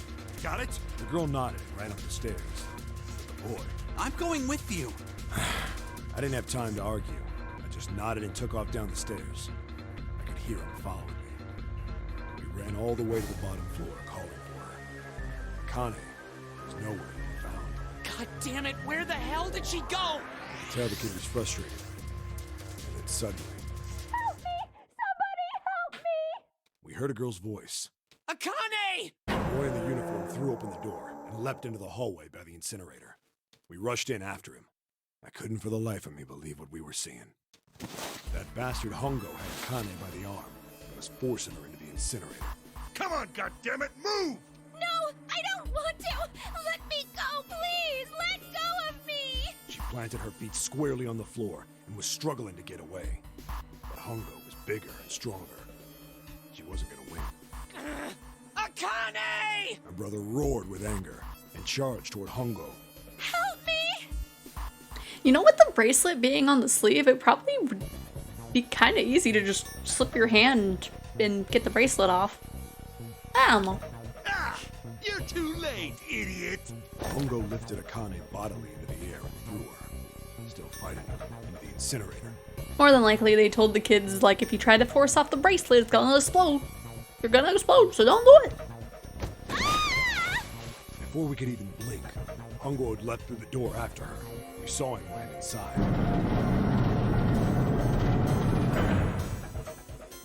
And then, the door slammed shut. We ran to the door. We did everything we could think of to get the thing open. But...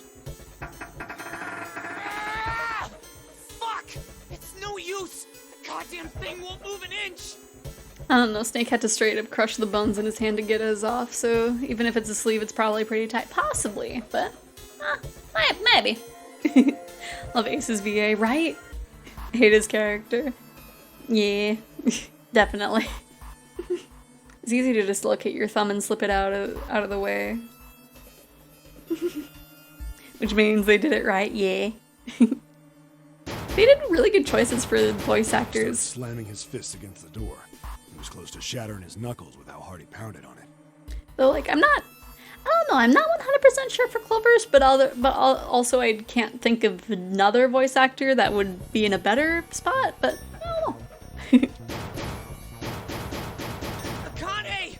Akane! Are you okay? You came back! Her voice was muffled, but all of us could hear the sheer terror in it. What should I do? I think I'm trapped in here! Where's Hongo? He went out the other door! What? Warning. Warning. Emergency incineration command has been acknowledged. Automatic incineration will take place in 18 minutes. Please evacuate the incinerator immediately. Repeat. Emergency incineration command has been acknowledged. You fucking kidding me? It's the same damn thing!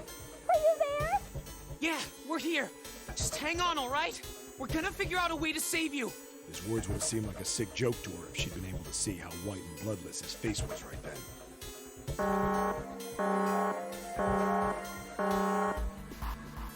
Incineration will begin in 17 minutes. Please help me! If you dislocated your thumb, you won't have to break your bones unless you have to break your pinky to slip it off. True.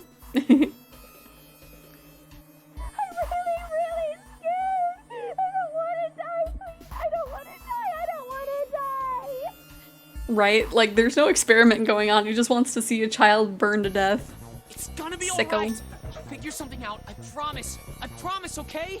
You hear me? I promise. It was torture listening to her sobbing on the other side of the door. Her brother was nearly crying himself.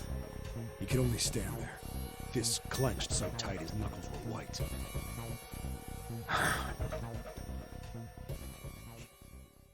Ace, crispy. Oh no. It was silent. All they could hear was creaking of the boat as it shifted in the water. They waited and waited, but Seven didn't continue. What happened then? Junpei couldn't wait any longer. He had to know. Seven looked at the floor. Come on, man. Put yourself in my shoes. It doesn't end good. You think I want to remember that? Sure, there's a book on forensic science. Oh no! Then... There is really something going on at the school. Yeah. Shit. If I'd known it was gonna be like this, I almost wish I hadn't remembered. Seven shook his head. But there was something Junpei had to know. Hey, are you sure? Huh?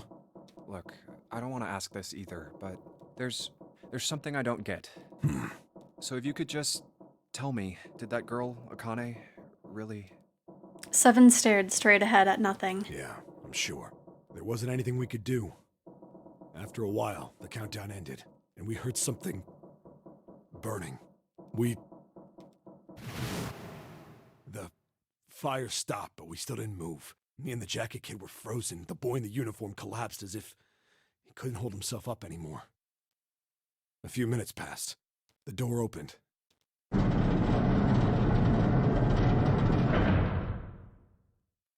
The boy in the uniform tripped over his own feet running in. We followed. Whoops, too numb to speak. The air in the incinerator was hot. I didn't mean to skip it, I'm sorry. Every breath made my lungs feel like they were on fire. It was like standing on hot asphalt. The air was wavering, and in the middle of the room, there it lay. The kid's legs were shaking so bad, I don't know how he managed to walk. I couldn't see his face, but his body somehow looked empty. Finally, he reached it. He fell to his knees as his legs gave out on him. And then...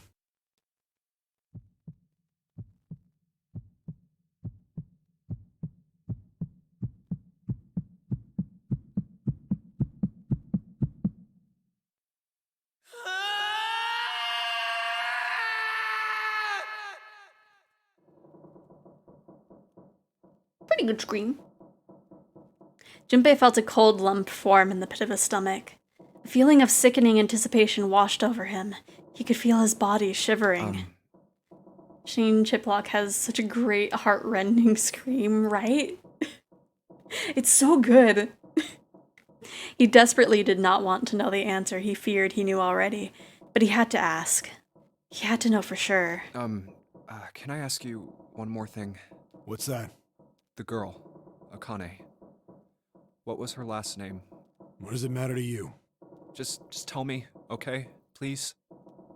Seven looked at Junpei curiously and ran his tongue quickly over his dry lips. Kurashiki.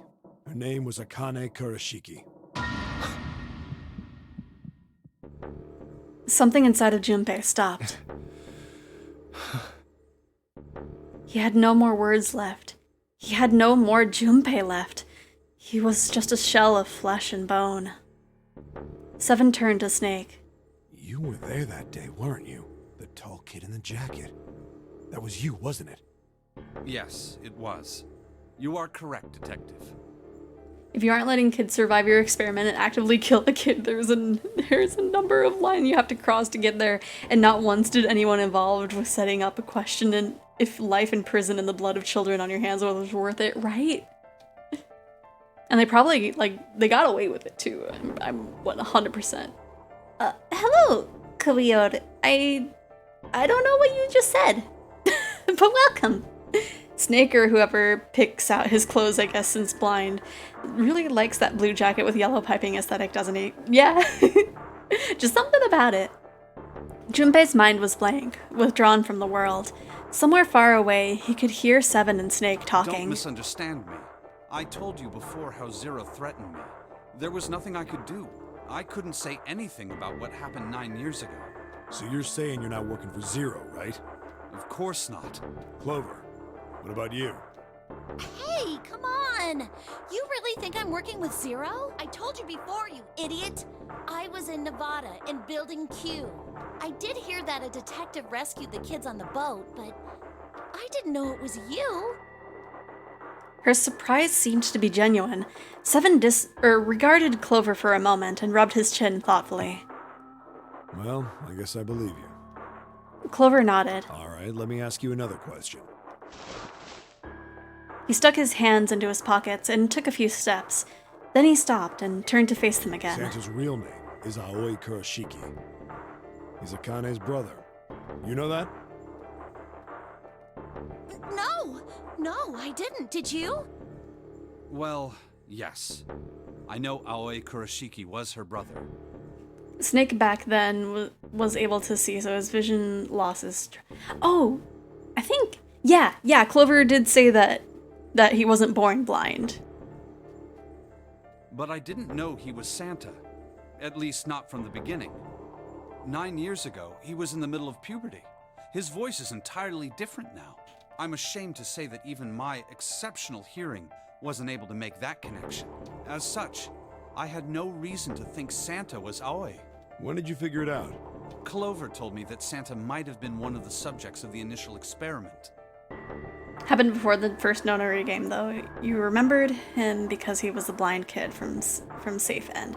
Ah, yes. It was only a short while ago, while we were leaving the library. It's been a while since we went through that route, so... When she told me that, I had a feeling. Because I think that was before my trip, so it's been a few weeks. Santa is Aoi? Akane Kurashiki? June's brother? That spark caught flame in Junpei's laden mind. Then the fog began to clear. Like an engine beginning to turn, images and thoughts began to coalesce in his mind, coming faster and faster, forming bigger images, bigger thoughts. Junpei blinked. He was back. There's still a lot we don't know. I mean, like a lot. But there is one thing I think we can say we know. Probably intended to be simultaneous in universe, and Clover and Snake's part coming first flows better.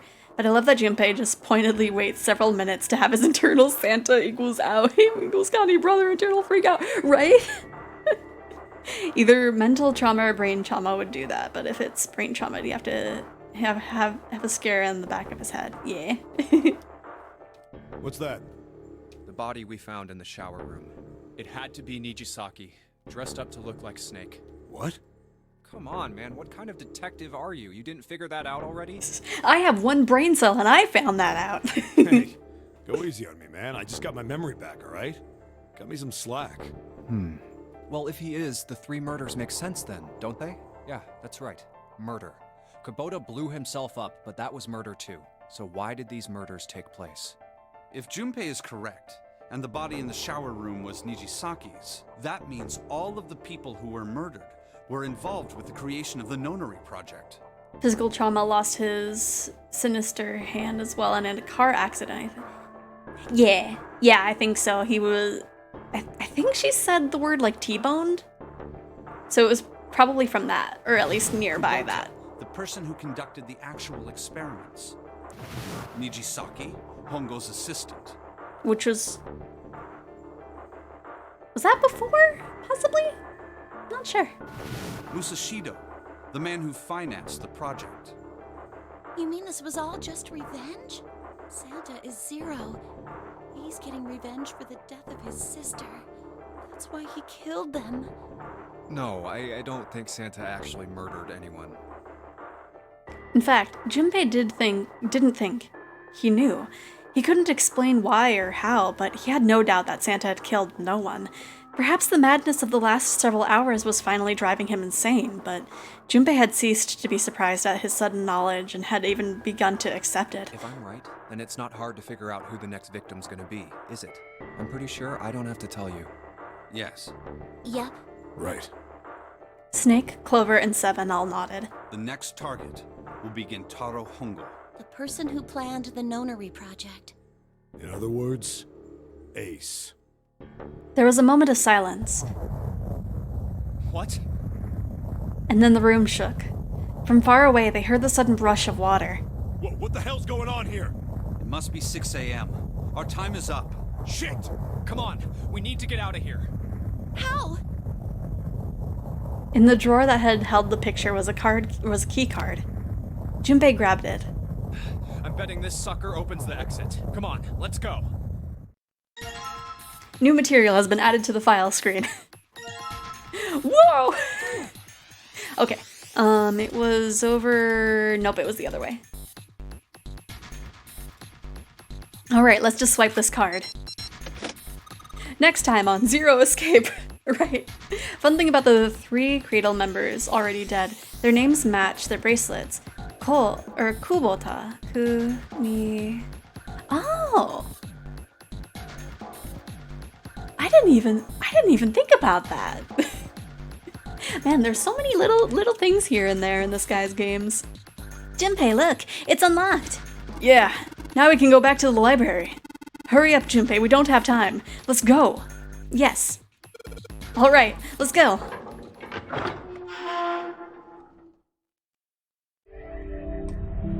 I just smacked myself in the mouth with my water bottle.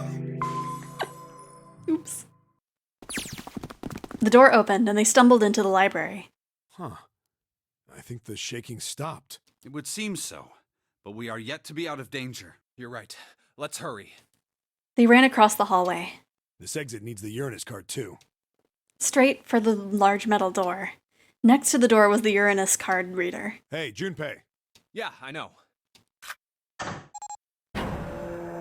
They slid the key card through and the door rumbled open. All right, it's open. Let's go. Out of the library and into the hallway they ran. So everyone here was involved in the experiment in one way or the other. Yep. I think kind of less so Junpei, but like in a way. I can't remember if it's just because he's connected to Connie. And then Lotus is because one of her daughters were involved in it. We can beat Sonic, or we can beat Santa. I don't know why I read Santa Sonic Mania. We can beat Santa with this. He must be diabetic, oh no. At the end of the hallway was a door. Junpei reached into his pocket and pulled out the key as he ran towards it. Okay, Neptune Key, let's see if you work. Both of her daughters, even since the siblings were kidnapped, yeah. So one of them was on the ship and the other one was in Nevada. He turned it. Yes! I think it unlocked.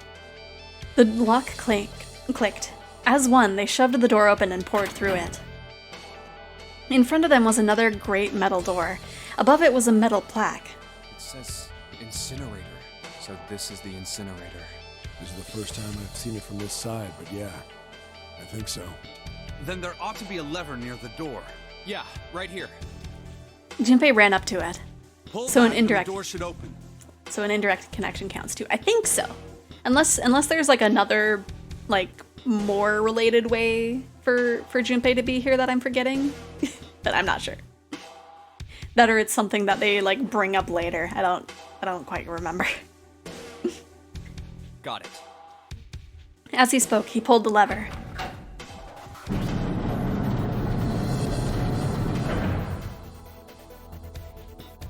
The motor in the door groaned and it slowly ground open.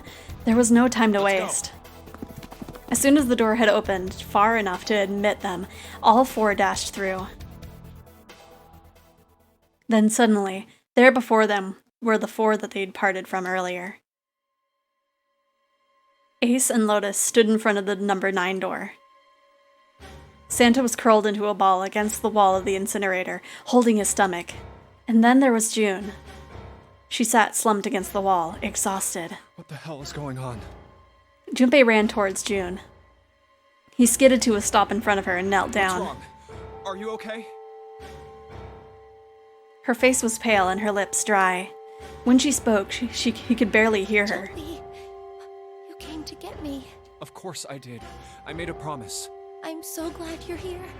So glad. She mumbled the same words over and over, weakly. Junpei could feel his heart beating. What happened to you?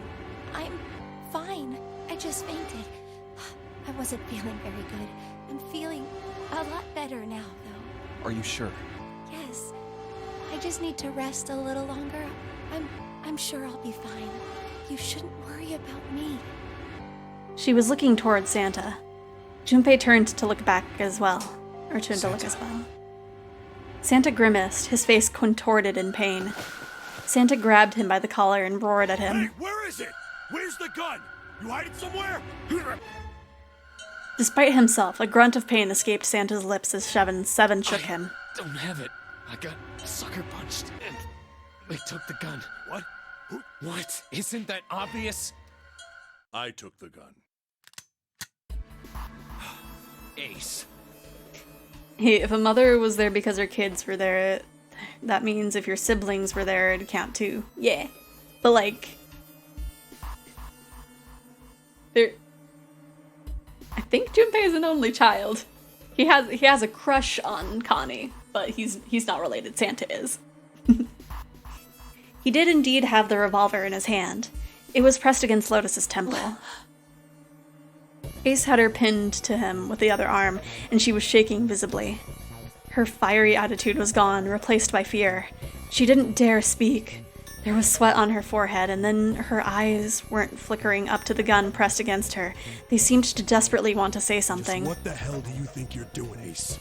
Or maybe I ought to say Gentaro Hongo, CEO of Cradle Pharmaceuticals? Yeah, the only connection was that he was the childhood friend / crush of June, but like, that was it, really. Like, everybody else had more of a thing. Crushes would count too, I suppose. They would have to in this case. Seven's deep baritone rumble shook the walls. Ace sneered. You have me at a disadvantage, and I don't like that. You know me, but I don't know you. Do you have any idea how much I've suffered? Can you even begin to understand my pain? The pain of prosopagnosia, right? Junpei's voice was casual, or at least it was trying to be. Another irritating insect. And how do you know that? We need to have a main character. Yeah. Good question. Junpei couldn't say. He just knew. Another unexplainable mystery. No matter. If you don't want to answer, it makes no difference to me. This is a waste of time anyway. It's time for me to go. Behind Ace, Junpei could see the red. It was placed in the small indentation on the wall.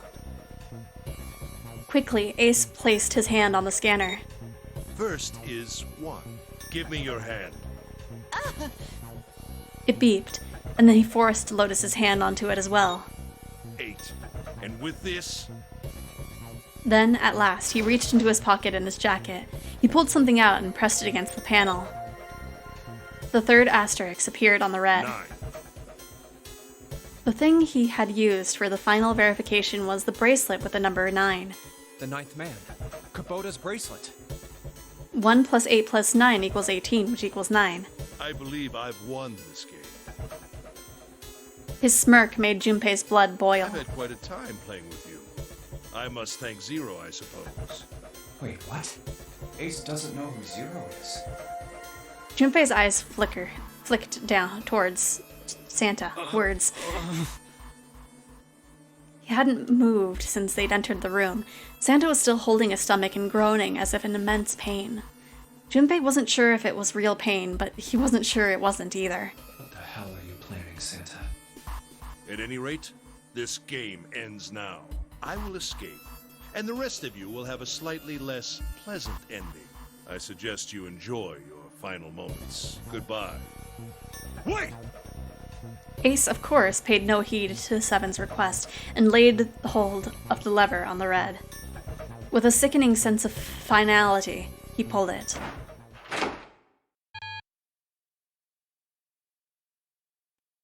Ace isn't Zero, the rules.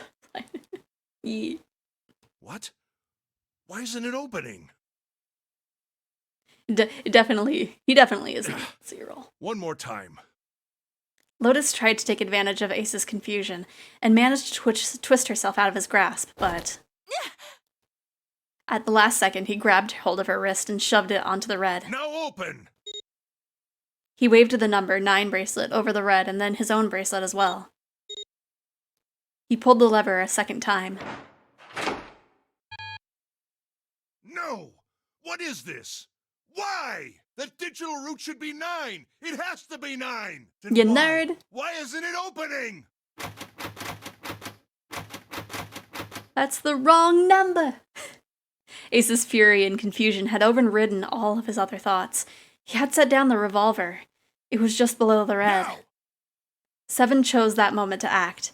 He moved far faster than the man of his bulk should have been able to, and he launched that bulk straight at Ace.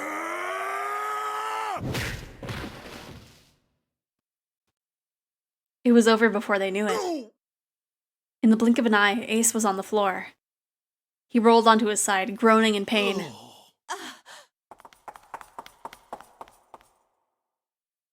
She darted around behind him and stuck her head out, making sure to keep Junpei between herself and Ace. Oh, that was close. Don't mention it. Whoops. I made it so she didn't. Seven stood over Ace, his breathing slow and heavy. Just one punch ain't enough for this piece of shit. After what he did 9 years ago, I ought to rip him to pieces. But if a suspect can't talk, they ain't much good. Once he's locked up in a cell, we're gonna have a little chat.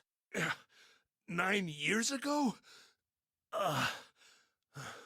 Then you must be... Yeah, you finally figured it out, dumbass. Ace planted his hands on the floor and shook his head. Junpei walked over towards him. He stopped and looked down at Ace with pity in his face. Ace, you killed Kubota, Nijisaki, and Musashido, didn't you? Wait, Nijisaki? He peered at Junpei, genuinely confused. Oh, right. You don't know yet. All right. We'll just go through them in order then. Let's start off with Kubota. You talked to Kubota and managed to convince him to go into door 5 alone. You killed him without making it look like you killed him. The way I figure it, you had 4 motives. 1.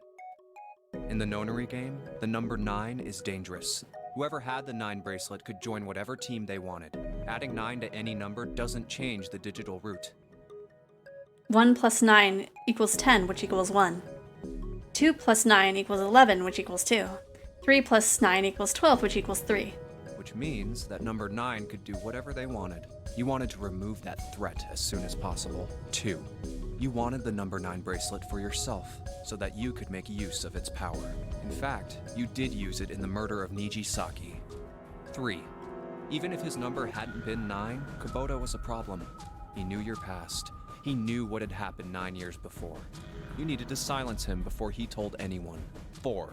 But last, and perhaps the most disturbing, you used Kubota as a test. You wanted to know how serious this nonary game was. Was it truly life or death, or simply a harmless prank? You convinced him to break the rules so you could see what would happen. That was why you killed Kubota. But he was only the first. Next was Nijisaki. While everyone was off looking for the missing parts for the Reds, you ran into Nijisaki near the big hospital room. However, because of your prosopagnosia, you didn't realize he was Nijisaki. Chiefly because, when you met him, he was dressed like Snake. That was why you thought Nijisaki was Snake. No, that's not... That was Nijisaki? About to try to clear his name, and it's just like, wait. Huh? Why? How did... I'll get to that. Anyway, you thought he was Snake. Snake was one of the kids in your experiment 9 years ago. You remembered him because he was the blind kid, but his presence made you think. Snake was one of my subjects 9 years ago. He probably hates me.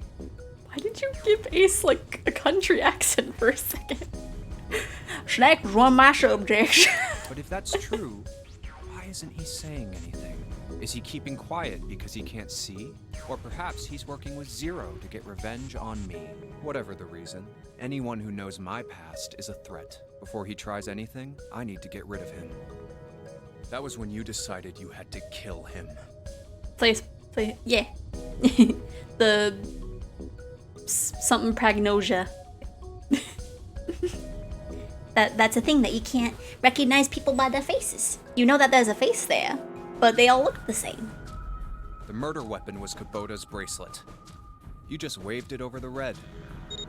Verified your own number and then grabbed Nijisaki's arm and forced it over the scanner panel. Then, when the door opened, you kicked him in. 9 seconds later, the door closed. And then 81 seconds passed. And poor Nijisaki was dead. Then you mean to say Snake is still alive? Sorry to disappoint you, but I'm as good as new. Thank you for killing the wrong man, but I can't say I like knowing that you wanted me dead. Although, to be honest, even if you hadn't tried to kill me, I would still hate you very much. Well, I wouldn't blame you. Ace's self-derision was frustrating, but Junpei kept his emotions in check and continued. Last but not least, let's talk about Musashido's death. When Clover and I were investigating the chart room, you came over to talk to me. Do you remember what you said?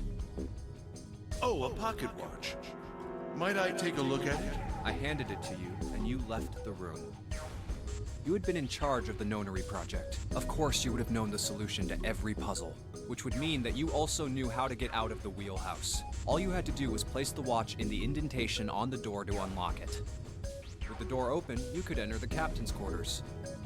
Musashido was there. Conveniently placed next to him was an axe that practically begged you to kill him with it. You picked up that axe and buried the blade deep in the other man's chest. Country accents are often used to insult people's intelligence. If you're mocking someone, you put on a country accent to make them sound stupid. Oh no. One blow was all it took. And then you returned to the chart room as if nothing had happened. There was something I wanted to speak with you about, Junpei. Could you come with me for a moment? I had no reason to say no, so I followed you to the wheelhouse. When we stepped inside, remember how you slipped your hand into my vest? You pulled out a piece of paper, the one I used to cheat during the vote. But that wasn't really what you were after. Your true purpose had been to slip the watch into my pocket. It wasn't a very good plan. Had way too many holes, and someone saying the wrong thing could have brought it all down around you. You must have been desperate. But what made you willing to risk it all to do it? Ace. That was the only thing Junpei hadn't been able to figure out. Musashido's murder is the only one I don't understand. You obviously did it. But why? Because of this. Slowly, Ace reached down and pulled something out of his pocket. It was a folded piece of paper. What's with the paper? Just read it. Junpei took it and it opened it. This was what it said. Number 1. There are 2 ways you might survive this ordeal. The first is to win the Nonary game. The second is for you to confess your sins of 9 years past. I have prepared a camera in the captain's quarters. The images captured by that camera will be streamed through a satellite and distributed across the world. Simply look into the camera and repent. Once you have confessed everything, I will release you from this ship. To make your confession more credible, I have left you a witness in the captain's quarters. Perhaps he will confess with you. The decision is yours. Do as you please. I'd rather kill everybody than confess to my sins. 0. When I awoke in that room on D-Deck, I found that in my pocket. That was why I chose door 1 when we voted. If I went through that door, I knew I could get to the captain's quarters. As you said, I knew how to enter the wheelhouse. My plan was to find the pocket watch before anyone else. If I could, then my alibi would be set. At least, that was the plan. Unfortunately for me, you got to it first. That sleight of hand was the best I could manage on short notice. You meant to kill him from the beginning then? Musashido, I mean. I only knew Musashido was the witness after I reached the captain's quarters. I asked him, and he answered. He seemed groggy. Perhaps he had only just awoken from sedation. I suppose Nijisaki was in much the same state. He seemed confused and disoriented when I encountered him. But yes, you are correct. I intended to kill him from the beginning, even though I didn't know who he was. I proceeded to the captain's quarters in order to remove this so-called witness. Ace had confessed everything. What energy he had left him with the truth, and he sagged on his knees. Although he had confessed, his sins were not forgiven. Junpei felt revulsion for the pathetic man on the floor near his feet, but in among the revulsion was a hint of pity. After all, Ace had not been the only person who murdered those 3 men. Junpei spoke quietly. Ace, you figured it out, haven't you? You were being manipulated. Yes, so it would seem. I was little more than a puppet, in many ways. Everywhere I went, everything was already prepared. The Reds in the large hospital room were dismantled. Nijisaki was dressed like Snake. There was an axe in the captain's quarters. Musashido was delirious from the anesthetic, so he couldn't fight back. Nijisaki as well. In retrospect, I can't understand how I could have fallen into such a simple trap. Ace shot himself in the foot. He survives and goes to prison or dies and pay for your crimes, right? Like that. At this point, those are the only two options. Kick him right. Just step on his head and grind it into the ground. Call him pathetic. But yes, this was a trap. It was Zero's trap. And I fell for it, hook, line, and sinker. I did everything he wanted me to do. Yeah. By manipulating you, Zero was able to kill 3 people and keep the blood off his own hands. All of this was revenge for what happened 9 years ago. That's why this nonary game happened. Am I right, Santa? Junpei looked over at Santa. As Junpei spoke, he stood up, his legs still shaky. Huh? What the hell are you talking about? I don't know any... Ain't no point trying to play dumb anymore, Santa. Actually, I guess I should call you Aoi Kurashiki, huh? Seven's face was sad as he spoke. The memory came back to me, kid. You're Aoi Kurashiki, no doubt about it. Never thought I'd be back in this room talking to you. But hey, I guess this was all part of your plan, right? After all, the person who planned the nonary game this time around was Zero, and Zero's you. Looks like you really do have your memories back, huh? Santa's smile was sarcastic and something else. Well, I guess there's no point in hiding it then, huh? Yeah, you got me. I'm Aoi Kurashiki. I was one of the kids in the nonary game 9 years ago. I made it out. So did Snake over there. But there's one thing...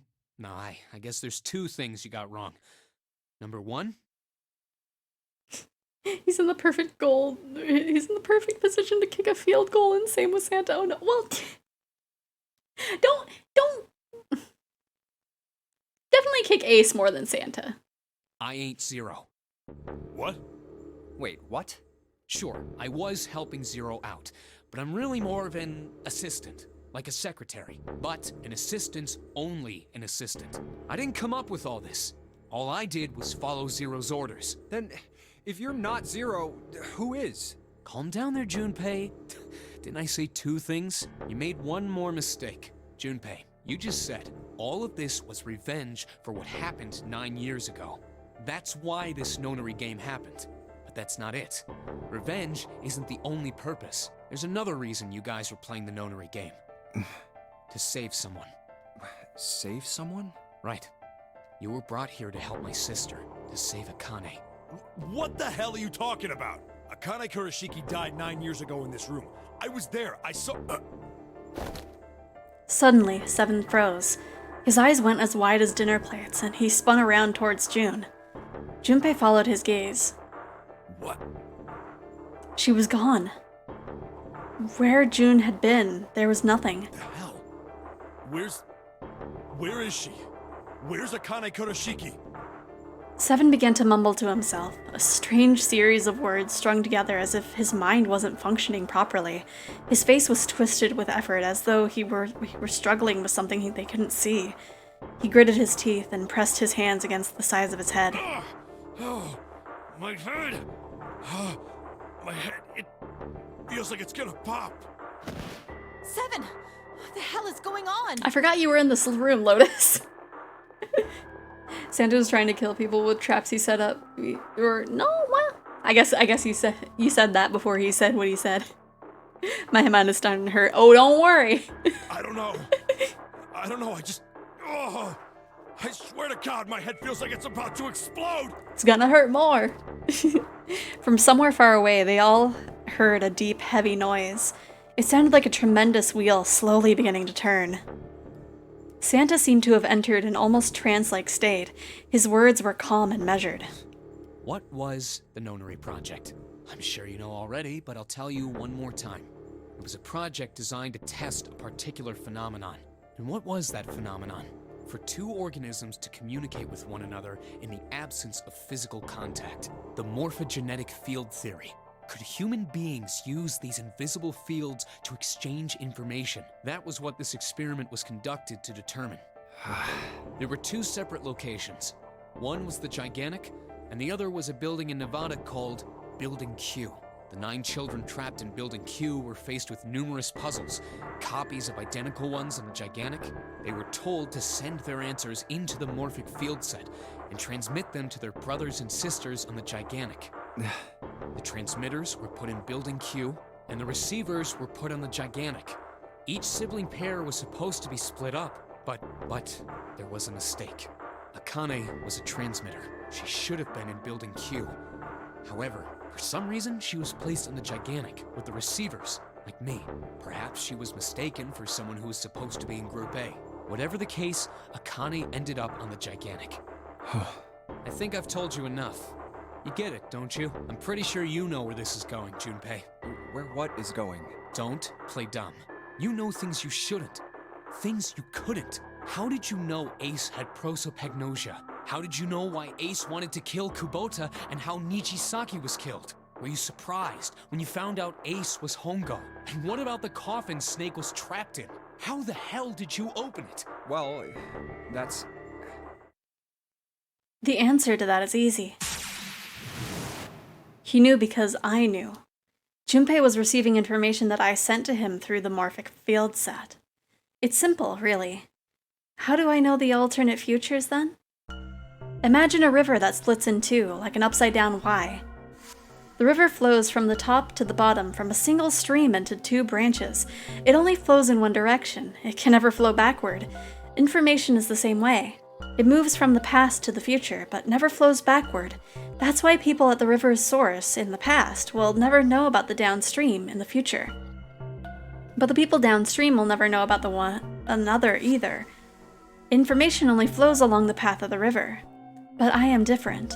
I can manipulate the morphic field set to pluck knowledge from the future. I know what happens on either fork of the river, even though the people on either fork know nothing about one another. Now, who am I? I am I, the 9th letter of the alphabet. But I am also 0. No, that's not true. I'm not really 0, not yet. Perhaps you could say I am less than 0. 0 is my future. In 9 years, I will be 0.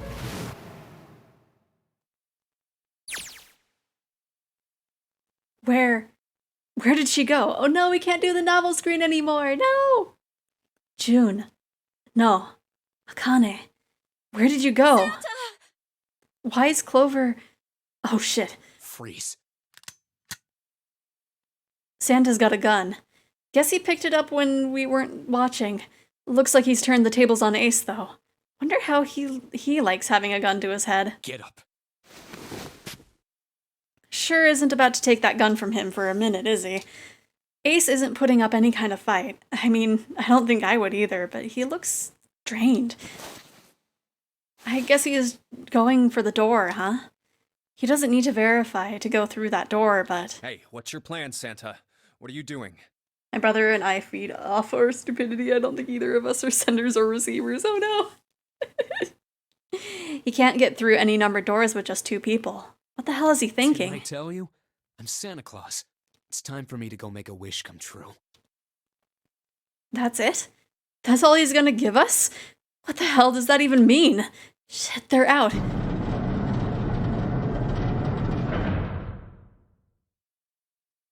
And now the gate's shut.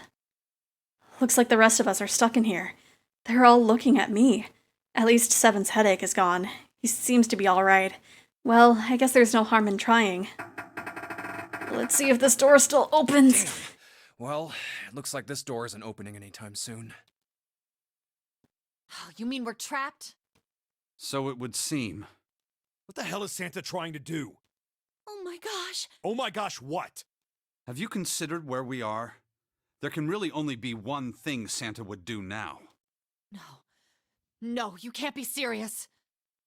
Oh, but he is. Shit, we gotta do something. Maybe we can still get out through door 9. There's a red. Yeah, alright, we can do this. I've just gotta... No, it's not gonna work. There's no way. The 5 of us can't open this door. 2 plus 4 plus 5 plus 7 plus 8 equals 26, which equals 8. Is there any combination that'll work? Junpei, can I borrow your pen and notebook? Sure, why not? I don't think I'm gonna need them. Ever again. Well, she certainly looks purposeful. It looks like she's writing equations. A lot of them. Huh? Oh man, she doesn't look very happy. What? Hey, no need to be ripping pages out like that. Jeez. What the hell are you doing, Clover? Give me that! Alright, at least 7 got it away from her. Maybe now I can get a look at what she was writing. Let's see.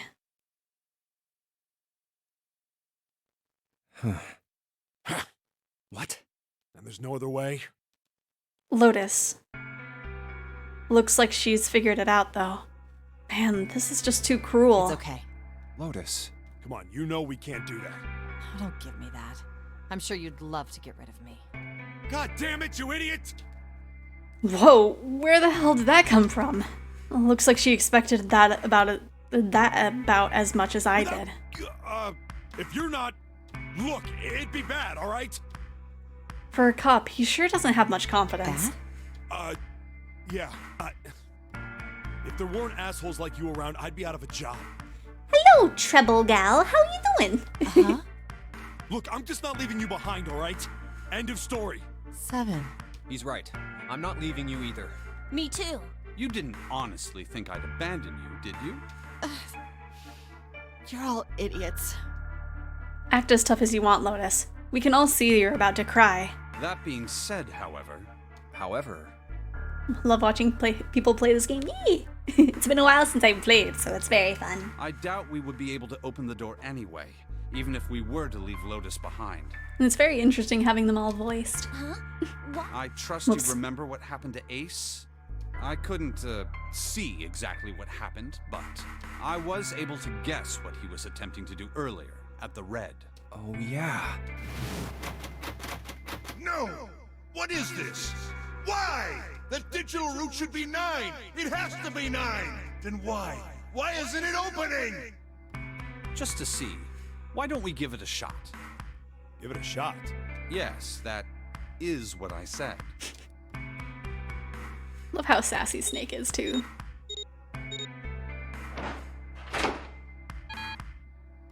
For 2 plus 4 plus 5 plus 7 equals 18, which equals 9. You were right. It ain't opening. But it did open 9 years ago. The digital route was 9 then, I'm sure of it. You think maybe they changed the settings? Perhaps. Shit. If we can't go through the door, we can't get out. The walls are way too big. There's no way in hell we could get to the hole 7 popped out of 9 years ago. All we can do is stand here and stare at this door with the 9 on it. I guess this is it. This is the end. Unless... Akane vision. I was watching. I had watched everything that was reflected in his eyes. I was listening. Every sound that vibrated in his eardrums I heard. Smell, taste, touch. I felt everything he felt. I knew. I knew everything about him. What he was thinking, what he was feeling, what he was sensing. All of his feelings and worries and fears became mine. My mind, my consciousness, was inside of him. Through the morphic field set, we were resonant, and we were as one. I was him, and at the same time, I was an observer. It started with a tremendous noise, like a clap of thunder. That was approximately 9 hours ago. A bomb had gone off on the ship we were on. That was when my resonance with him began. My resonant event melted into him, and we became one, inside of Junpei. Somehow I found myself in Junpei's mind 9 years ago, or 9 years in the future. But I didn't lose myself. I was living in 2 realities at once. One was the present, and the other was the future. Perhaps you can think of it as 2 movies showing on the same screen at the same time. Eventually, it becomes difficult to separate them and determine which movie is which. However, if I concentrated, I was able to focus on one or the other. That was why I was able to grasp what was happening in front of me. Come on, over here! That was my brother, Ali. He was yelling. I followed him. Around me were 7 other children. They all looked like they were about my age. Come on, hurry up! We ran down a straight hallway and burst into a large hospital room.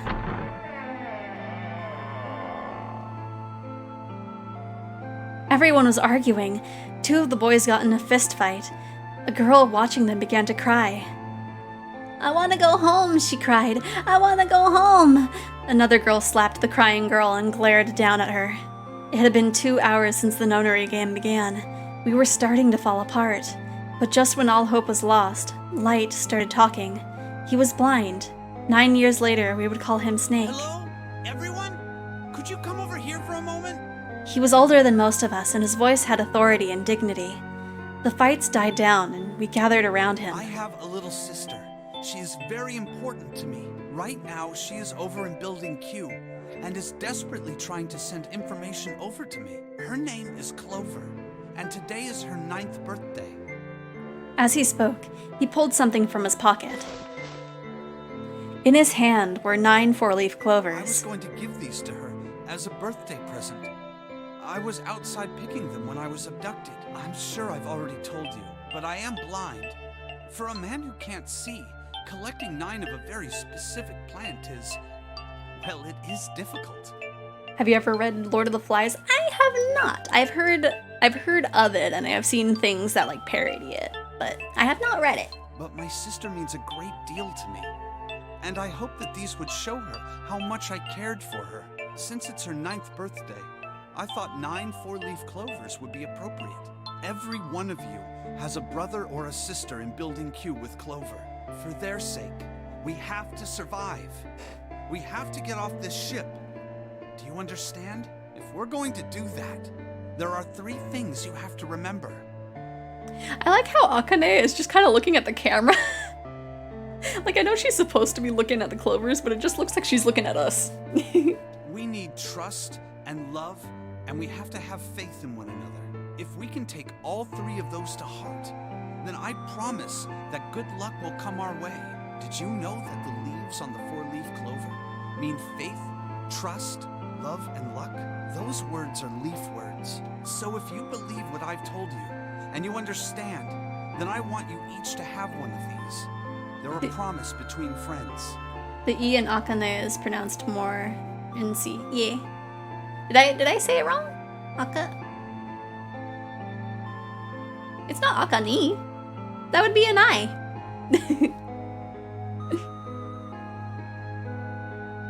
He gave a clover to each of us. I took one too. Eventually, he was left with only a single 4-leaf clover. He had one last thing to say. Don't ever forget. So long as you have that, we will always be connected. When he finished, the tension of only a few minutes before it was gone, we were calm. After that, we ran around the ship a while longer and opened several of the numbered doors until we finally found a door with the number 9 on it. In fact, there were 2 doors with 9 on them, and we were found in the chapel. We split into 2 groups and walked through the doors. Now you want to have the urge to punch your sibling so badly, have the intelligence bluff. Oh no!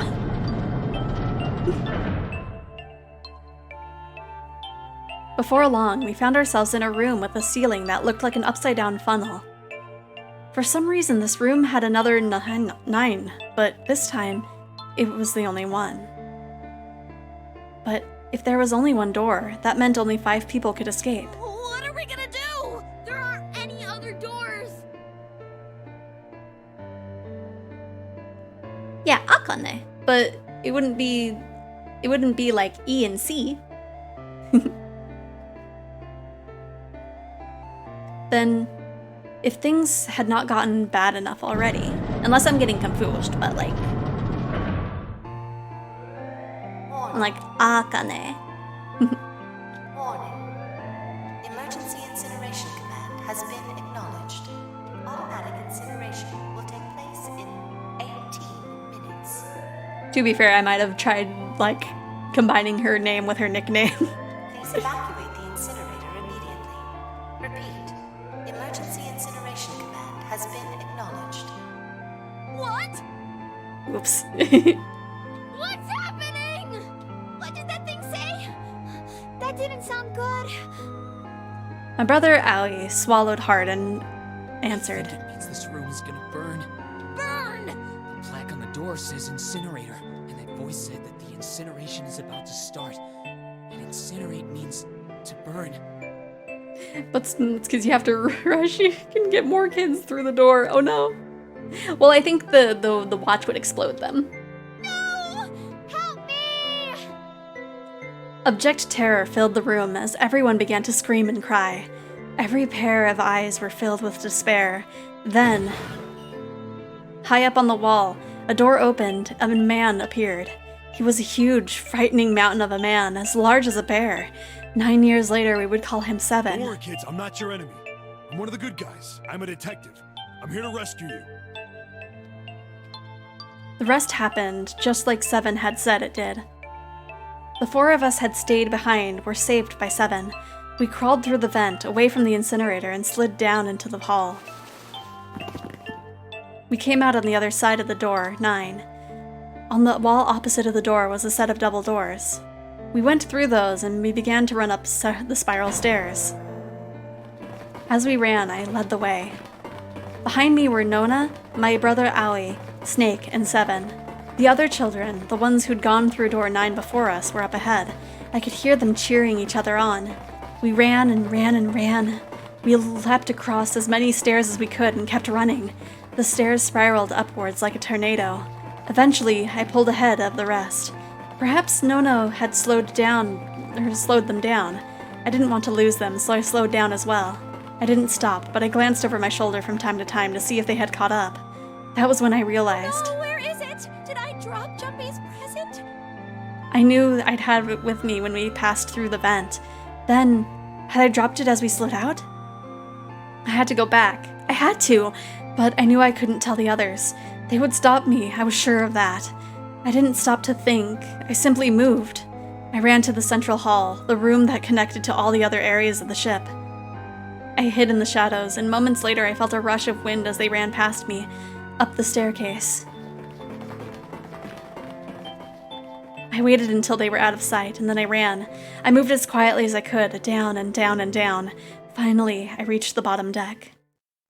You think this is the present and there's no why to know for a fact you'll die if you break the rules? Well, I think... you think this is the present and there's no way for...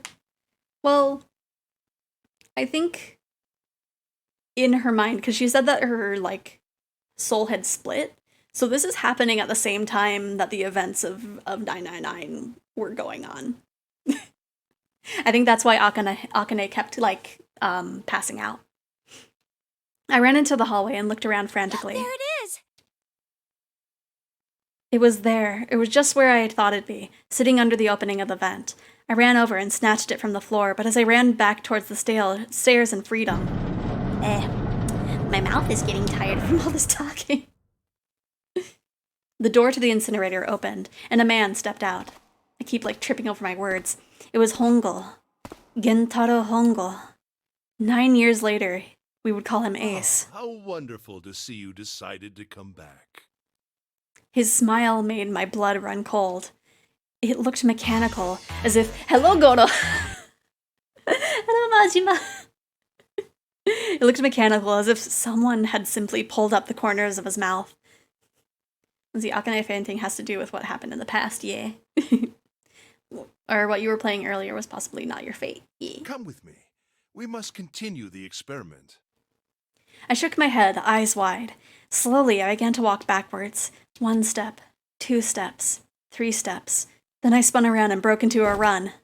I felt Hongo's hand close over my left wrist. I said, come with me. There was an edge of insanity to his voice now. I pulled as hard as I could. No! Stop! Let go of me! Let go!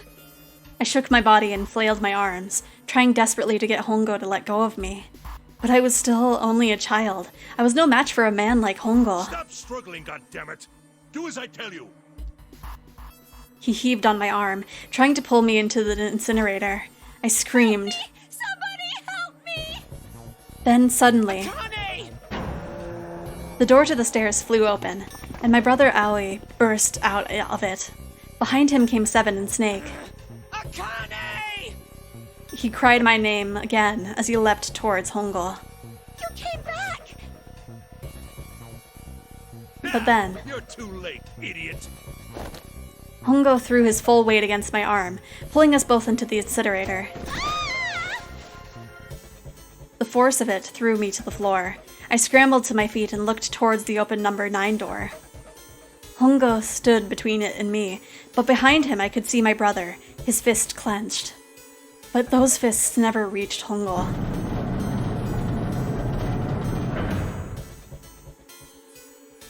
With the cold, heartless screech of metal on metal, the door slammed shut.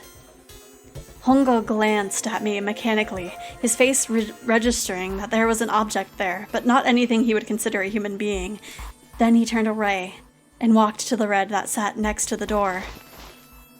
He reached into his pocket and removed 2 bracelets. He waved them both over the scanner panel. 2 asterisks appeared on the red. He checked the screen and then tossed the bracelets carelessly on the floor. What was he doing? What was the point? He made no effort to explain himself, of course. He said nothing at all and walked past me as though I were nothing more than a rock by the roadside. A few moments later,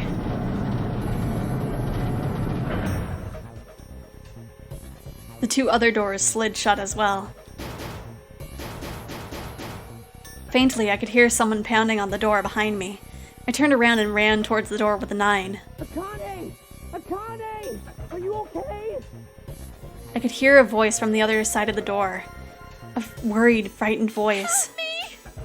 My throat was already raw, but I screamed as loud as I could.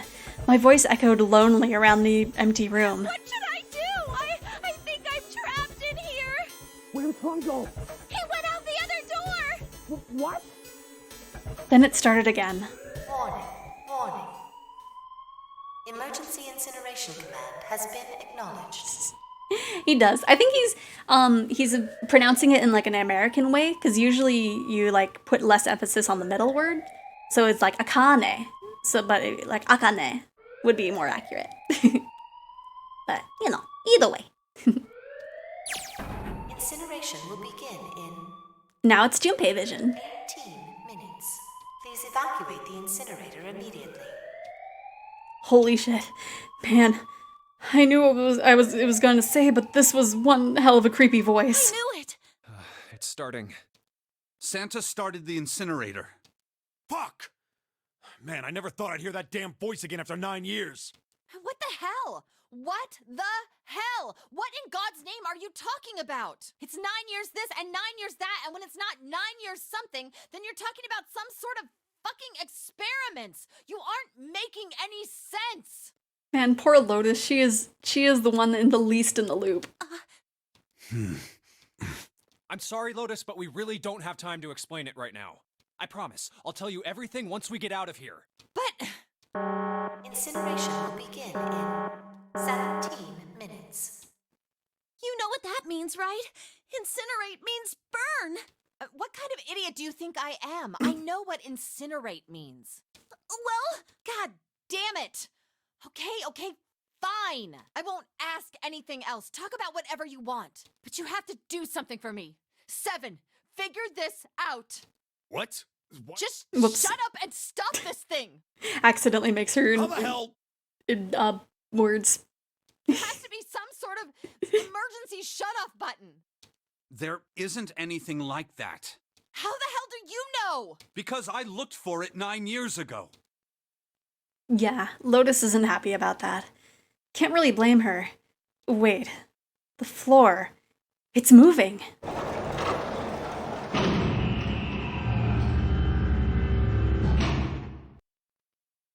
What else can I say about it, but... What the hell is that? what is that?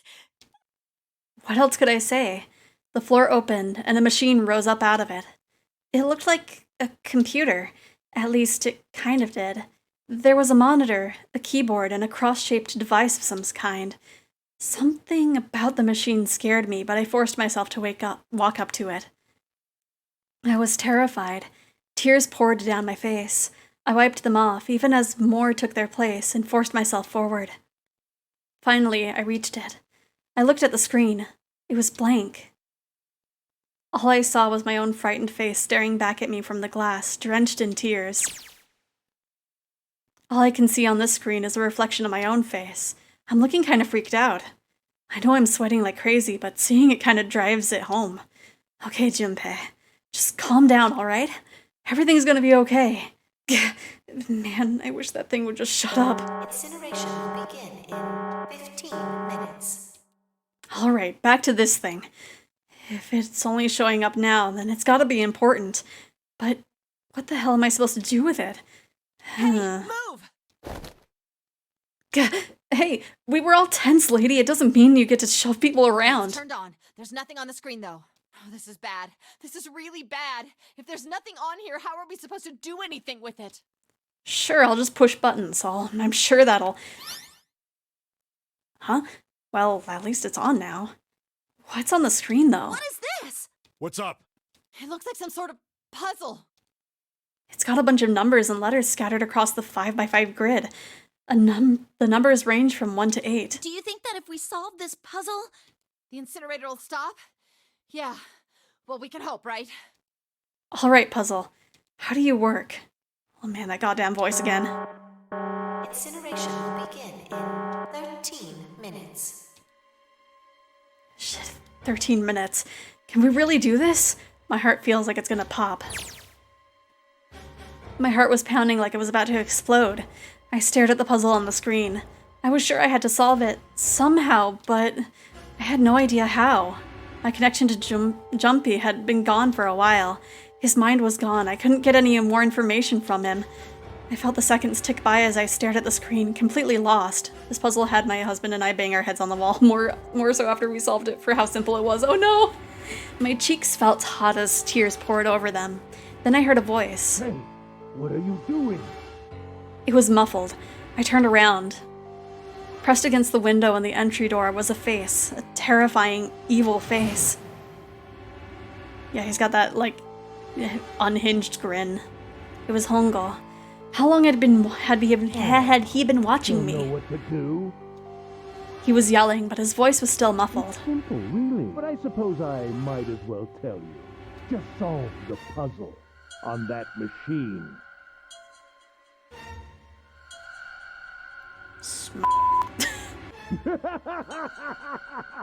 Don't overthink it. Look carefully at it. Okay.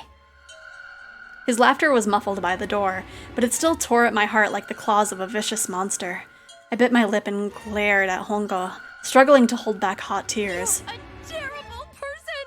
I hate you! Oh my!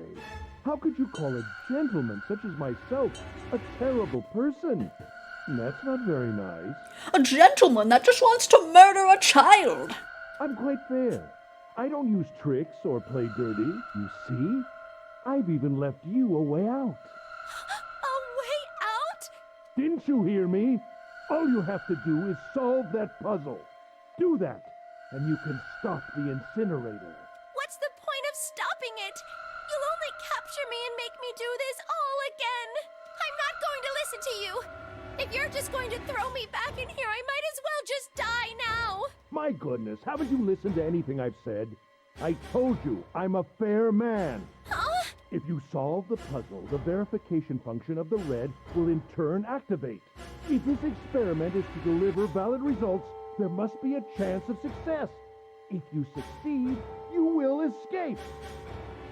Not going to lie, if I was in this situation, Oh. I mean, that would be awkward, but... The verification function of the red? Then I remembered. Before Hongo left the room, he had scanned 2 bracelets into the red. Ah, so you do remember. Right now there are 2 numbers in the red. The first is 1, and the second is 3. Say, Akane, what's your number? I looked down at my left hand. The face on my bracelet showed a 5. 1 plus 3 plus 5 equals 9. I ran to the door with a 9 on it. I grabbed the red and put my hand against the scanner panel. You really aren't one for listening, are you? I hear Hongo's muffled voice from across the room. I've already told you, didn't I? Once you solve the puzzle, the verification function of the red will activate. In other words, if you haven't solved the puzzle, you can't enter your number. What kind of fool are you? Why are you doing this? You could never understand. You don't know what it's like to spend every day surrounded by monkeys. Now start the experiment. Solve the puzzle. I can't! I don't know how! Of course you don't. Isn't that the point? You understand, don't you? Access the morphogenetic field and find the solution. I can't! Then you'll die. You'll burn alive. It's gonna be quite hot in there in a few minutes. I imagine it will be very painful.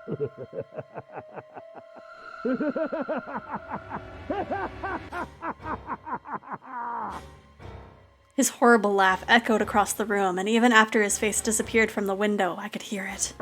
Incineration will begin in 10 minutes.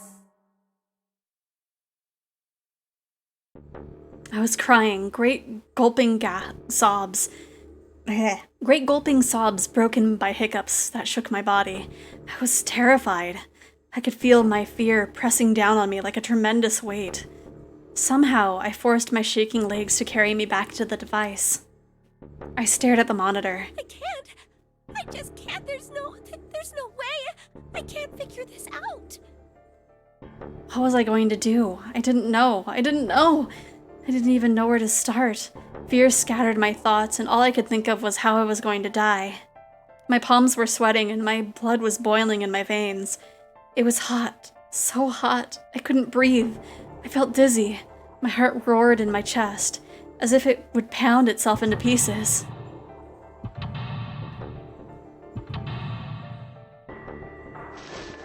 I reached into my pocket.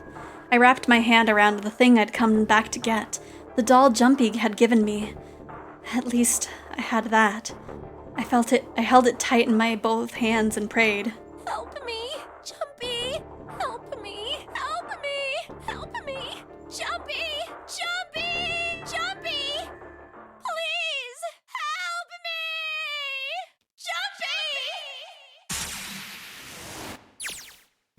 Jumpy! Akane? Akane? Who the hell is Akane? Lotus, just calm down. We don't have the time to explain. Shut up! Just shut the hell up! Seven and Lotus don't understand. I think Clover and Snake had an idea, though. Clover's looking at me, and I think Snake may have figured it out. No, it doesn't matter. They're in my way. Where'd she go? Maybe over here? Akane! Akane! Can you hear me? Akane! Say something! Did something break our connection? I swear I just heard her. Shit. Akane! Answer me! Akane! Jumpy? I spun around. I heard a voice. His voice. I looked around. He wasn't in the room, of course, but I heard it so clearly, like he was right there. Jumpy! I screamed as loud as I could. Akane! Jumpy! Man, this does not have the same feel as when it was on the DS. That's her, she's there!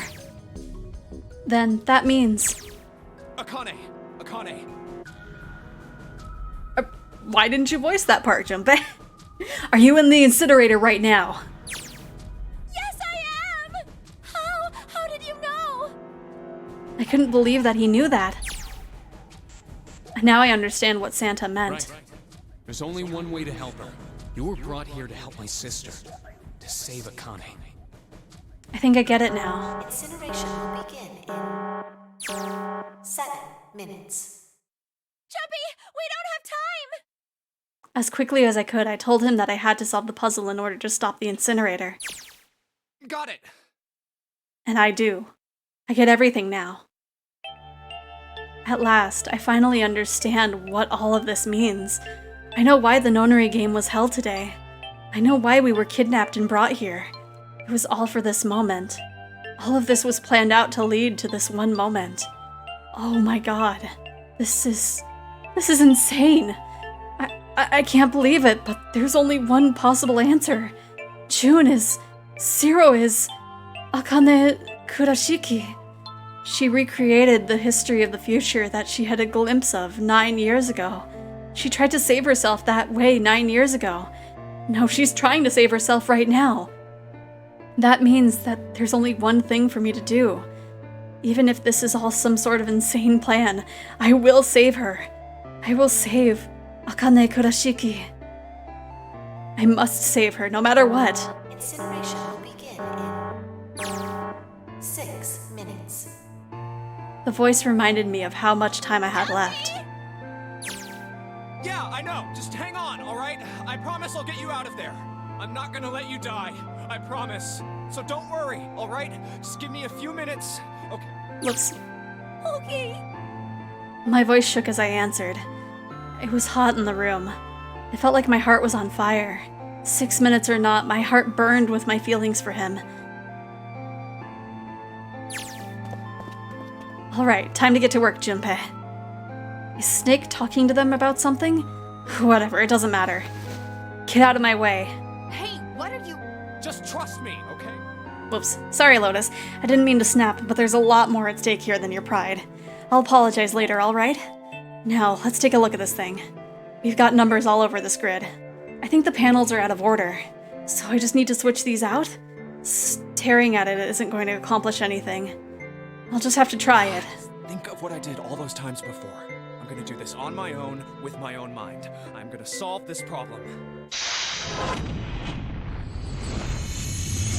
So correct me if I'm wrong, but they changed the puzzle here, didn't they? Like, I might be wrong, but I feel like this was originally Sudoku. Okay. Yeah, there's 9, there's 9, there's not 9. Okay, hint. Well, okay then. When I pressed hint, the numbers appeared on the empty slots of the grid. They're all single digits. I get the feeling the numbers change when I switch out the yellow squares, but this square at the bottom, why does it stay blank when I hit it? As it was Sudoku on the DS version, it was simpler than it looks like. Let's see.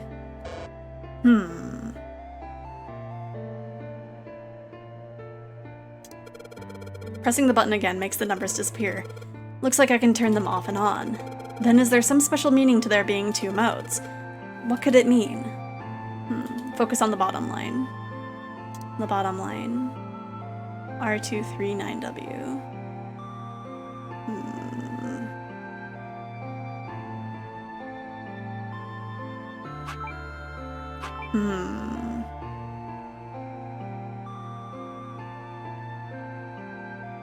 Man, why couldn't they have just kept it Sudoku? I was looking forward to it being Sudoku. Okay. Hello, Brian Bay. How are you doing? We're at the last puzzle, and I'm just like, this isn't Sudoku. Okay, so that bottom line. Okay. Hate this part of the game, but I'm here.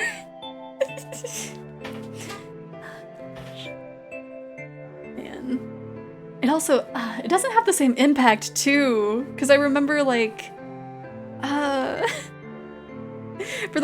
for anybody who, like, didn't play it on the DS, like, it had a reflection of Junpei's face, and then it had Akane's face on the top, and so, like, they were crying and, like, being stressed out, and it's just, like, it had so much emotion, and it's just like,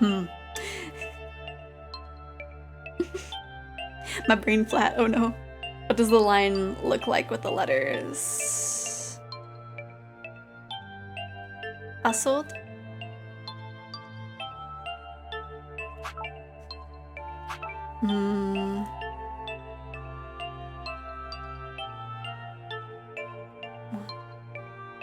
Oh, wait. They could have maybe done that sideways in the green part, right? Like, they could have had Junpei's face on the right and then like an upside down Akane. Man. I actually didn't know that fact. Yeah. Okay, so. So what would be the 9? This puzzle is made of puzzle, yeah. So.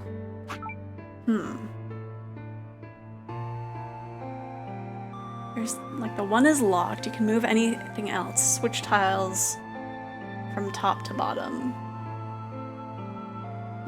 Letters need to be on the bottom. Oh! The puzzle is pizza, eat it to solve. Okay.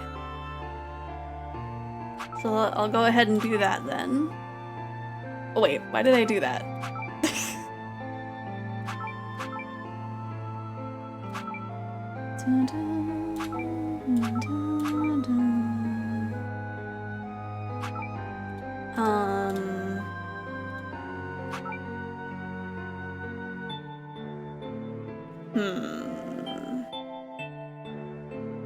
Quick reset and it fixes it if you need.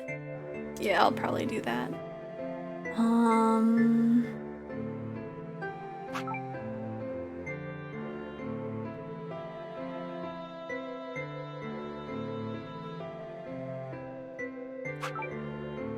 Got the pizza. You handle the puzzle.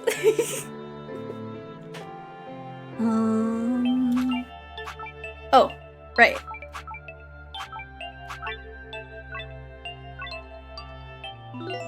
Wow! Please enter password. The password is password. What? No, wait. You have it, but it is not the password. Oh.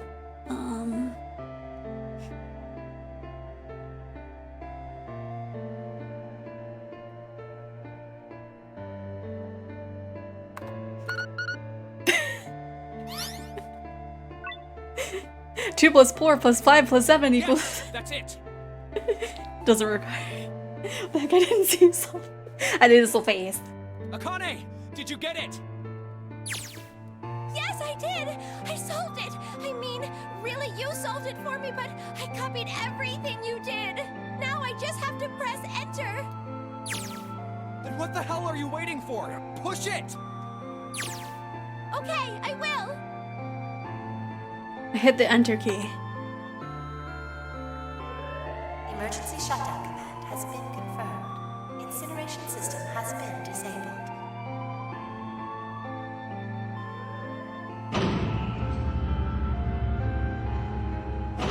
9.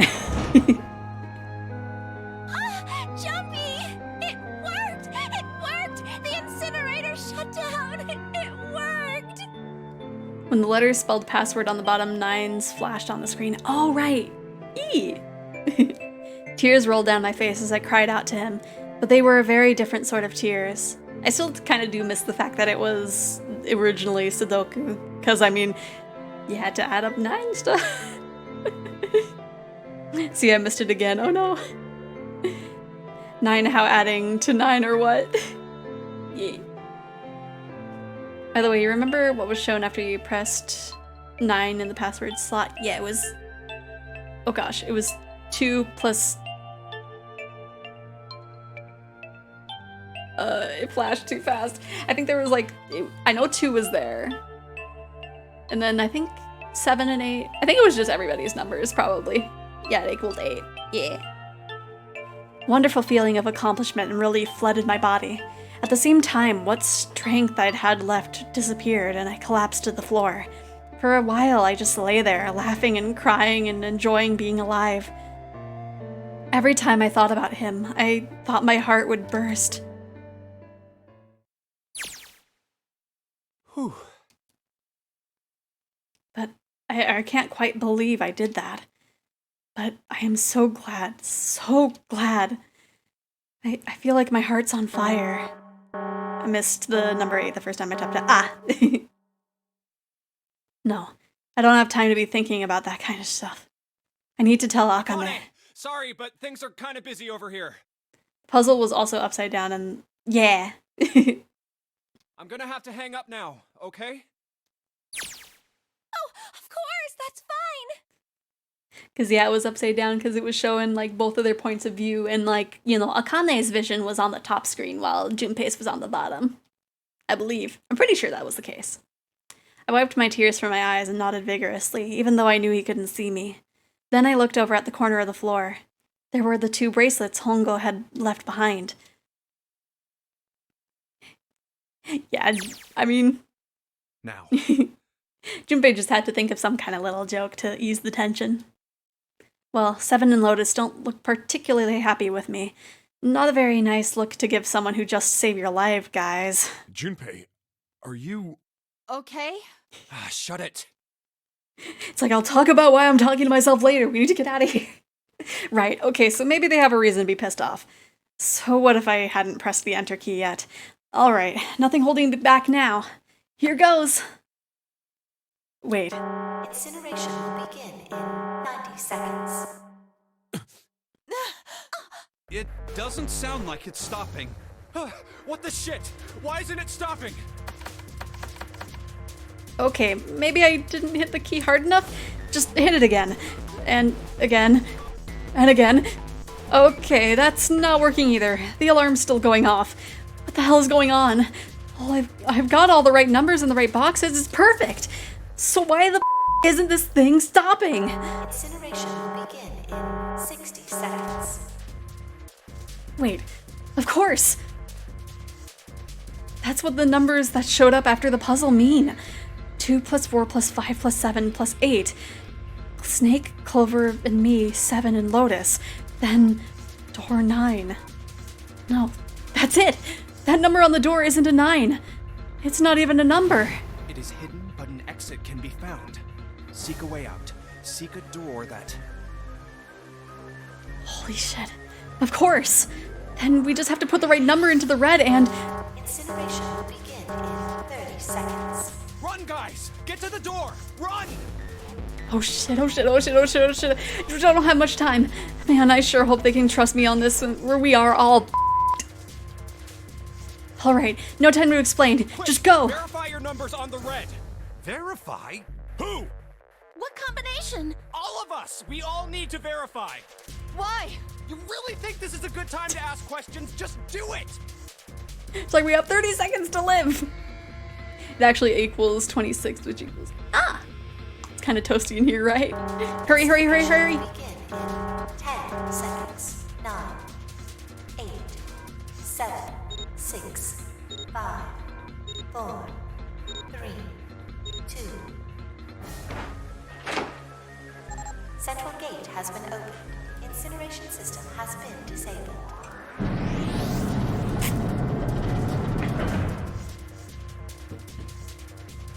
Oh, thank Christ. No, no time to be happy. Time to go. Hurry! We've only got 9 seconds before the door closes! Go, go, go! Come on, guys, move it! Okay, they're all through. Move it, Junpei. Just in time. Someone's buns are getting toasted, right? And there goes the door. No, don't calm down yet. You're not done. You've got to find the dead. That was fast.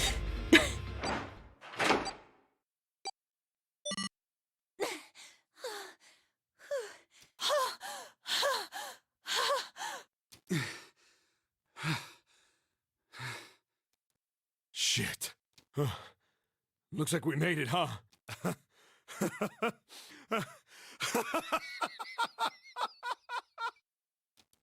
Man, that guy sure can laugh when he wants to. Looks like Clover and Lotus are totally out of energy. Snake is shaking his head wearily. I just want to take a nap, but... Akane? Akane! Can you hear me? Akane! I want to tell her we made it.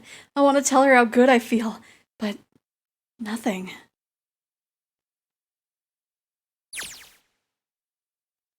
Yeah, her panting was a little sus.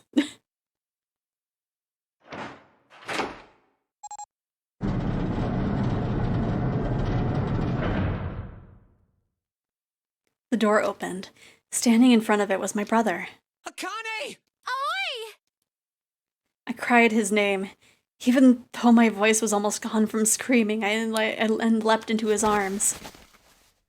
Oh, oi! Akane! I buried my face in his chest and cried again. I cried and cried and cried. As the steady thump of his heart in my ear made me feel like I was home. Its beat was almost like a lullaby. I wrapped my arms around him as far as they would go and held him as tight as I could. Just to be there felt like a miracle. I hadn't felt the warmth of another human body in what had seemed like an eternity. I just wanted to stay there in his arms forever, but I couldn't. The moment I had passed through the door, my bracelets had begun to count down to death. I leapt away from him and looked around. The door had already closed. I spotted the dead only a short distance away. It took me only a moment to get to and scan all the bracelets. I left the ones Hongo had dropped on the scanner panel. That was it.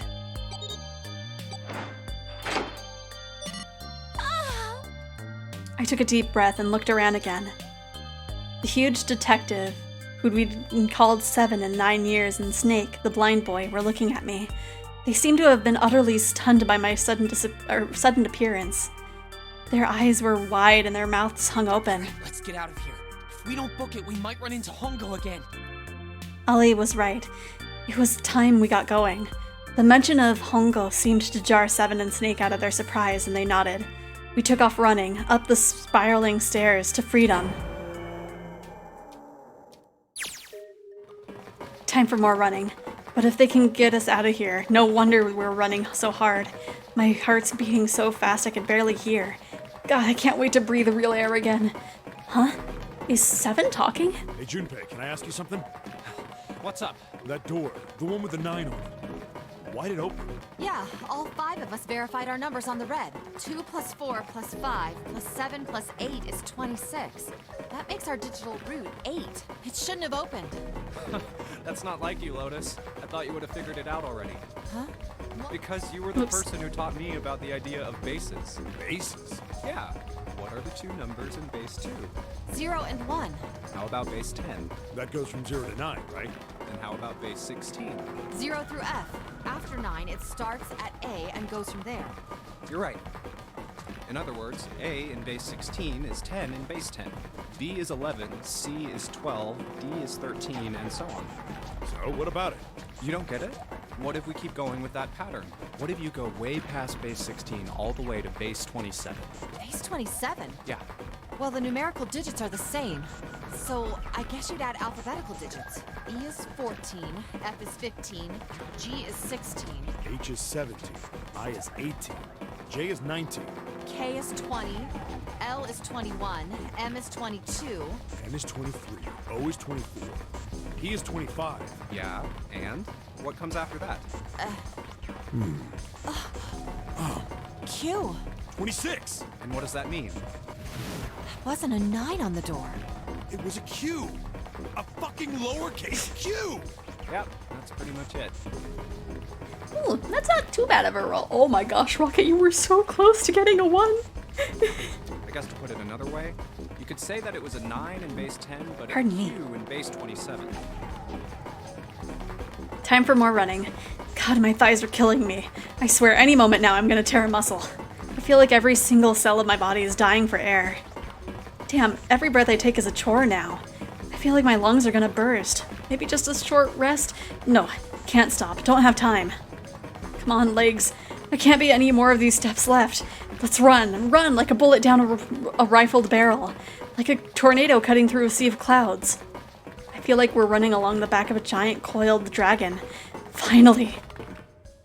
14, not too bad. I wonder, is that the highest roll of today? I can't remember what the first roll of today was. I think it was a 10, so. Ooh, 18! Now that's the highest roll. Oh, save. Oh, I forgot to turn that off for art streams, but Jesus, I can barely breathe.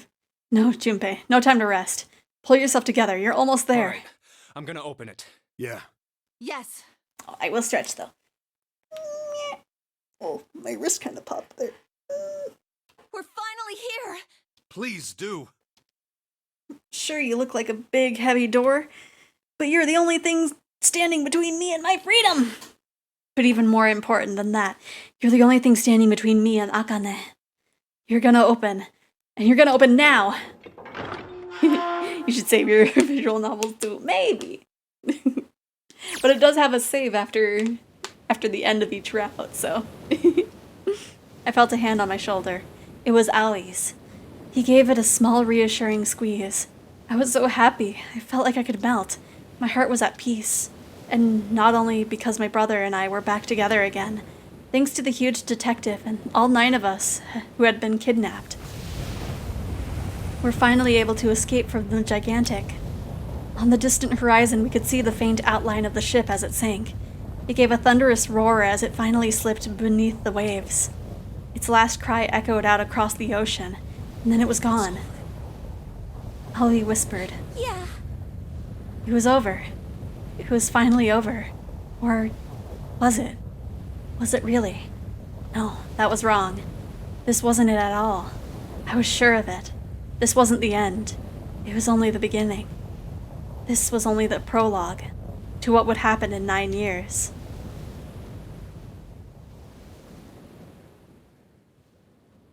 Yep, the ship sank. Yes, finally, air. Gah. Damn, that sun is bright. I can barely see anything. Huh? I gotta admit, this doesn't look quite like... Wait. No way. Oh, a 13. Not too shabby.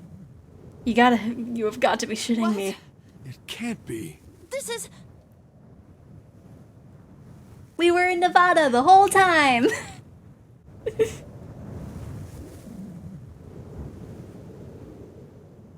Look at those In mountains. the Nevada desert. The mock experiment building. Oh my god. This whole time we were in Building Q. Sure enough, that's a desert out there with mountains all around it. Hello there, sun. Boy, am I ever glad to see you. I don't think I have ever been so happy to see a sunrise. Huh? Did I just hear something fall? Right. Our bracelets. I guess I've never really got a good look at the underside of one of these. Let's see what's inside you.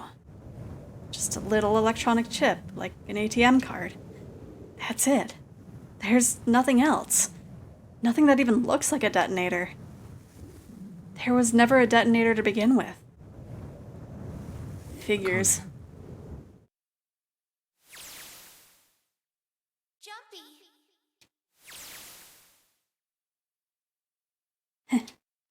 Guess I must be pretty crazy about the girl if I think I'm hearing her voice in the wind. Yep, only in pre-selected bracelets were there detonators.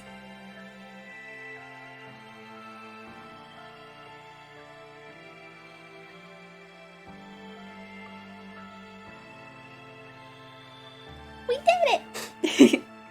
There's stuff after the credits, I'm pretty sure. But, yee! Hopefully you guys liked it. Eventually we'll play the other games, because I've never played the third one. So we gotta go through the second one, and then we'll yee! But we gotta play a Nirvana initiative first. 019 and the guy who replaced Snake in the showers. I'm in the middle of the second one right now. Yeah. The second one, I remember being kind of conflicted about, because I remember like really liking this one, really liking the ending and all that. And then the true ending for the second one, I was just like, yeah, I'm not gonna give any spoilers. But I just remember being really disappointed with how the true ending went. I remember thinking, like, I don't remember which ending it was, but I think there was like an ending before the true ending where I was like, I feel like this was better. But that's me. That's just me. I know Clover and one other character tie in. Yeah. I'm not gonna say, just in case it's a spoiler or not. But yeah, Clover is there. Don't know about anyone else. Yeah. Clover is there and with less clothing, and it's like, Yeah, Alice. That's the only two to play the second game. Yeah. And third, yeah. Like, I played the second one, but I haven't played the third one, so we shall see how the third one goes. Yeah, very sus Clover. Are you okay? Oh, come on. This is nothing. Really? Yeah. You don't look okay. It was just before the end of elementary school. Jumpy and I were sitting next to each other on a small hill, looking down at the towns as the sun slowly set. How does it look then? He was half serious and half joking. I thought about it for a minute first.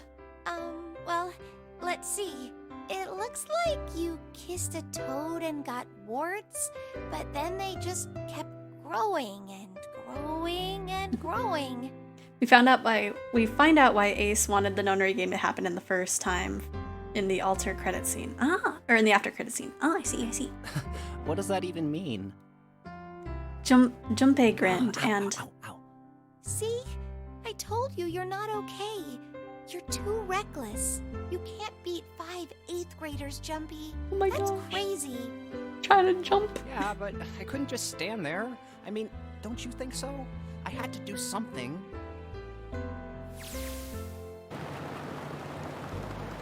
Look at the Nevada desert go past. For an SUV, this thing has a pretty smooth ride. Sure, it was nice of someone to leave it for us outside of the building, keys in the ignition and gas in the tank. Almost like it was a present, you know? Anyway, we jumped in, and now here we are, screaming across the desert. Lotus is over there in the passenger seat. Snake and Seven and I were all squeezed into the back seat here. I still can't believe we let her drive. This is so fun! This is so awesome! Driving is so great when there's nothing around, and there's no speed limit. Hey, Clover, watch those bumps, all right? This car jumps even a little, and I think I'm gonna get crushed to death. Oh no. Shut it. I can't help if I'm big, all right? Suck it up. Oh no. Why don't you drive, Seven? I'm a cop. I ain't gonna break the law. He doesn't have an international license. Yeah, but you could have sat in the passenger seat. Oh, hell no. There's no way I'm giving this seat up. And Clover, there's no need to slow down. The car Santa and June are in should be somewhere down this road ahead of us. Yeah, I saw some fresh tire tracks going out. There's no doubt about it. Then we've got to hurry if we want to catch them, don't we? Sure thing. Oh shit! God damn it, she doesn't have to drive so fast. Man, I didn't even think a car like this could go this fast. We're sure throwing up a lot of dust.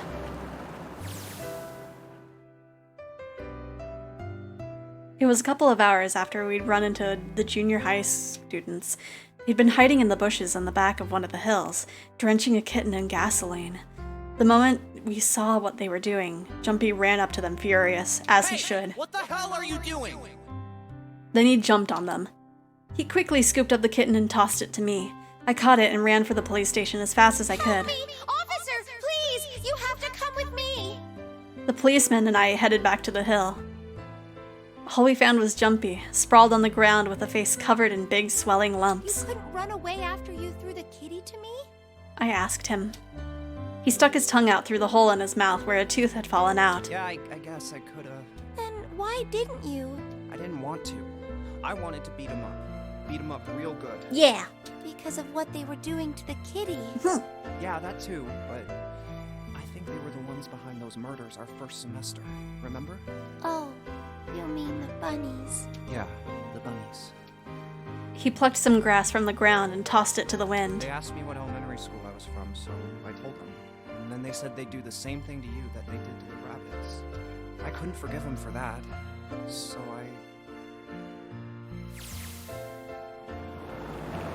Hey, there's still some stuff I don't get. Of course, they probably don't know any more than I do. Like Ace. Well, I guess I should say Gentaro Hungro. Why did he create the Nonary project? Anybody? Any ideas? Why don't you ask him yourself? Well, yeah, I guess I could. He's still in the trunk, I assume? Yeah, he is. Still tied up, I'm assuming, with his mouth taped shut. His eyes just look empty. No emotion.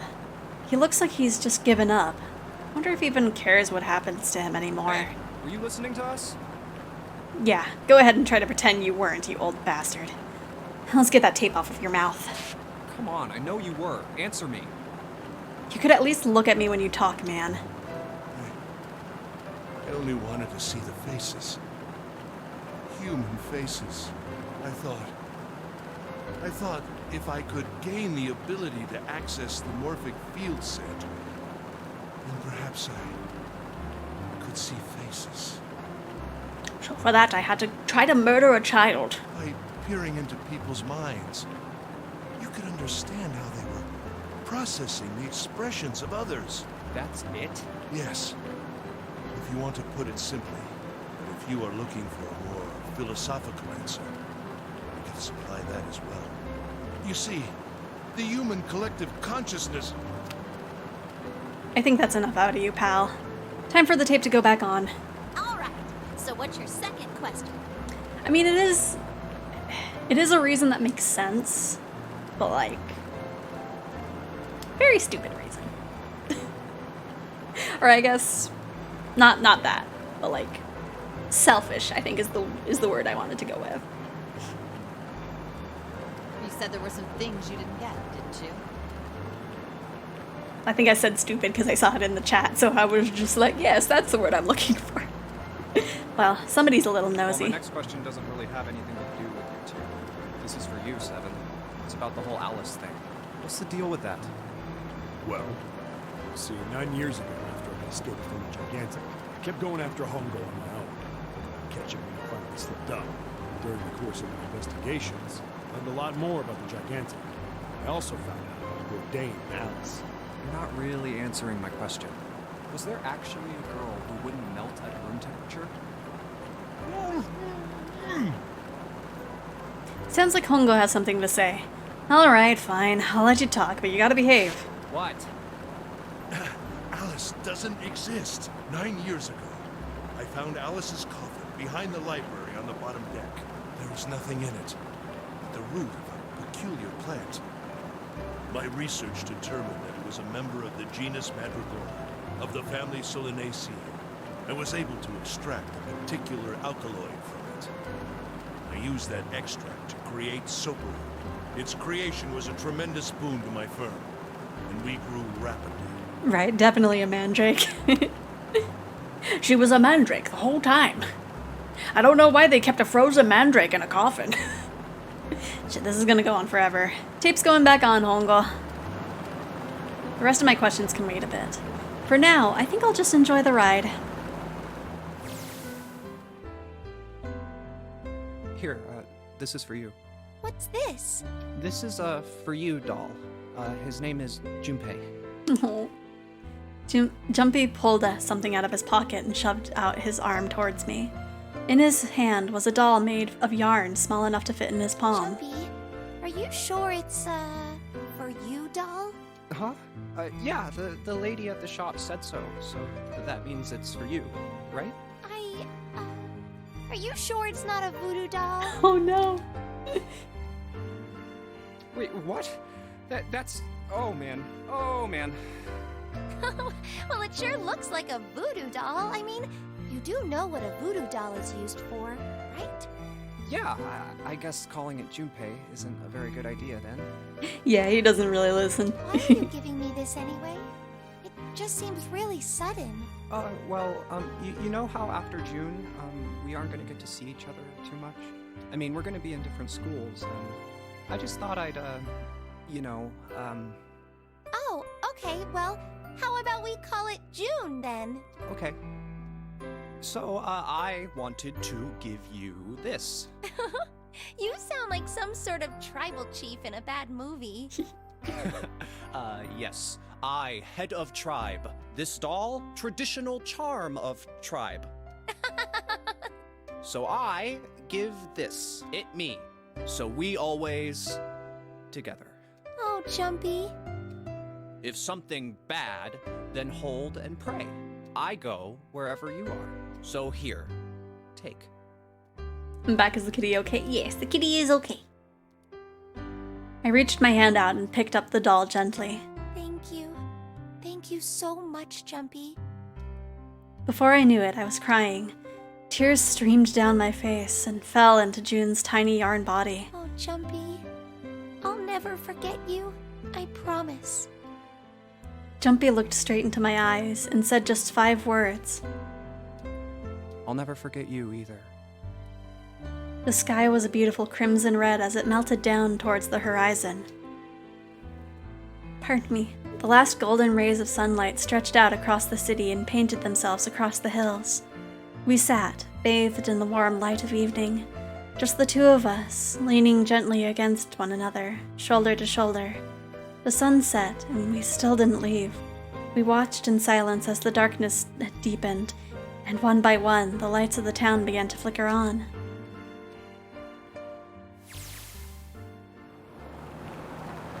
There's still one thing I don't get. To be honest, it's the biggest mystery as far as I'm concerned, and also the only one that's really important. It has to do with June and Akane. 9 years ago, she died in the incinerator on the Gigantic, but she's still alive now, as June. But how? Was it because I tapped into the Morphic Field set and saved her 9 years ago? Alright, let's say this makes some kind of insane sense. If I did that, then how do I make sense of what Seven remembers? Snake makes sense. He's blind. He couldn't have seen her body anyway. But Seven, he said he was sure he saw it. Does that mean there's some kind of historical discrepancy? Or, wait, maybe that's not it at all. There is one other logical explanation. Was what you told me the truth, Seven? You look satisfied. No. No way. He couldn't. Hey, look! Over there! There's somebody next to the road. Huh? What? Hmm?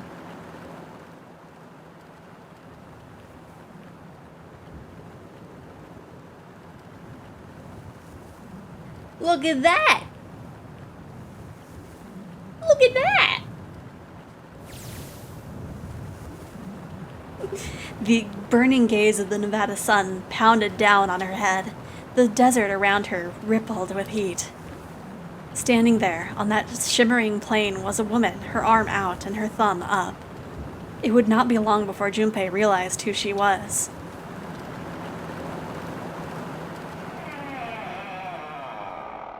End. We did it!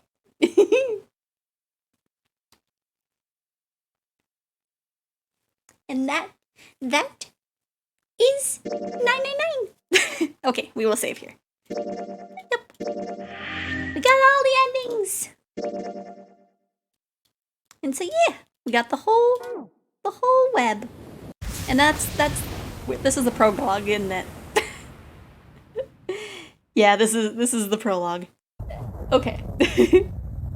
So we have a little bit time left of stream, and now it's like an hour and a half later than I usually take my break. So now it is a good time for our break.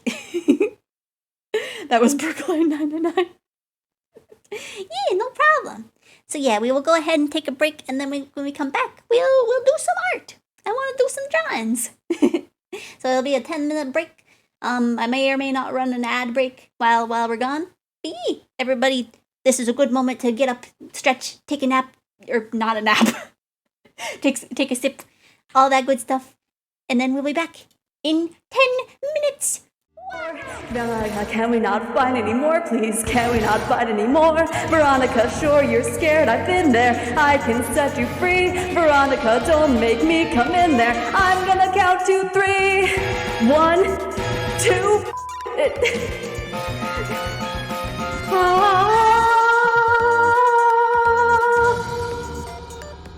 Oh my god. No.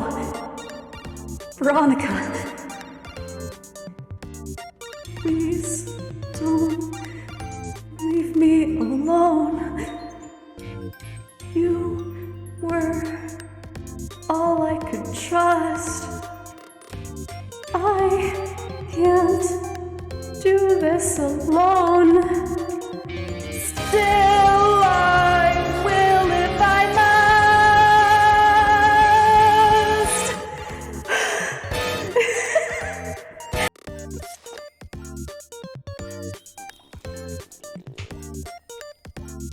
Did you just puke?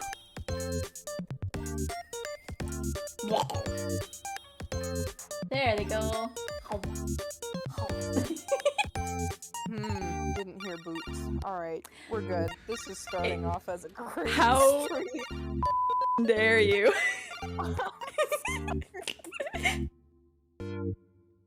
Scuff stream. Then, are you Mom? What? And then I blacked out. Quack, quack, quack, quack, quack, quack, quack, quack, quack. That was the chirping of the Higurashi telling me it was evening. I see. When it's another time of day, it's quack, quack, quack, quack, quack. Now it's quack, quack, quack, quack, quack. Big stretch.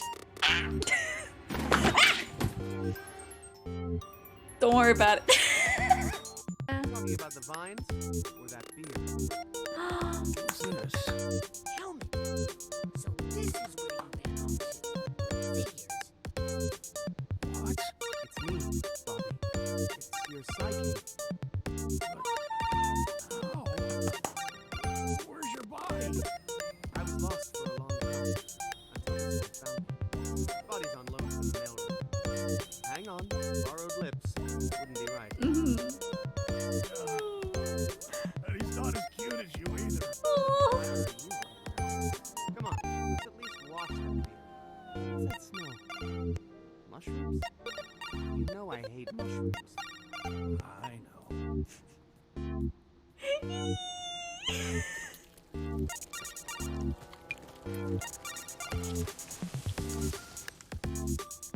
Now I just need some help with those killer bees. You should have aimed for that. Right? I'm sorry! I didn't mean...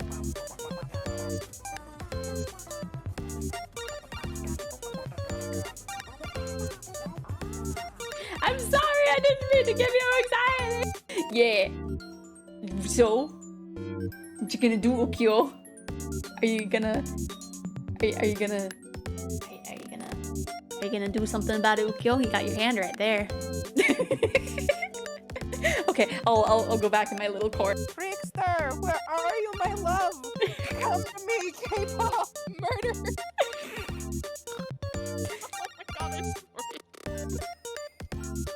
And we have that on stream. Oh no!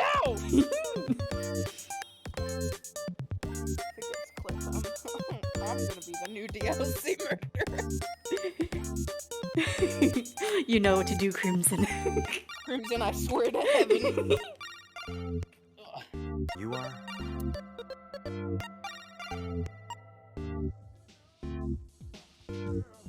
A skeleton.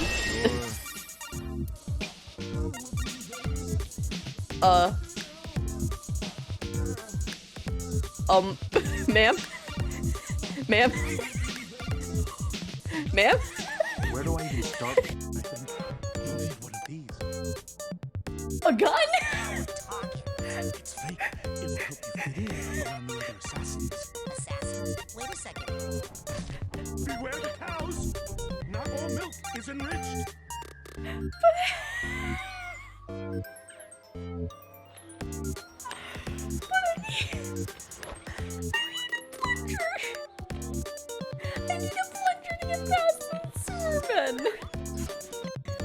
I am sick of seeing spoilers. I want to play. Scene change. I get to sip my cold tea.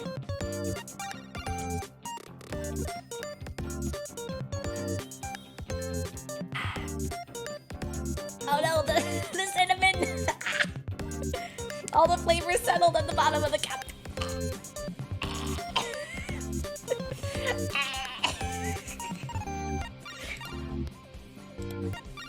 Okay.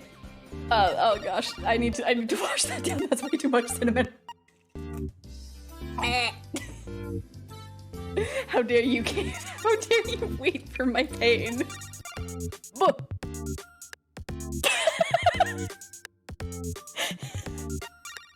Okay. Okay. Twice in 3.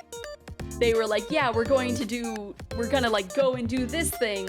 And then Goofy and Donald were like, you're dumb, Sora. And he's like, what? and like, I remember it showed up and I was like, wait, didn't we see this before? Like, I swear they like played a similar scene before that. They like played 2 similar scenes when they were like in Master Yen Sid's. Hello! I am afraid. I'm very nervous. Oh, I need to start. Trickster, where are you, my love? Come to me, K-pop. Murder! Oh my god, I swear. And we have that on stream. Oh no! It gets clipped. I'm gonna be the new DOC murderer. You know what to do, Crimson. Crimson, I swear to heaven. Or, Veronica, can we not find any more, please? Can we not find any more? Veronica, sure you're scared, I've been there. I can set you free. Veronica, don't make me come in there. I'm gonna count to 3. 1, 2.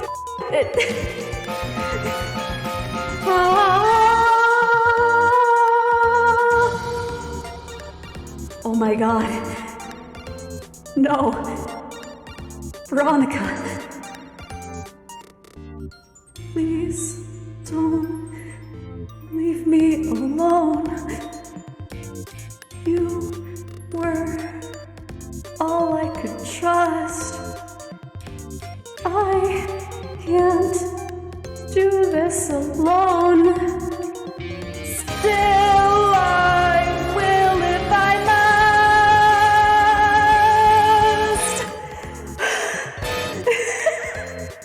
You are?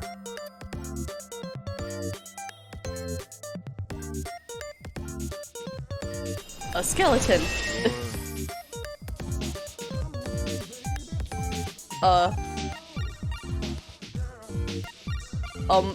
Ma'am? Ma'am? Ma'am? Where do I even start? And then I blacked out. Quack, quack, quack, quack, quack, quack, quack, quack, quack. That was the chirping of the Higurashi telling me it was evening. I see, when it's another time of day, it's quack, quack, quack, quack, quack. Now it's quack, quack, quack, quack, quack. Big stretch. Don't worry about it. I'm sorry! I didn't mean...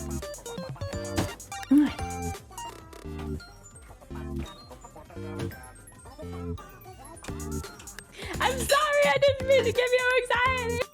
Scene change. I get to sip my cold tea.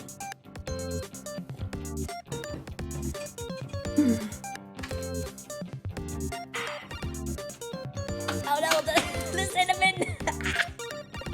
All the flavors settled at the bottom of the cup.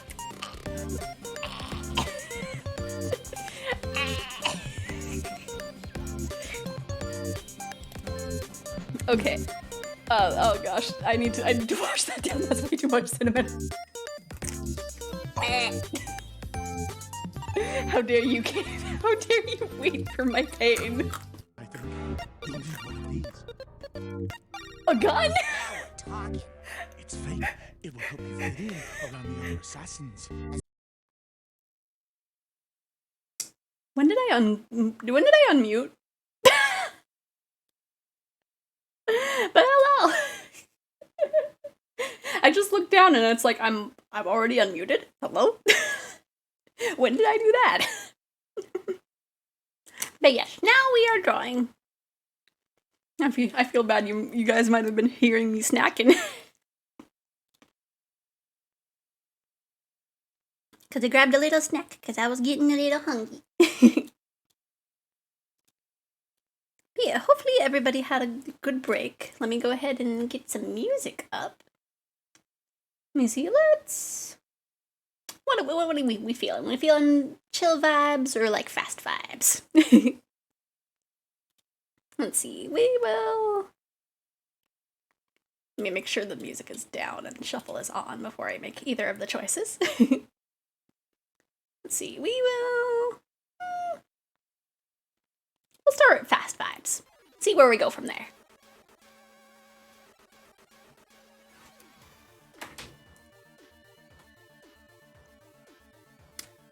I might have fooled myself into thinking my pen wasn't dead. But that's okay, we can just plug it in. But yeah, I figured I would work on this a little bit more. I don't think that's the right color, is it? No. Because it's... I'm silly. Nope, that's not even the right layer. What happened? Charger's pad's dead. Oh no. Well, it's too late now.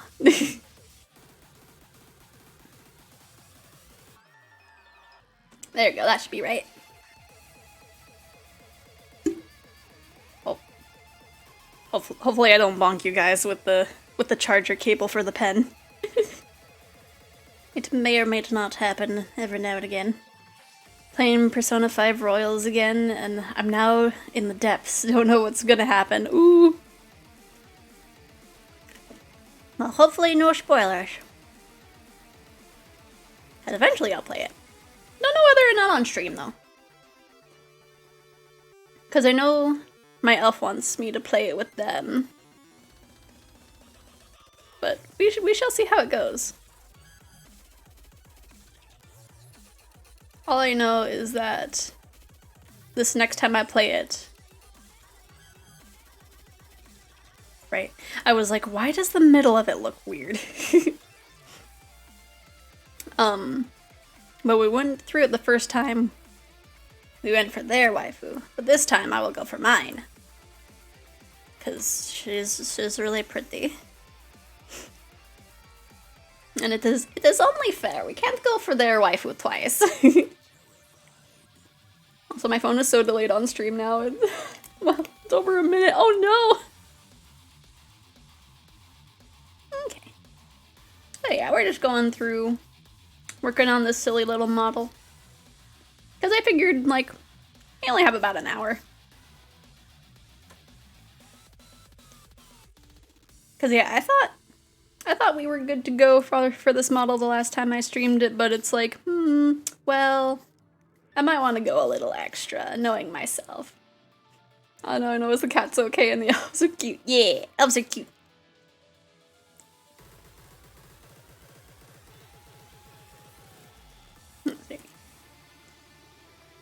Yeah, and then we'll do a little bit of art tomorrow. I don't know, I'll either do some art fight stuff, or I'll work on Risa's model. But we shall see. Because... Oh, I'm not showing it right. There you go. Because I know, like, the pen that I like using for line art likes to mess up every so often. So that would be very prevalent in the stream if I did that. But we shall see. Who's my waifu? Tata Kemi, the nurse, the little doctor lady. Calls me a guinea pig. She's very pretty. I don't know why, but like, even though I'm very like wary of doctors IRL, I tend to keep going for like fictional ones. Like, there are so many doctors in like as characters that I look at and I'm like,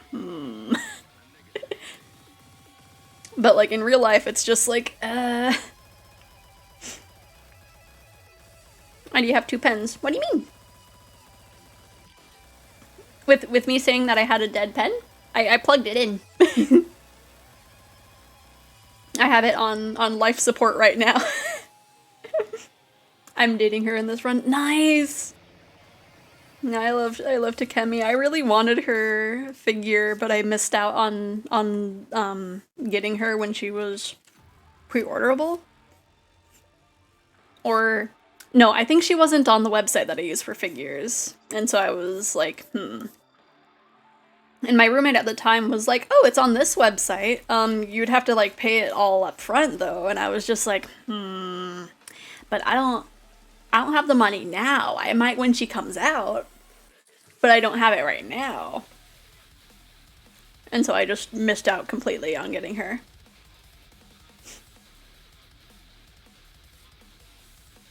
Is the music at an okay volume, or could I maybe stand to turn it up a little bit? I might be able to turn it up a little bit. Just a smidge. There we go. That should be okay. If you guys want it a little louder, let me know. I don't want to drown myself out of it, but I want it to be audible. Hand over my waifus. Like, what? Why? No! And mine! Unless you want me to tell you my waifus, but like... I don't know about that. Turn it up, please. Okay, I will turn it up a little bit. Let's see. That should be good. That should be a good volume.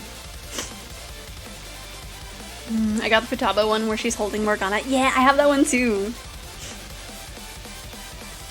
We also have one for my elf's waifu, which is Makoto. But like, it's the one where she's just standing there. Her base is really nice though. It's like a nice little red velvet. But like, she's just kind of standing there. And we didn't really want to get the one where she's on her persona because it was like a very much like butt pose, and it was just like, Even though that was, I think, the same figure makers as the one who made the Takemi one, but like, Attack! No!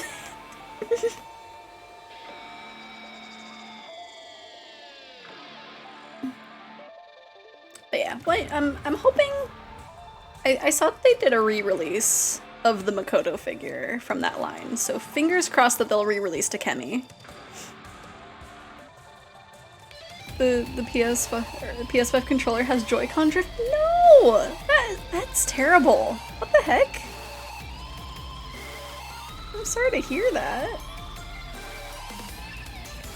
Because I know, like...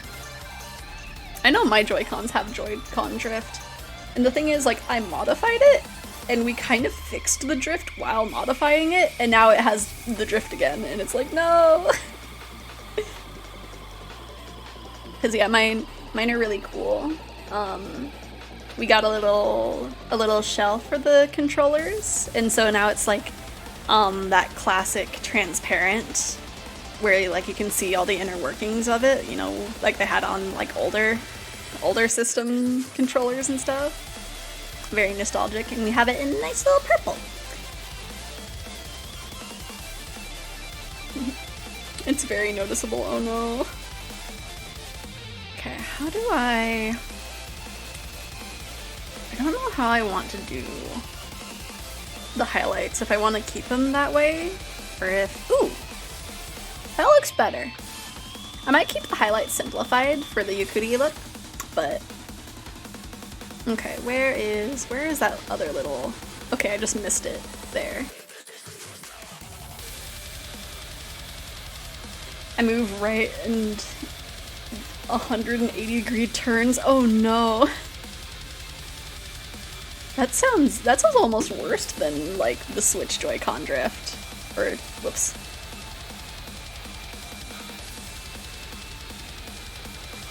Cause like sometimes I won't even be touching the controller, and like my little Animal Crossing character will just be like waltzing off, like just very slowly. Want to learn misusing stare? Misusing stare? Well then, what's your moveset? Which move do we want you to forget?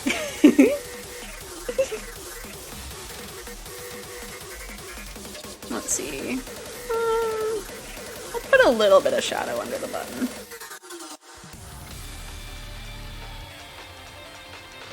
Let's see, we don't want to clip it. We just want it to be multiplied. Not just a little bit though. Oh, I grabbed the... I'm really sorry, I feel like I keep accidentally bumping the mic with the cable. I hope it's not causing a big issue.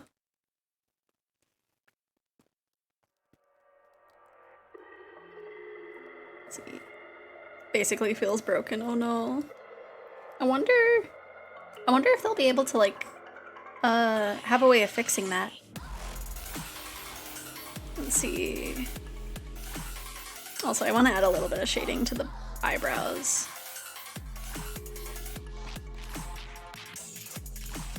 I also want to learn how to spell too. Same here. Want to learn how to spell and also like say words that look complicated.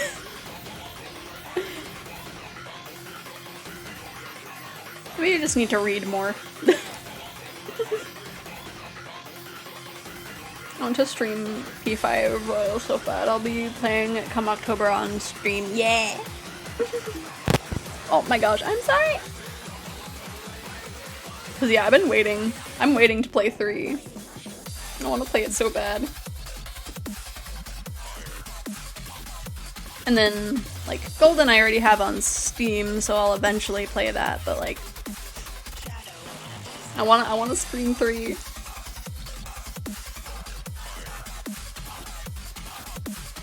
Because, like, when I played it originally, like, I didn't really get that far. So I wanna get further!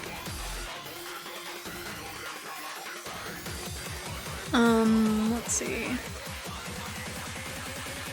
Okay, this part.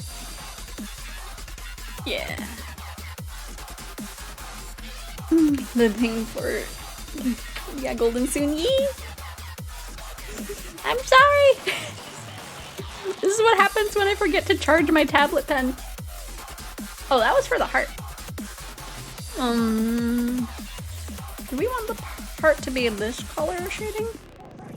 Yeah. It's not the case on my original auto, but I think that'll look cute.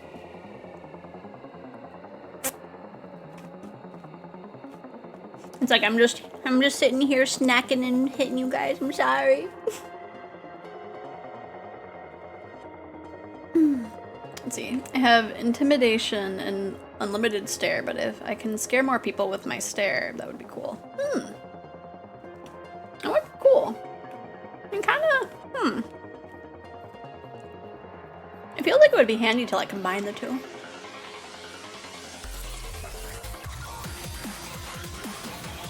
I just bought Monster Hunter Rise for the friend who was playing TFT with me yesterday, so we'll be playing that. Nice! I haven't actually played a Monster Hunter game. I played like a little demo of it on the 3DS, whichever one that was. But like, I haven't actually played a Monster Hunter. So I don't know if it's like something I'll enjoy or not.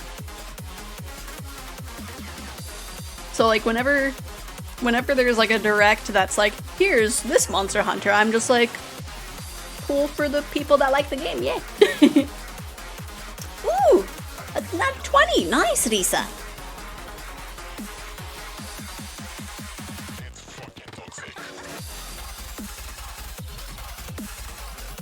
Also, I'm excited. I got a package in the mail today. I didn't have enough time to open it before the break was over. So it's just kind of sitting on my bed in the packaging, and it's just like, I will open you. But this time, I'm not like getting it open, and it's like, okay, it's the item itself is just gonna be sitting on the bed now. So I guess it's not all bad. Like, have fun looking.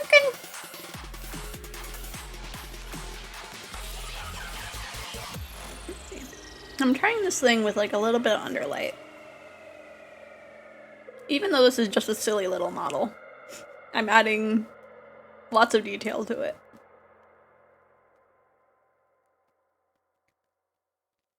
Let's see, which chef was that? Okay. I'm gonna grab the right shading color.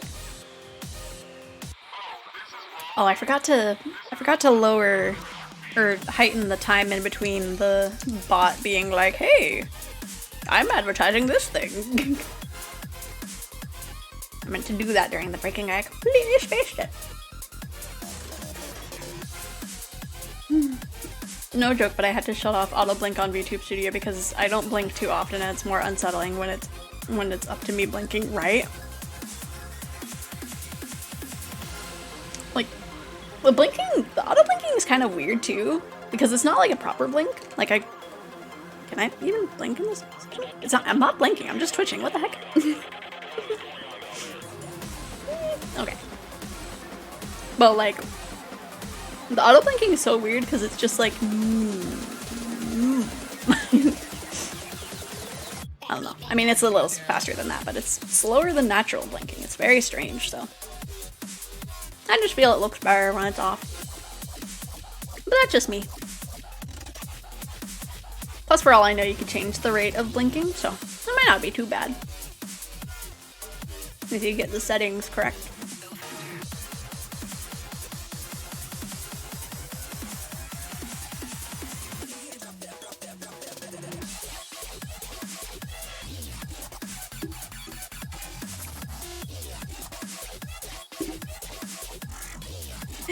I'm sorry, I keep bonking you. Ah! If you blink too fast, it just twitches. Yeah. It's also at like certain angles too. Maybe. Okay, let me move my monitor over a little bit. Maybe that'll keep me from bonking you guys. If you slow your blink, it'll look normal. Yeah. But like, you know, most people blink pretty fast, but also, to be fair, I think I have my camera too low. I'm not sure. But you know, it's tricky. I think people with like iPhone tracking probably have a better time in general. But I will say, the webcam tracking is at least better than the heckin' Android tracking. You get barely anything in that one. Which I don't know why. Like, it has the technology, I think at least. Not all of it, but it has some of the technology at least. Who knows, it might be tricky to have it happen in the app, but I'm not sure. I don't know how that kind of stuff works. I just know that it worked better with the webcam, so that's how I went. Oh, it's a mechanical blink. There's not other facial movements. Ah, yeah.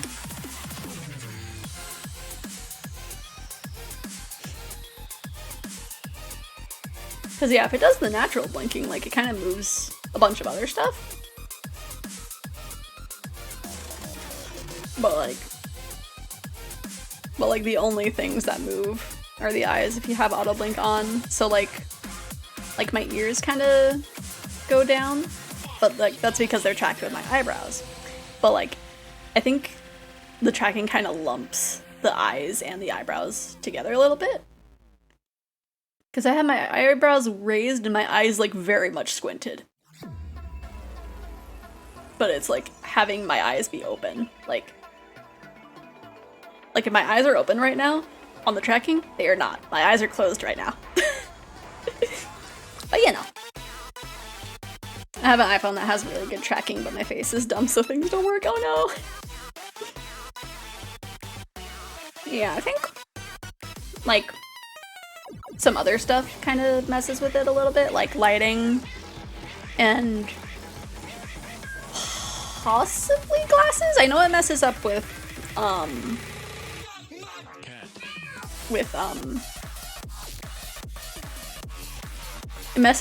glasses mess up with the webcam tracking, but like I think it depends on certain factors if it works with the iPhone tracking.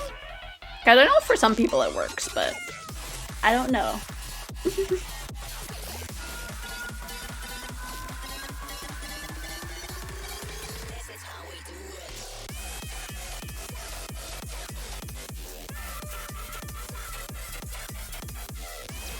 Whoops.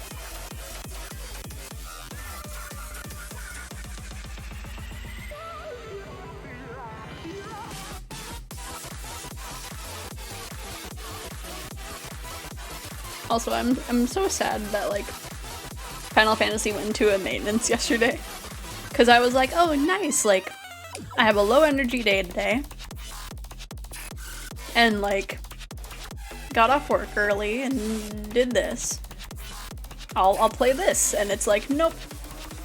Down from 3 AM the previous day to 3 AM the next day, and it's like, okay. But Bailey told me it was because they were doing the cross-server thing finally, and it's like, okay, that is valid. Going down for about 24 hours. Cause yeah, I got a little bit further in Stormblood. So I'm just going through there.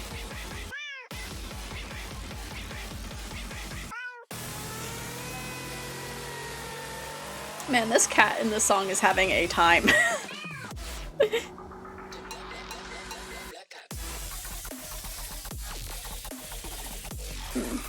Oh, that people are stuck on Balmog. Oh no!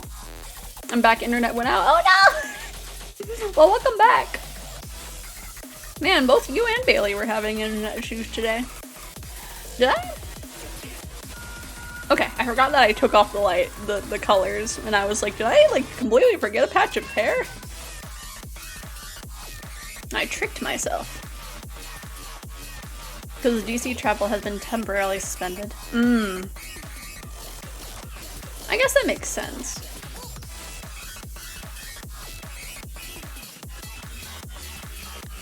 Because, like, I imagine a lot of people wanted to try it out now that it's a thing, and so that kind of, like, it was probably more people than was expected to do that. Also, while maintenance was going on. Got Bailey's bad internet. Oh no! Everybody's internet's being bullies. There was this one day I had, like, just my internet kept, like, dipping just to nothing at, like, certain amounts of time. I was glad that it wasn't on a day that I had to stream, but I was very cautious, because I was like, okay, is our internet breaking? Is it just today? What's going on? There were billboards in Texas and California that were promoting a venue of Balmog. Oh no! Was that put out by Square or, like, some players?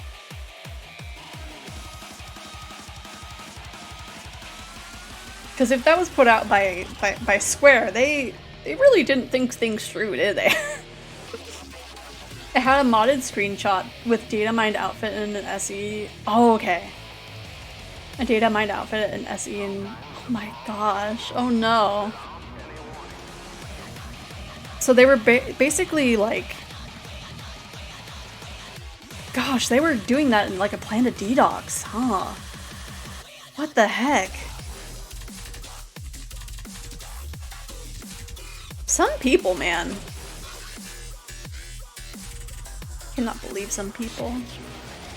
They just want to watch a world burn even if it's digital.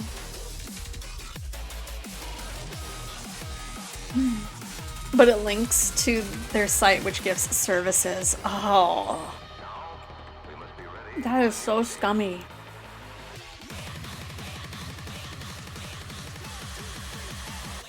What is going on? Oh, the long and short of it, Final Fantasy XIV's servers went down for maintenance because they were adding a new feature, and what Bailey's saying is that someone basically, like, crashed it because while the servers were down, they put a thing with, like, data mine stuff, so they were basically planning, like, a crash type thing.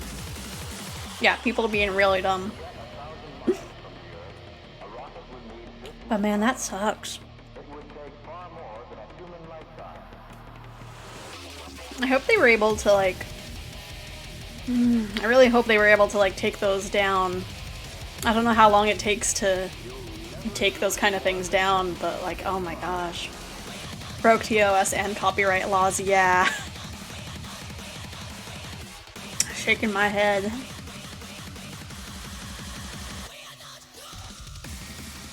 I hope they were able to fix that.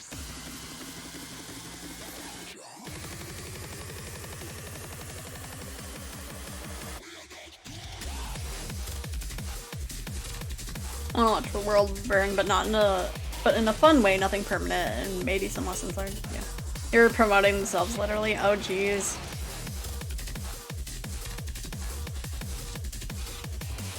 So yeah, what the heck then? They did it themselves, intentionally ignoring the issues. What the heck?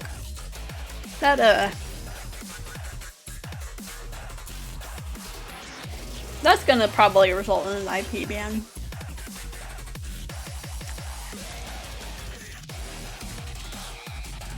No, they didn't cause the crash. Oh. Oh, okay, so this is just an unrelated thing that happened while it was in maintenance. Okay, I see.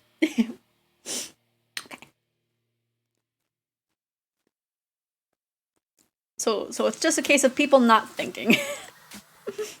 Crash is going to happen without there. They're promoting mature content. Oh gosh. Oh, I see. Oh no. What the heck? Chick in my head. Oh wait. Which sections lines are that? Okay.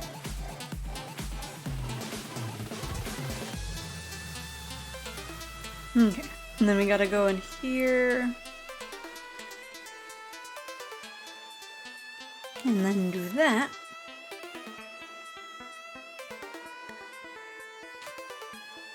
Because yeah, pretty much with any, like, new thing being launched, a majority of the time if people are excited about it enough, it crashes things.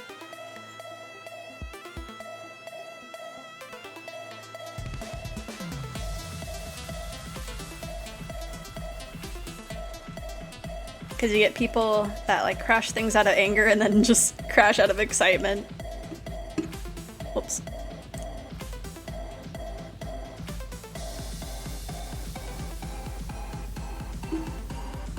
And thankfully I'm still going through like older story stuff, so I don't have an intention to go to a different server anytime soon. But at least it's good to know that it's not quite, like, working yet. But hopefully it's a thing that fixes easily. Which hurts a lot of people when it comes to third-party programs. It makes the game accessible to a lot of people, yeah.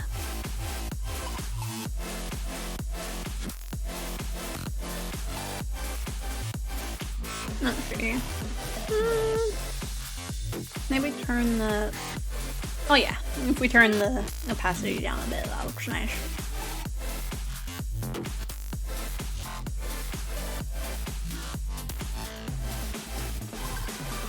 Hopefully it's okay that I'm snacking. I usually don't snack on stream too often, but I'm hungry. Go ahead and just grab the stink.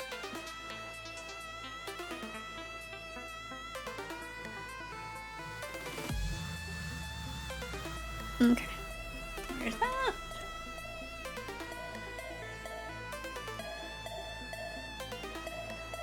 I wanna do that for that as well.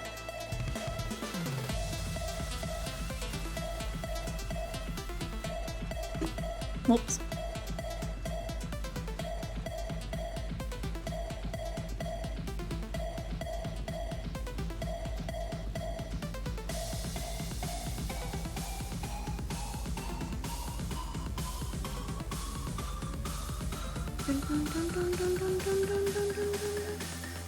Yeah.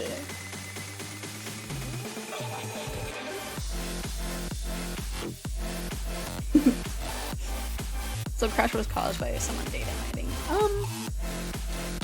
If I'm understanding correctly, rather, it was just from people like all going at once.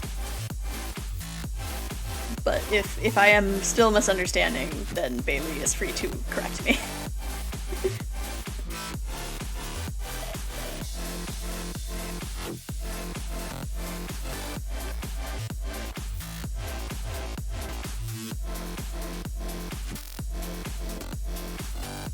About to move back to my PC. Okay. So that way you don't have like the whole minute of delay. One sec, I can explain better. Okay.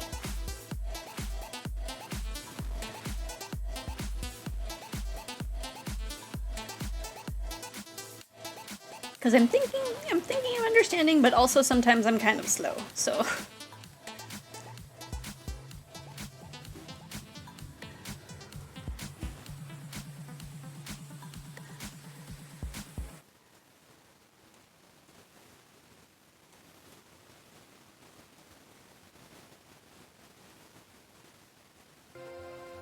It's about to be like, music? Hello?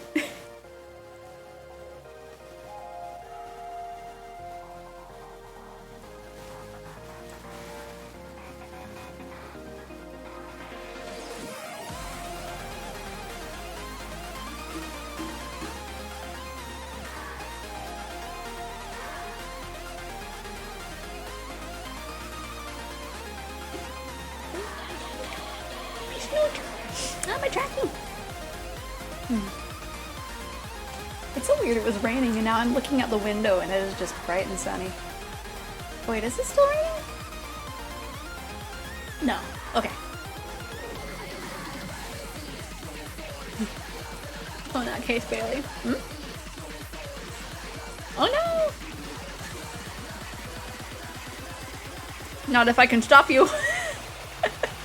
Let me see. Oh. Wow! Okay. I'll go back to here.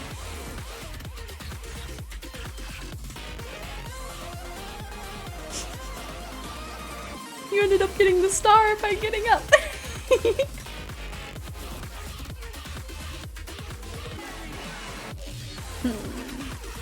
Well, just like a little bit of shading on the inside.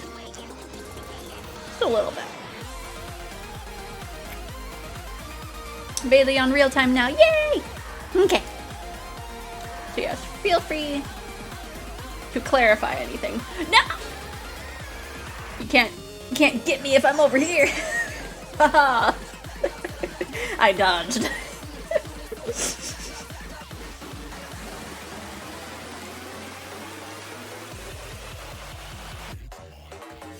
Let's see. Alright, so I want to talk about this when you got Tara anyways, because it's just wild. Okay.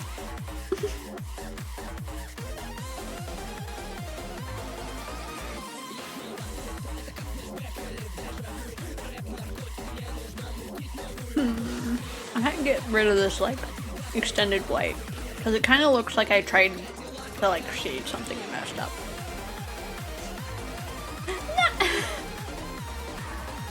How dare ya?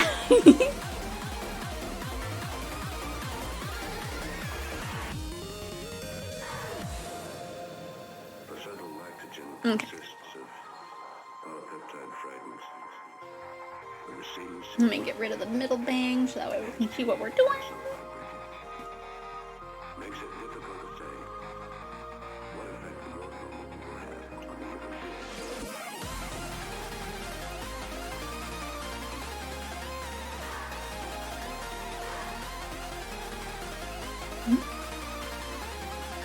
Oh, the dance is so cute.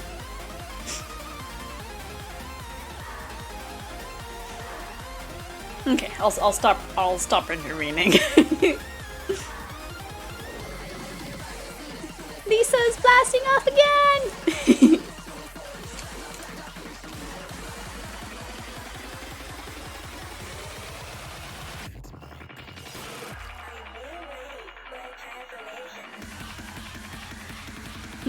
You might have to put in the attack again, Lisa. I don't know if it counted since you were off screen.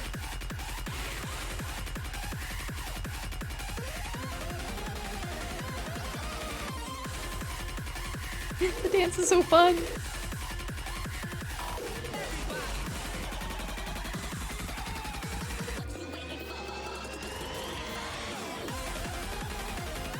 Let me make that bit. Okay. I just wanted to see where it ended. I had a feeling, but...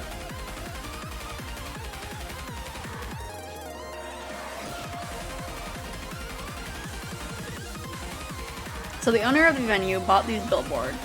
Got 4 of them to be exact. The local news even reported on those, which brings a lot of attention to it. Final Fantasy XIV is a rated T game. They cannot endorse mods because of NSFW mods being a hassle to deal with. True.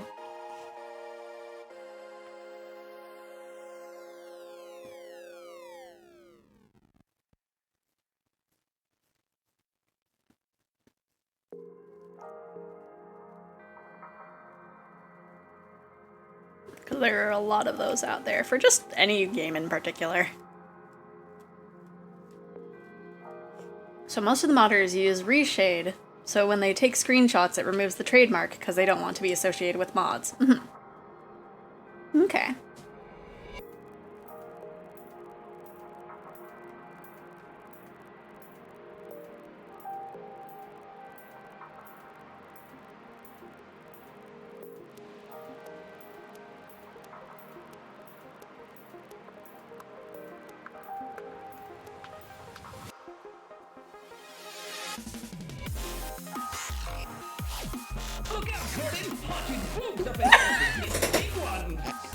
I forgot I added that.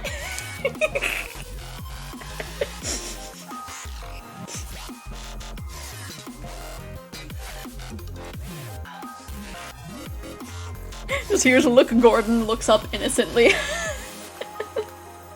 But then this billboard had a picture of Avira using a modified hairstyle, and one of the characters was wearing an outfit that's not released yet, using one of the posing tools. You can usually see content that's in the files, so that will soon be released. I think that's the case with most MMO type games. There's like a little bit of data in there so that way they can test it out before releasing it. Hence why there's always leaks for like Genshin stuff. Then they both put trademarks on both sides so it looks like it's sponsored by— oh no. Yeah, that sounds like they are most likely gonna be in trouble.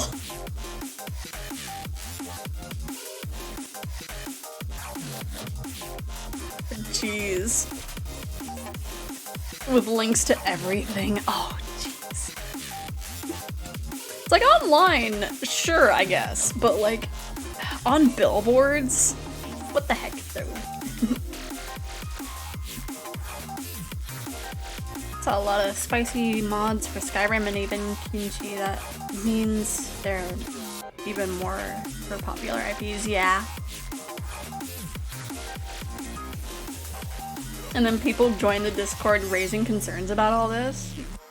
Oh, sites Discords for all of this stuff. And then people join the Discord, right? And you'd get banned for talking about it. My goodness, what? It was being played down by these people. What the heck?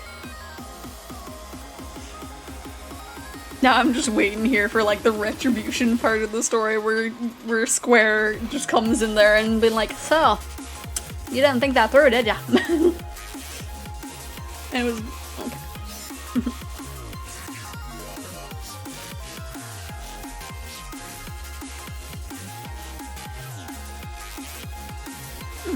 And then let's get that invisible so that way you can see. Oh, let's also get that invisible and also move it down there.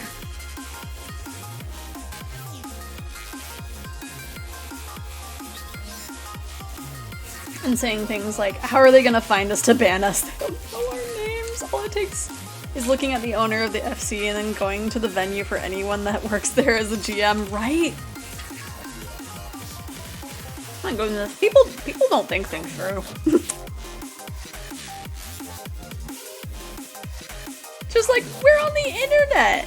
Nobody can find out our names! Thank goodness.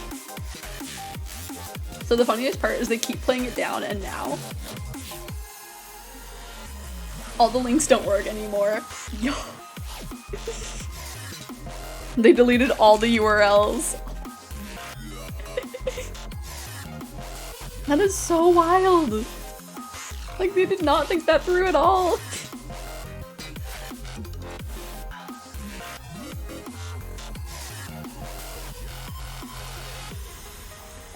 Not a big deal, nothing's gonna happen, right? They don't have any information at all to go off of. We didn't put links or anything on the billboards, no. That's so silly.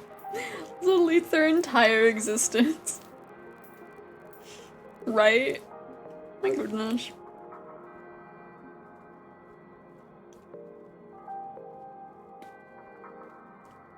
I'm just not even thinking.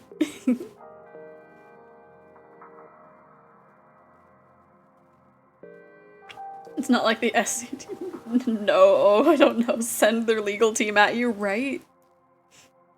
Because I remember, like, I was looking at their copyright things.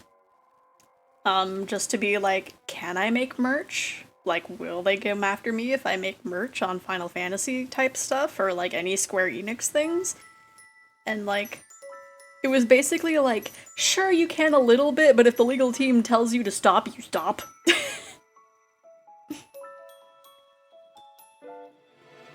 So, like, it definitely implies that, like, they will go after you if the need is is needed. Which in that case, very much was. You want to see the billboard and a meme put over it? Yeah. I have it here. Yeah. And I believe I can. You can do a link because of how I fixed it. Unless there's like one other bot that will do it. But yes, you should be able to.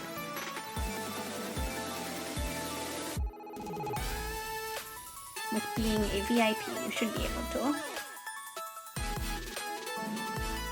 Well, let's see if the bot hates me. Yes. Because I remember fixing it, and I believe you were able to share a link, I believe.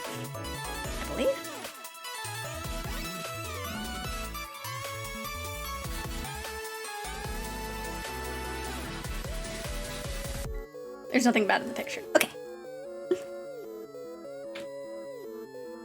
Yay, it worked. Okay. Let's see. Oh my god.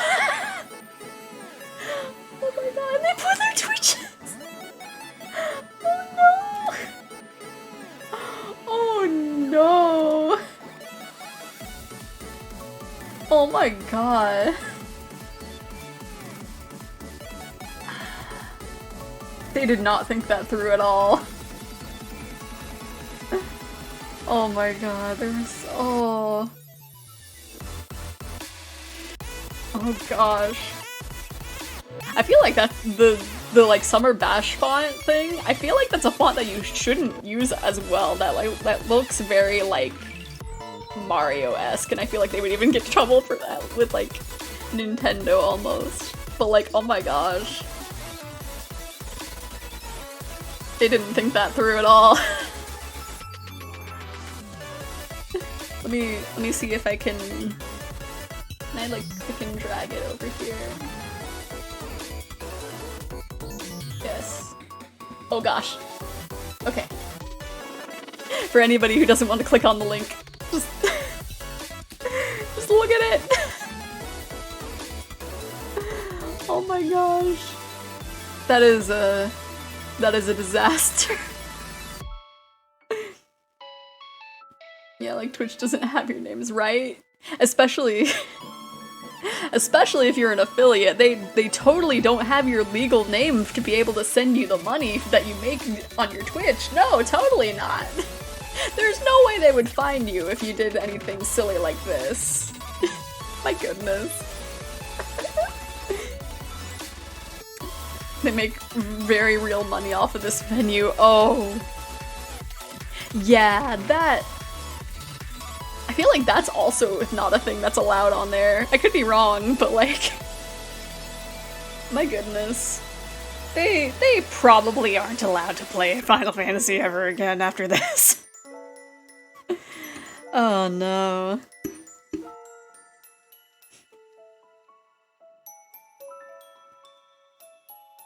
Some people are so silly. Copyright laws are being infringed upon, lol. Yeah. I don't even know. Will you be able to see that? You won't. Let's just boop boop boop boop. I'm sad for the future though. Because now if anybody like wants to be able to do something like that, they won't really be able to because of silly people like that.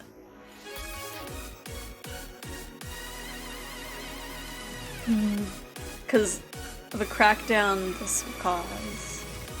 I hope it doesn't happen, but SE might be really harsh on this. Yeah.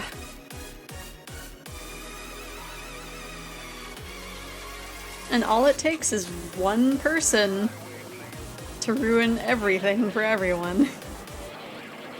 Oh, right. This is what I need to do.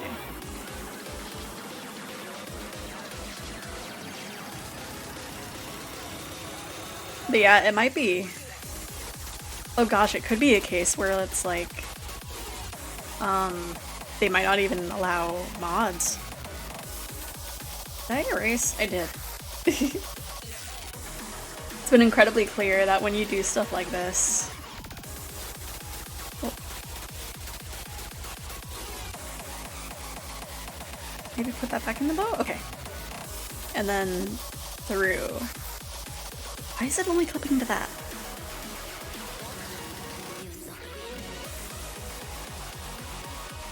Where did it go?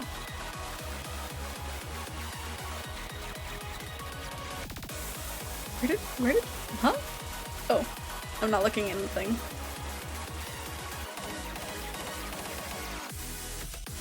Because it's not... There we go. Okay, I had it in the wrong thing. I had it on darken instead of multiply.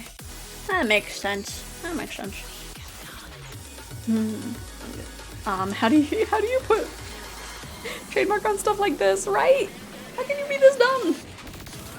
I doubt it. This doesn't hurt Twitch at all. It's all contained in the game. What the? Oh. After that stunt, I think they're going to be banned on Twitch because they don't want that reputation. Maybe. I don't know. They're definitely in trouble with Final Fantasy, but not sure for Twitch. I feel like it's a 50-50. With the DJ streams only being the only connection to Twitch.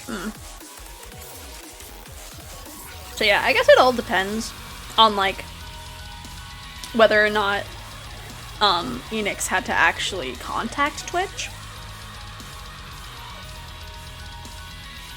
But even then it's still a 50-50.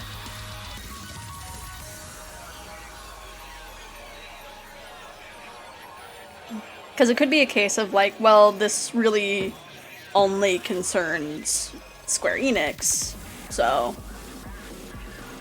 you know, that has nothing to do with us. That or, oh, Square Enix had to contact us because of these people, they might not be good for our brand. It's really like a one or the other thing.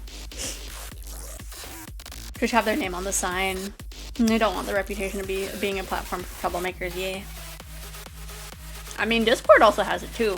Because, like, technically, yeah, they have their logo on there 3 times because of the URLs. But, like, well, it does say twitch.tv. But yeah, like I said, it's up in the air. It's a 50-50 chance.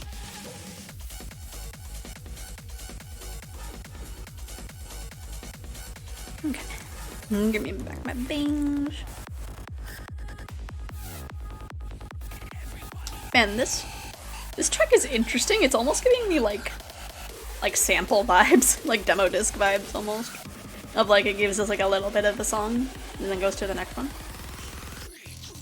Yeah, the problem is the 2 trademarks. Twitch has a lot going on with their top streamers. This is nothing to them. Yeah.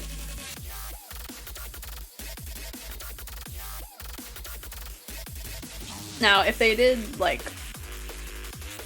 Yeah, I feel like they would have had to do something bigger, but I don't want to assume.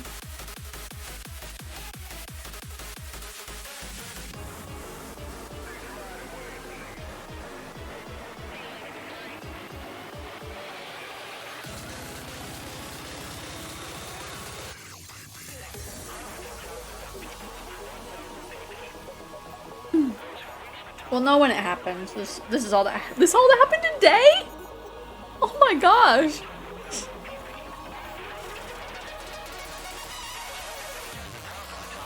My goodness. So no wonder they had to put it on pause so that way they can deal with this. The man, some people, like, almost feel bad for the people, but at the same time it's like they really should have thought this through.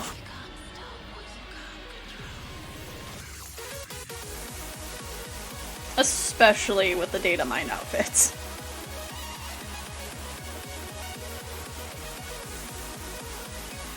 This is still pretty much ongoing. And travel should be fixed tomorrow, yeah. People are literally stuck. Oh no.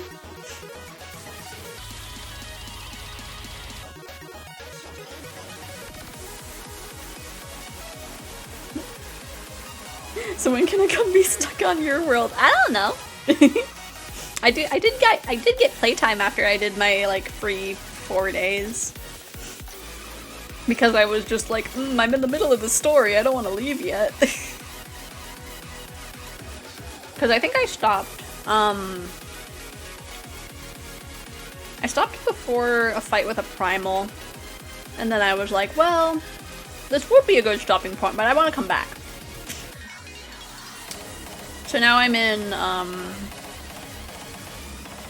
where am I?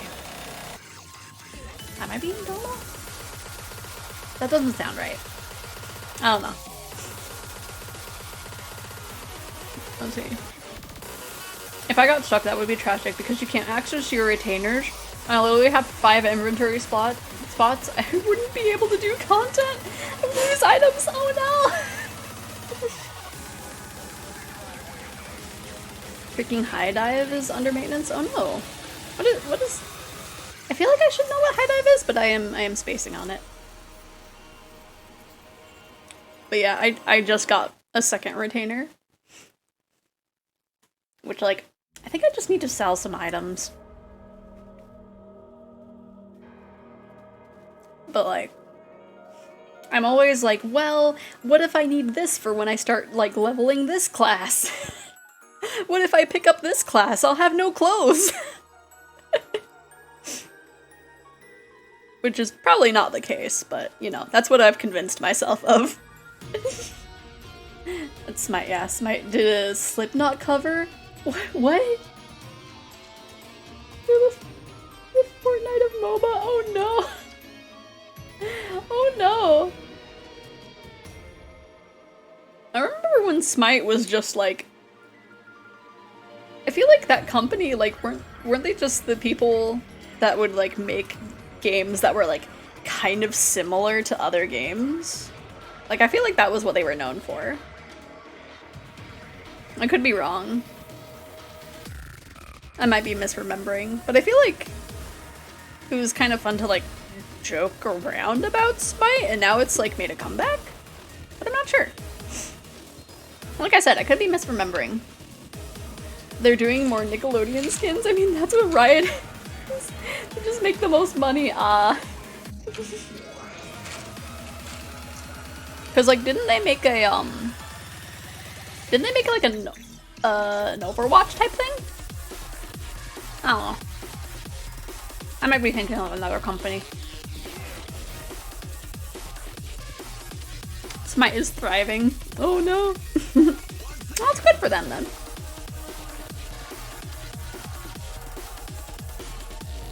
I don't know why I said oh no to like they're thriving. Riot made Valorant. Well, I don't think it was Valorant that I was thinking of, but I can't remember what it was.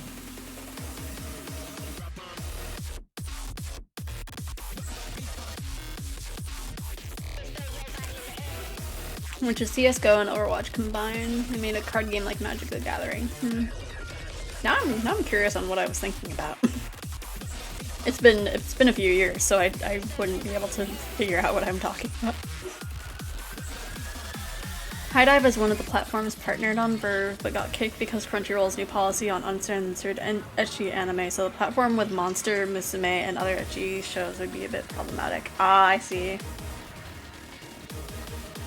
And Higurashi, the original series, actually. Oh! Okay. I don't think I have High Dive, but I guess I heard of it that way. Because I don't have Verve. Crunchyroll is the worst. Oh no. I think I used it when I was like house sitting for my mom at one point or another. And like I just had a free account. And I was getting so sick of the ads, but I had no other way to like watch anime on the TV during like my house sitting. But like, oh, there was this one point it kept giving me like the same termite ad over and over again, and it's just like, please stop. I just want to watch Punchline, please. I had Verve, it has nothing now. Oh no, it has Crunchyroll. If it wasn't for the anime I can't watch anywhere else, I would have Verve or Funimation. And Rooster Teeth. Oh yeah, I think it started because of Rooster Teeth, doesn't it? I could be wrong, but Oh, there was a hole in there. Okay.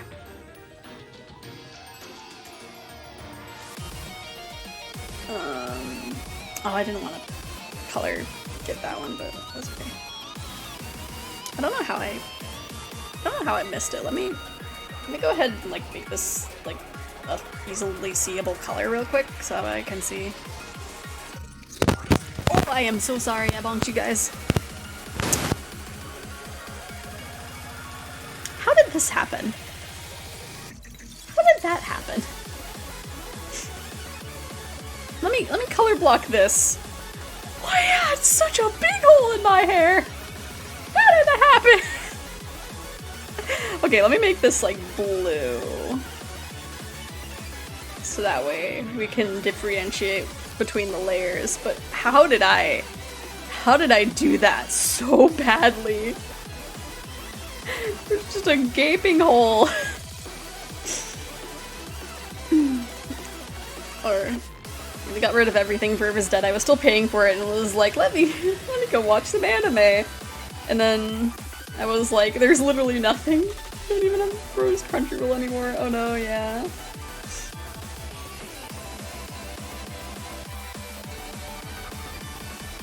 But yeah, I just remembered, like, just trying to watch anime and it was just like, there's too much up here. And it was like, I don't care. And then, like, it would freeze and I would have to restart the thing and it's just like, is it worth it? I didn't bring anything to entertain me other than this. I just go between Netflix and Hulu. I get Hulu with my Spotify. Wait, do you? Wait. Wait, is that a special plan or just by default? Because I have Spotify. Do I? I got that old deal. Ah, okay, okay. I was just like, do I have Hulu? But if it's an old deal, then yeah, I probably don't have it then. My Spotify started with a thing of like, hey, you pay like $1 or something and you get it for like 3 months, and I was like, that's a pretty rad deal, and then I got it, and then I was like, well, I like having Spotify, so I'll just keep it. Because I think also like the ads on it were like killing my phone at the time, or that at least that's what I convinced myself of. Because I was like, okay, yeah, I'm just gonna use Spotify as my main music thing now. And then I was listening to it with ads, and like, you know, there would be the ads of like, listen to this 1-minute ad and you can get like an hour of free listening with uninterrupted things. And I was like, that's pretty cool, because my walk's only like half an hour to an hour, so that works perfectly. And then I did that, and then I would look, and then my phone was at like 20%, and I was like,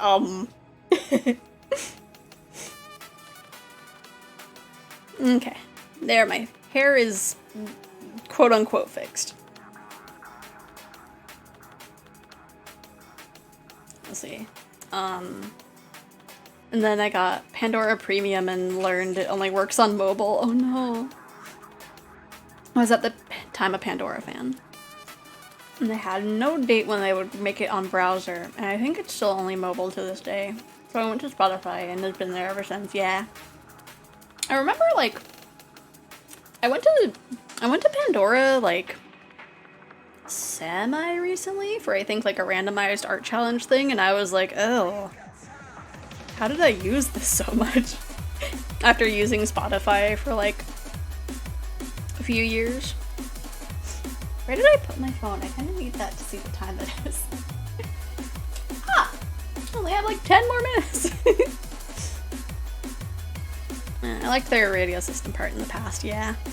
But now it's like, Spotify has that. Oh, I didn't mean to do that. But like, in the past, I will say I did like Pandora for having it be randomized music, because very rarely am I just like, I just want to listen to like this specifically. And I'll be like in a mood. I will say, like, Spotify's, like, radio thing, I'm kind of picky about. Because, like, it'll give you a few songs that are similar to the song or artist that you're basing it off of, but then it's mostly like showing you songs that you've listened to before, even if it's like not quite the same, and it's just like, It's like I want things that are similar to this vibe, not things that I've heard before, but you know. Let's see, because it made me experience lots of songs I liked, but I learned how to do it with Spotify. If I just don't have auto repeat on my playlist, then it starts playing similar songs because the radios on Spotify aren't that great. So that's my workaround. So try that if you're curious. I think I will, cause they do. Oh, what is it? Enhance, so you can like have songs like mixed in with the playlist that you already have. It's mainly for mobile, but like you can do a workaround on the desktop if you like start it on your phone and then just kind of skip while you're going on your computer. That's what I've been doing, and I found that helps. Sometimes if I have like this, like the same song in two playlists, it'll kind of suggest songs from the other playlist, but it is definitely better than going to like this artist's radio or like this song's radio. But hopefully they fix it. Or like improve it a little bit. Because otherwise, if it's like, I just want to listen to songs that are like this, I would have to make an entire playlist just for the one song. I do that too sometimes. That was the one thing I missed about Pandora. Otherwise, I hate Pandora, yeah. But yeah, Spotify's been good.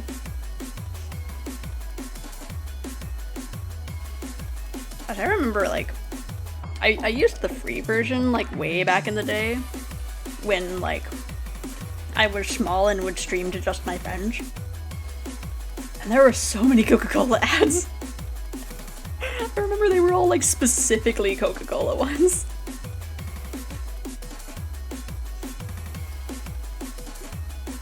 But yeah, I like Spotify. Pandora is definitely, it was definitely good during its time though, but nowadays, Pandora's nice. I just kind of undid what I did because I didn't like how it looked. Man, this track is really nice. Smol. It gives like PS1 game vibes. Like, I don't know what kind of game. Maybe space? Like a space skateboarding game? But definitely a PlayStation 1 game. Good night. Oh, good night, Rocket! Hope you have a good rest of your night. Oh, I forgot that to see. I use YouTube Music. It's not the best, but it's also not the worst. Yeah. I personally don't use YouTube Music, but I know my friend Peach does. So she seems to like it. She used to use Spotify, but I think she was just using the free version, so she could only listen to it in a very specific way.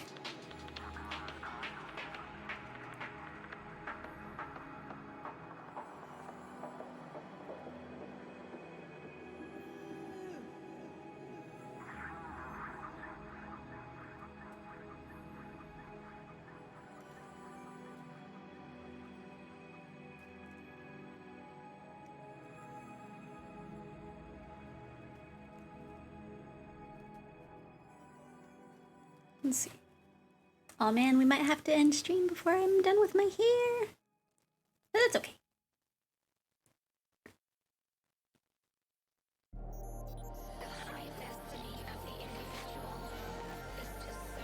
And then we'll need to figure out what to stream tomorrow. Because I do want it to be an art stream, but it's in between two things I could work on. I could either work on an art fight or I can work on a model that isn't the same. But we'll see. We shall see.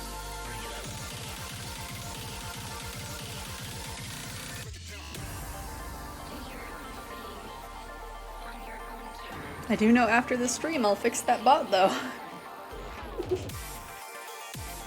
I need to make the wait time like twice as long, I think. I'm glad I at least got something working. Because I had it set up with CloudBot and it would barely even show up.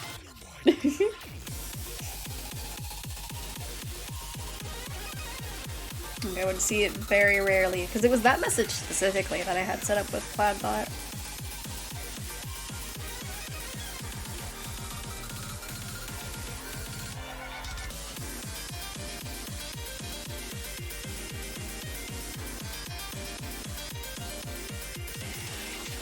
Because I want it to show up like a few times in the stream, but not as often as it showed up. Because I feel like at that point it gets a little annoying.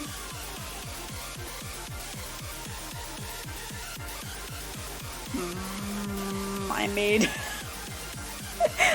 the one on the right look like way. Oh, okay. It doesn't look as bad with the flower there.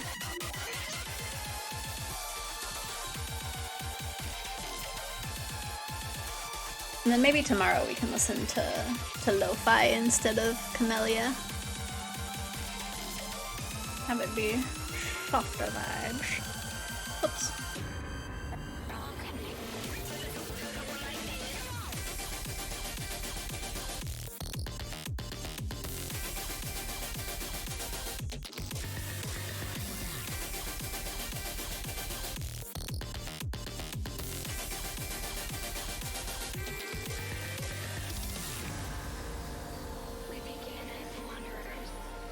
I hope that one person that came in not able to speak English wasn't saying anything bad.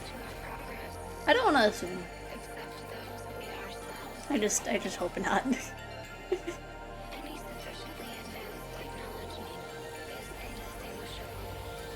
But I'll have to go back and look.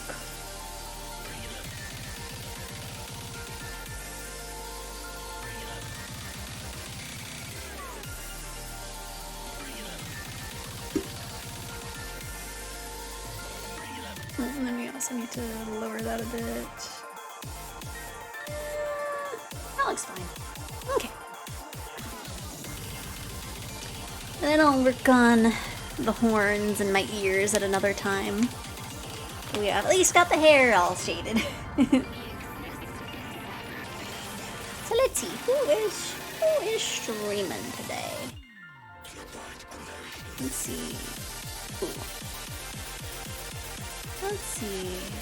Oh, I was kind of hoping that Alma was streaming, but I guess not. Let's see. What's this person doing? What is this little devil doing? I have to wait through 2 ads.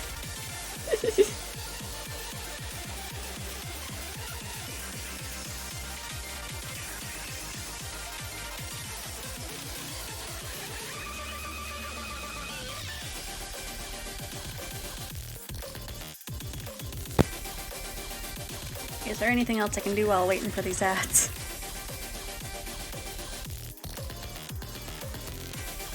Oh, that is a VRB screen.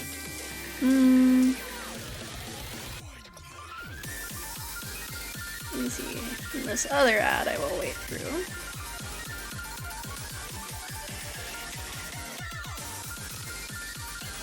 Where are my ears? There's my ears. This is the right color, right? No, it is a different color.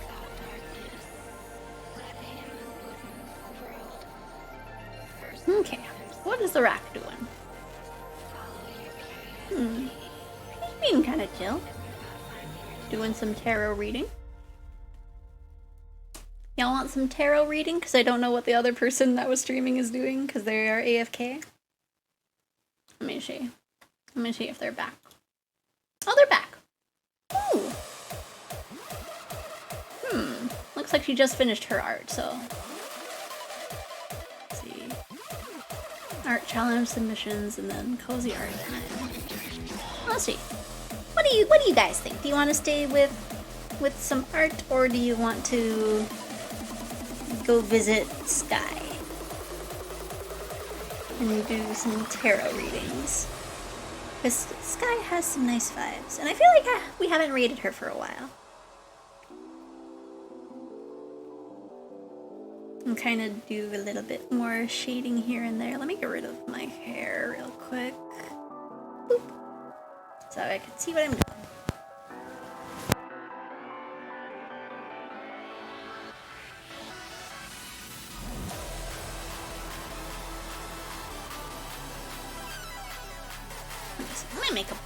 Let me make a proper poll.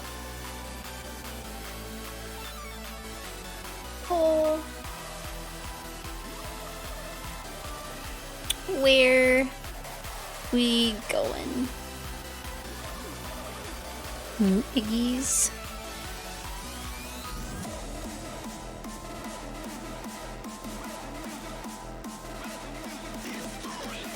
Art Demon. Or Tarot Rack. We'll have that go for let's go for 2 minutes. And in the meantime I will continue shading.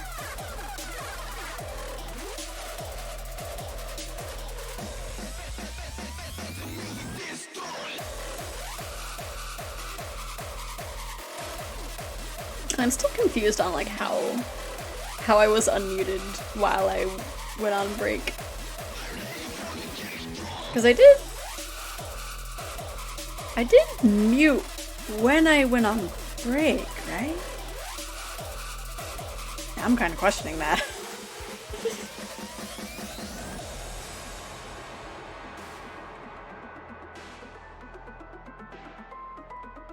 I really do hope that I muted when I went on my break. But I guess I won't know until I watch the VOD.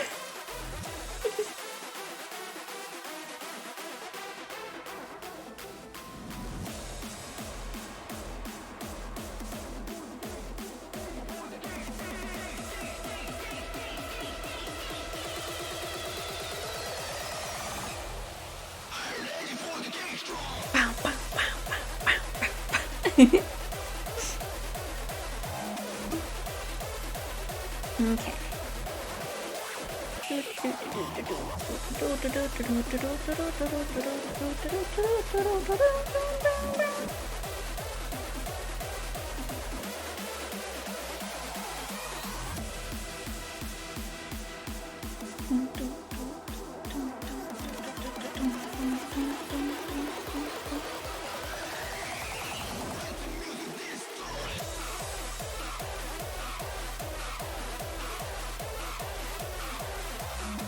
Oh, I am doing that with the wrong color.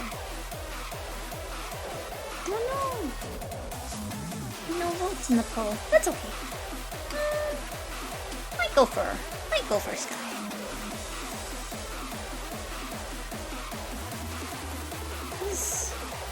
Cause it has been a while. I can't remember the last time we rated Sky, so we will do that here in just a second. Might add like a second layer of shading for the ears. I'm not 100% sure. But maybe it'll help it give it a little bit more depth. But we will see. We will see. Okay. So, let's get that ready. Let's go raid Sky. Attack. What? Attack? There she is. Okay. Let me see, what is a good raid message? I have to think about it first because my keyboard is to the right of me. It is at a weird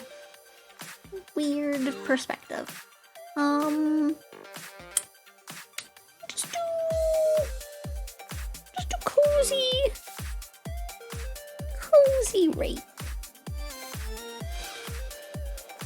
Cozy raid, yeah.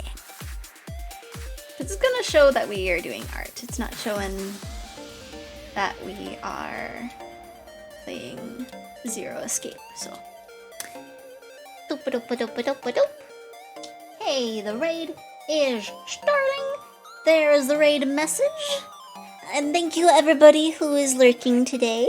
Thank you everybody who joined us for Zero Escape. If you are still here, I don't know if you guys are or not, but if not, that's okay. And I will see everybody again around 3 p.m. PST for more art. We will either be working on a commissioned model piece, or we will be working on a heckin' art fight piece. Because I haven't started anything for art fight, and I want to do art fight stuff. I like to at least do like a few pieces. Yeah! Yeah. What else? Oh, and then on Thursday we are going to be starting Isomnium Files. The Nirvana Initiative. I am so excited to see everybody again. Specifically Aiba. I saw a little pop-up and I was like, is Attack Rack rating someone right now? That's gonna be real awkward. But I hope you guys have a wonderful rest of your day. If it's nighttime, feel free to rest and have a sleep. And if not, then well, just have a good day. Have a good day. And we will see each other tomorrow. Bye! Bye! Bye! Farewell! Bye!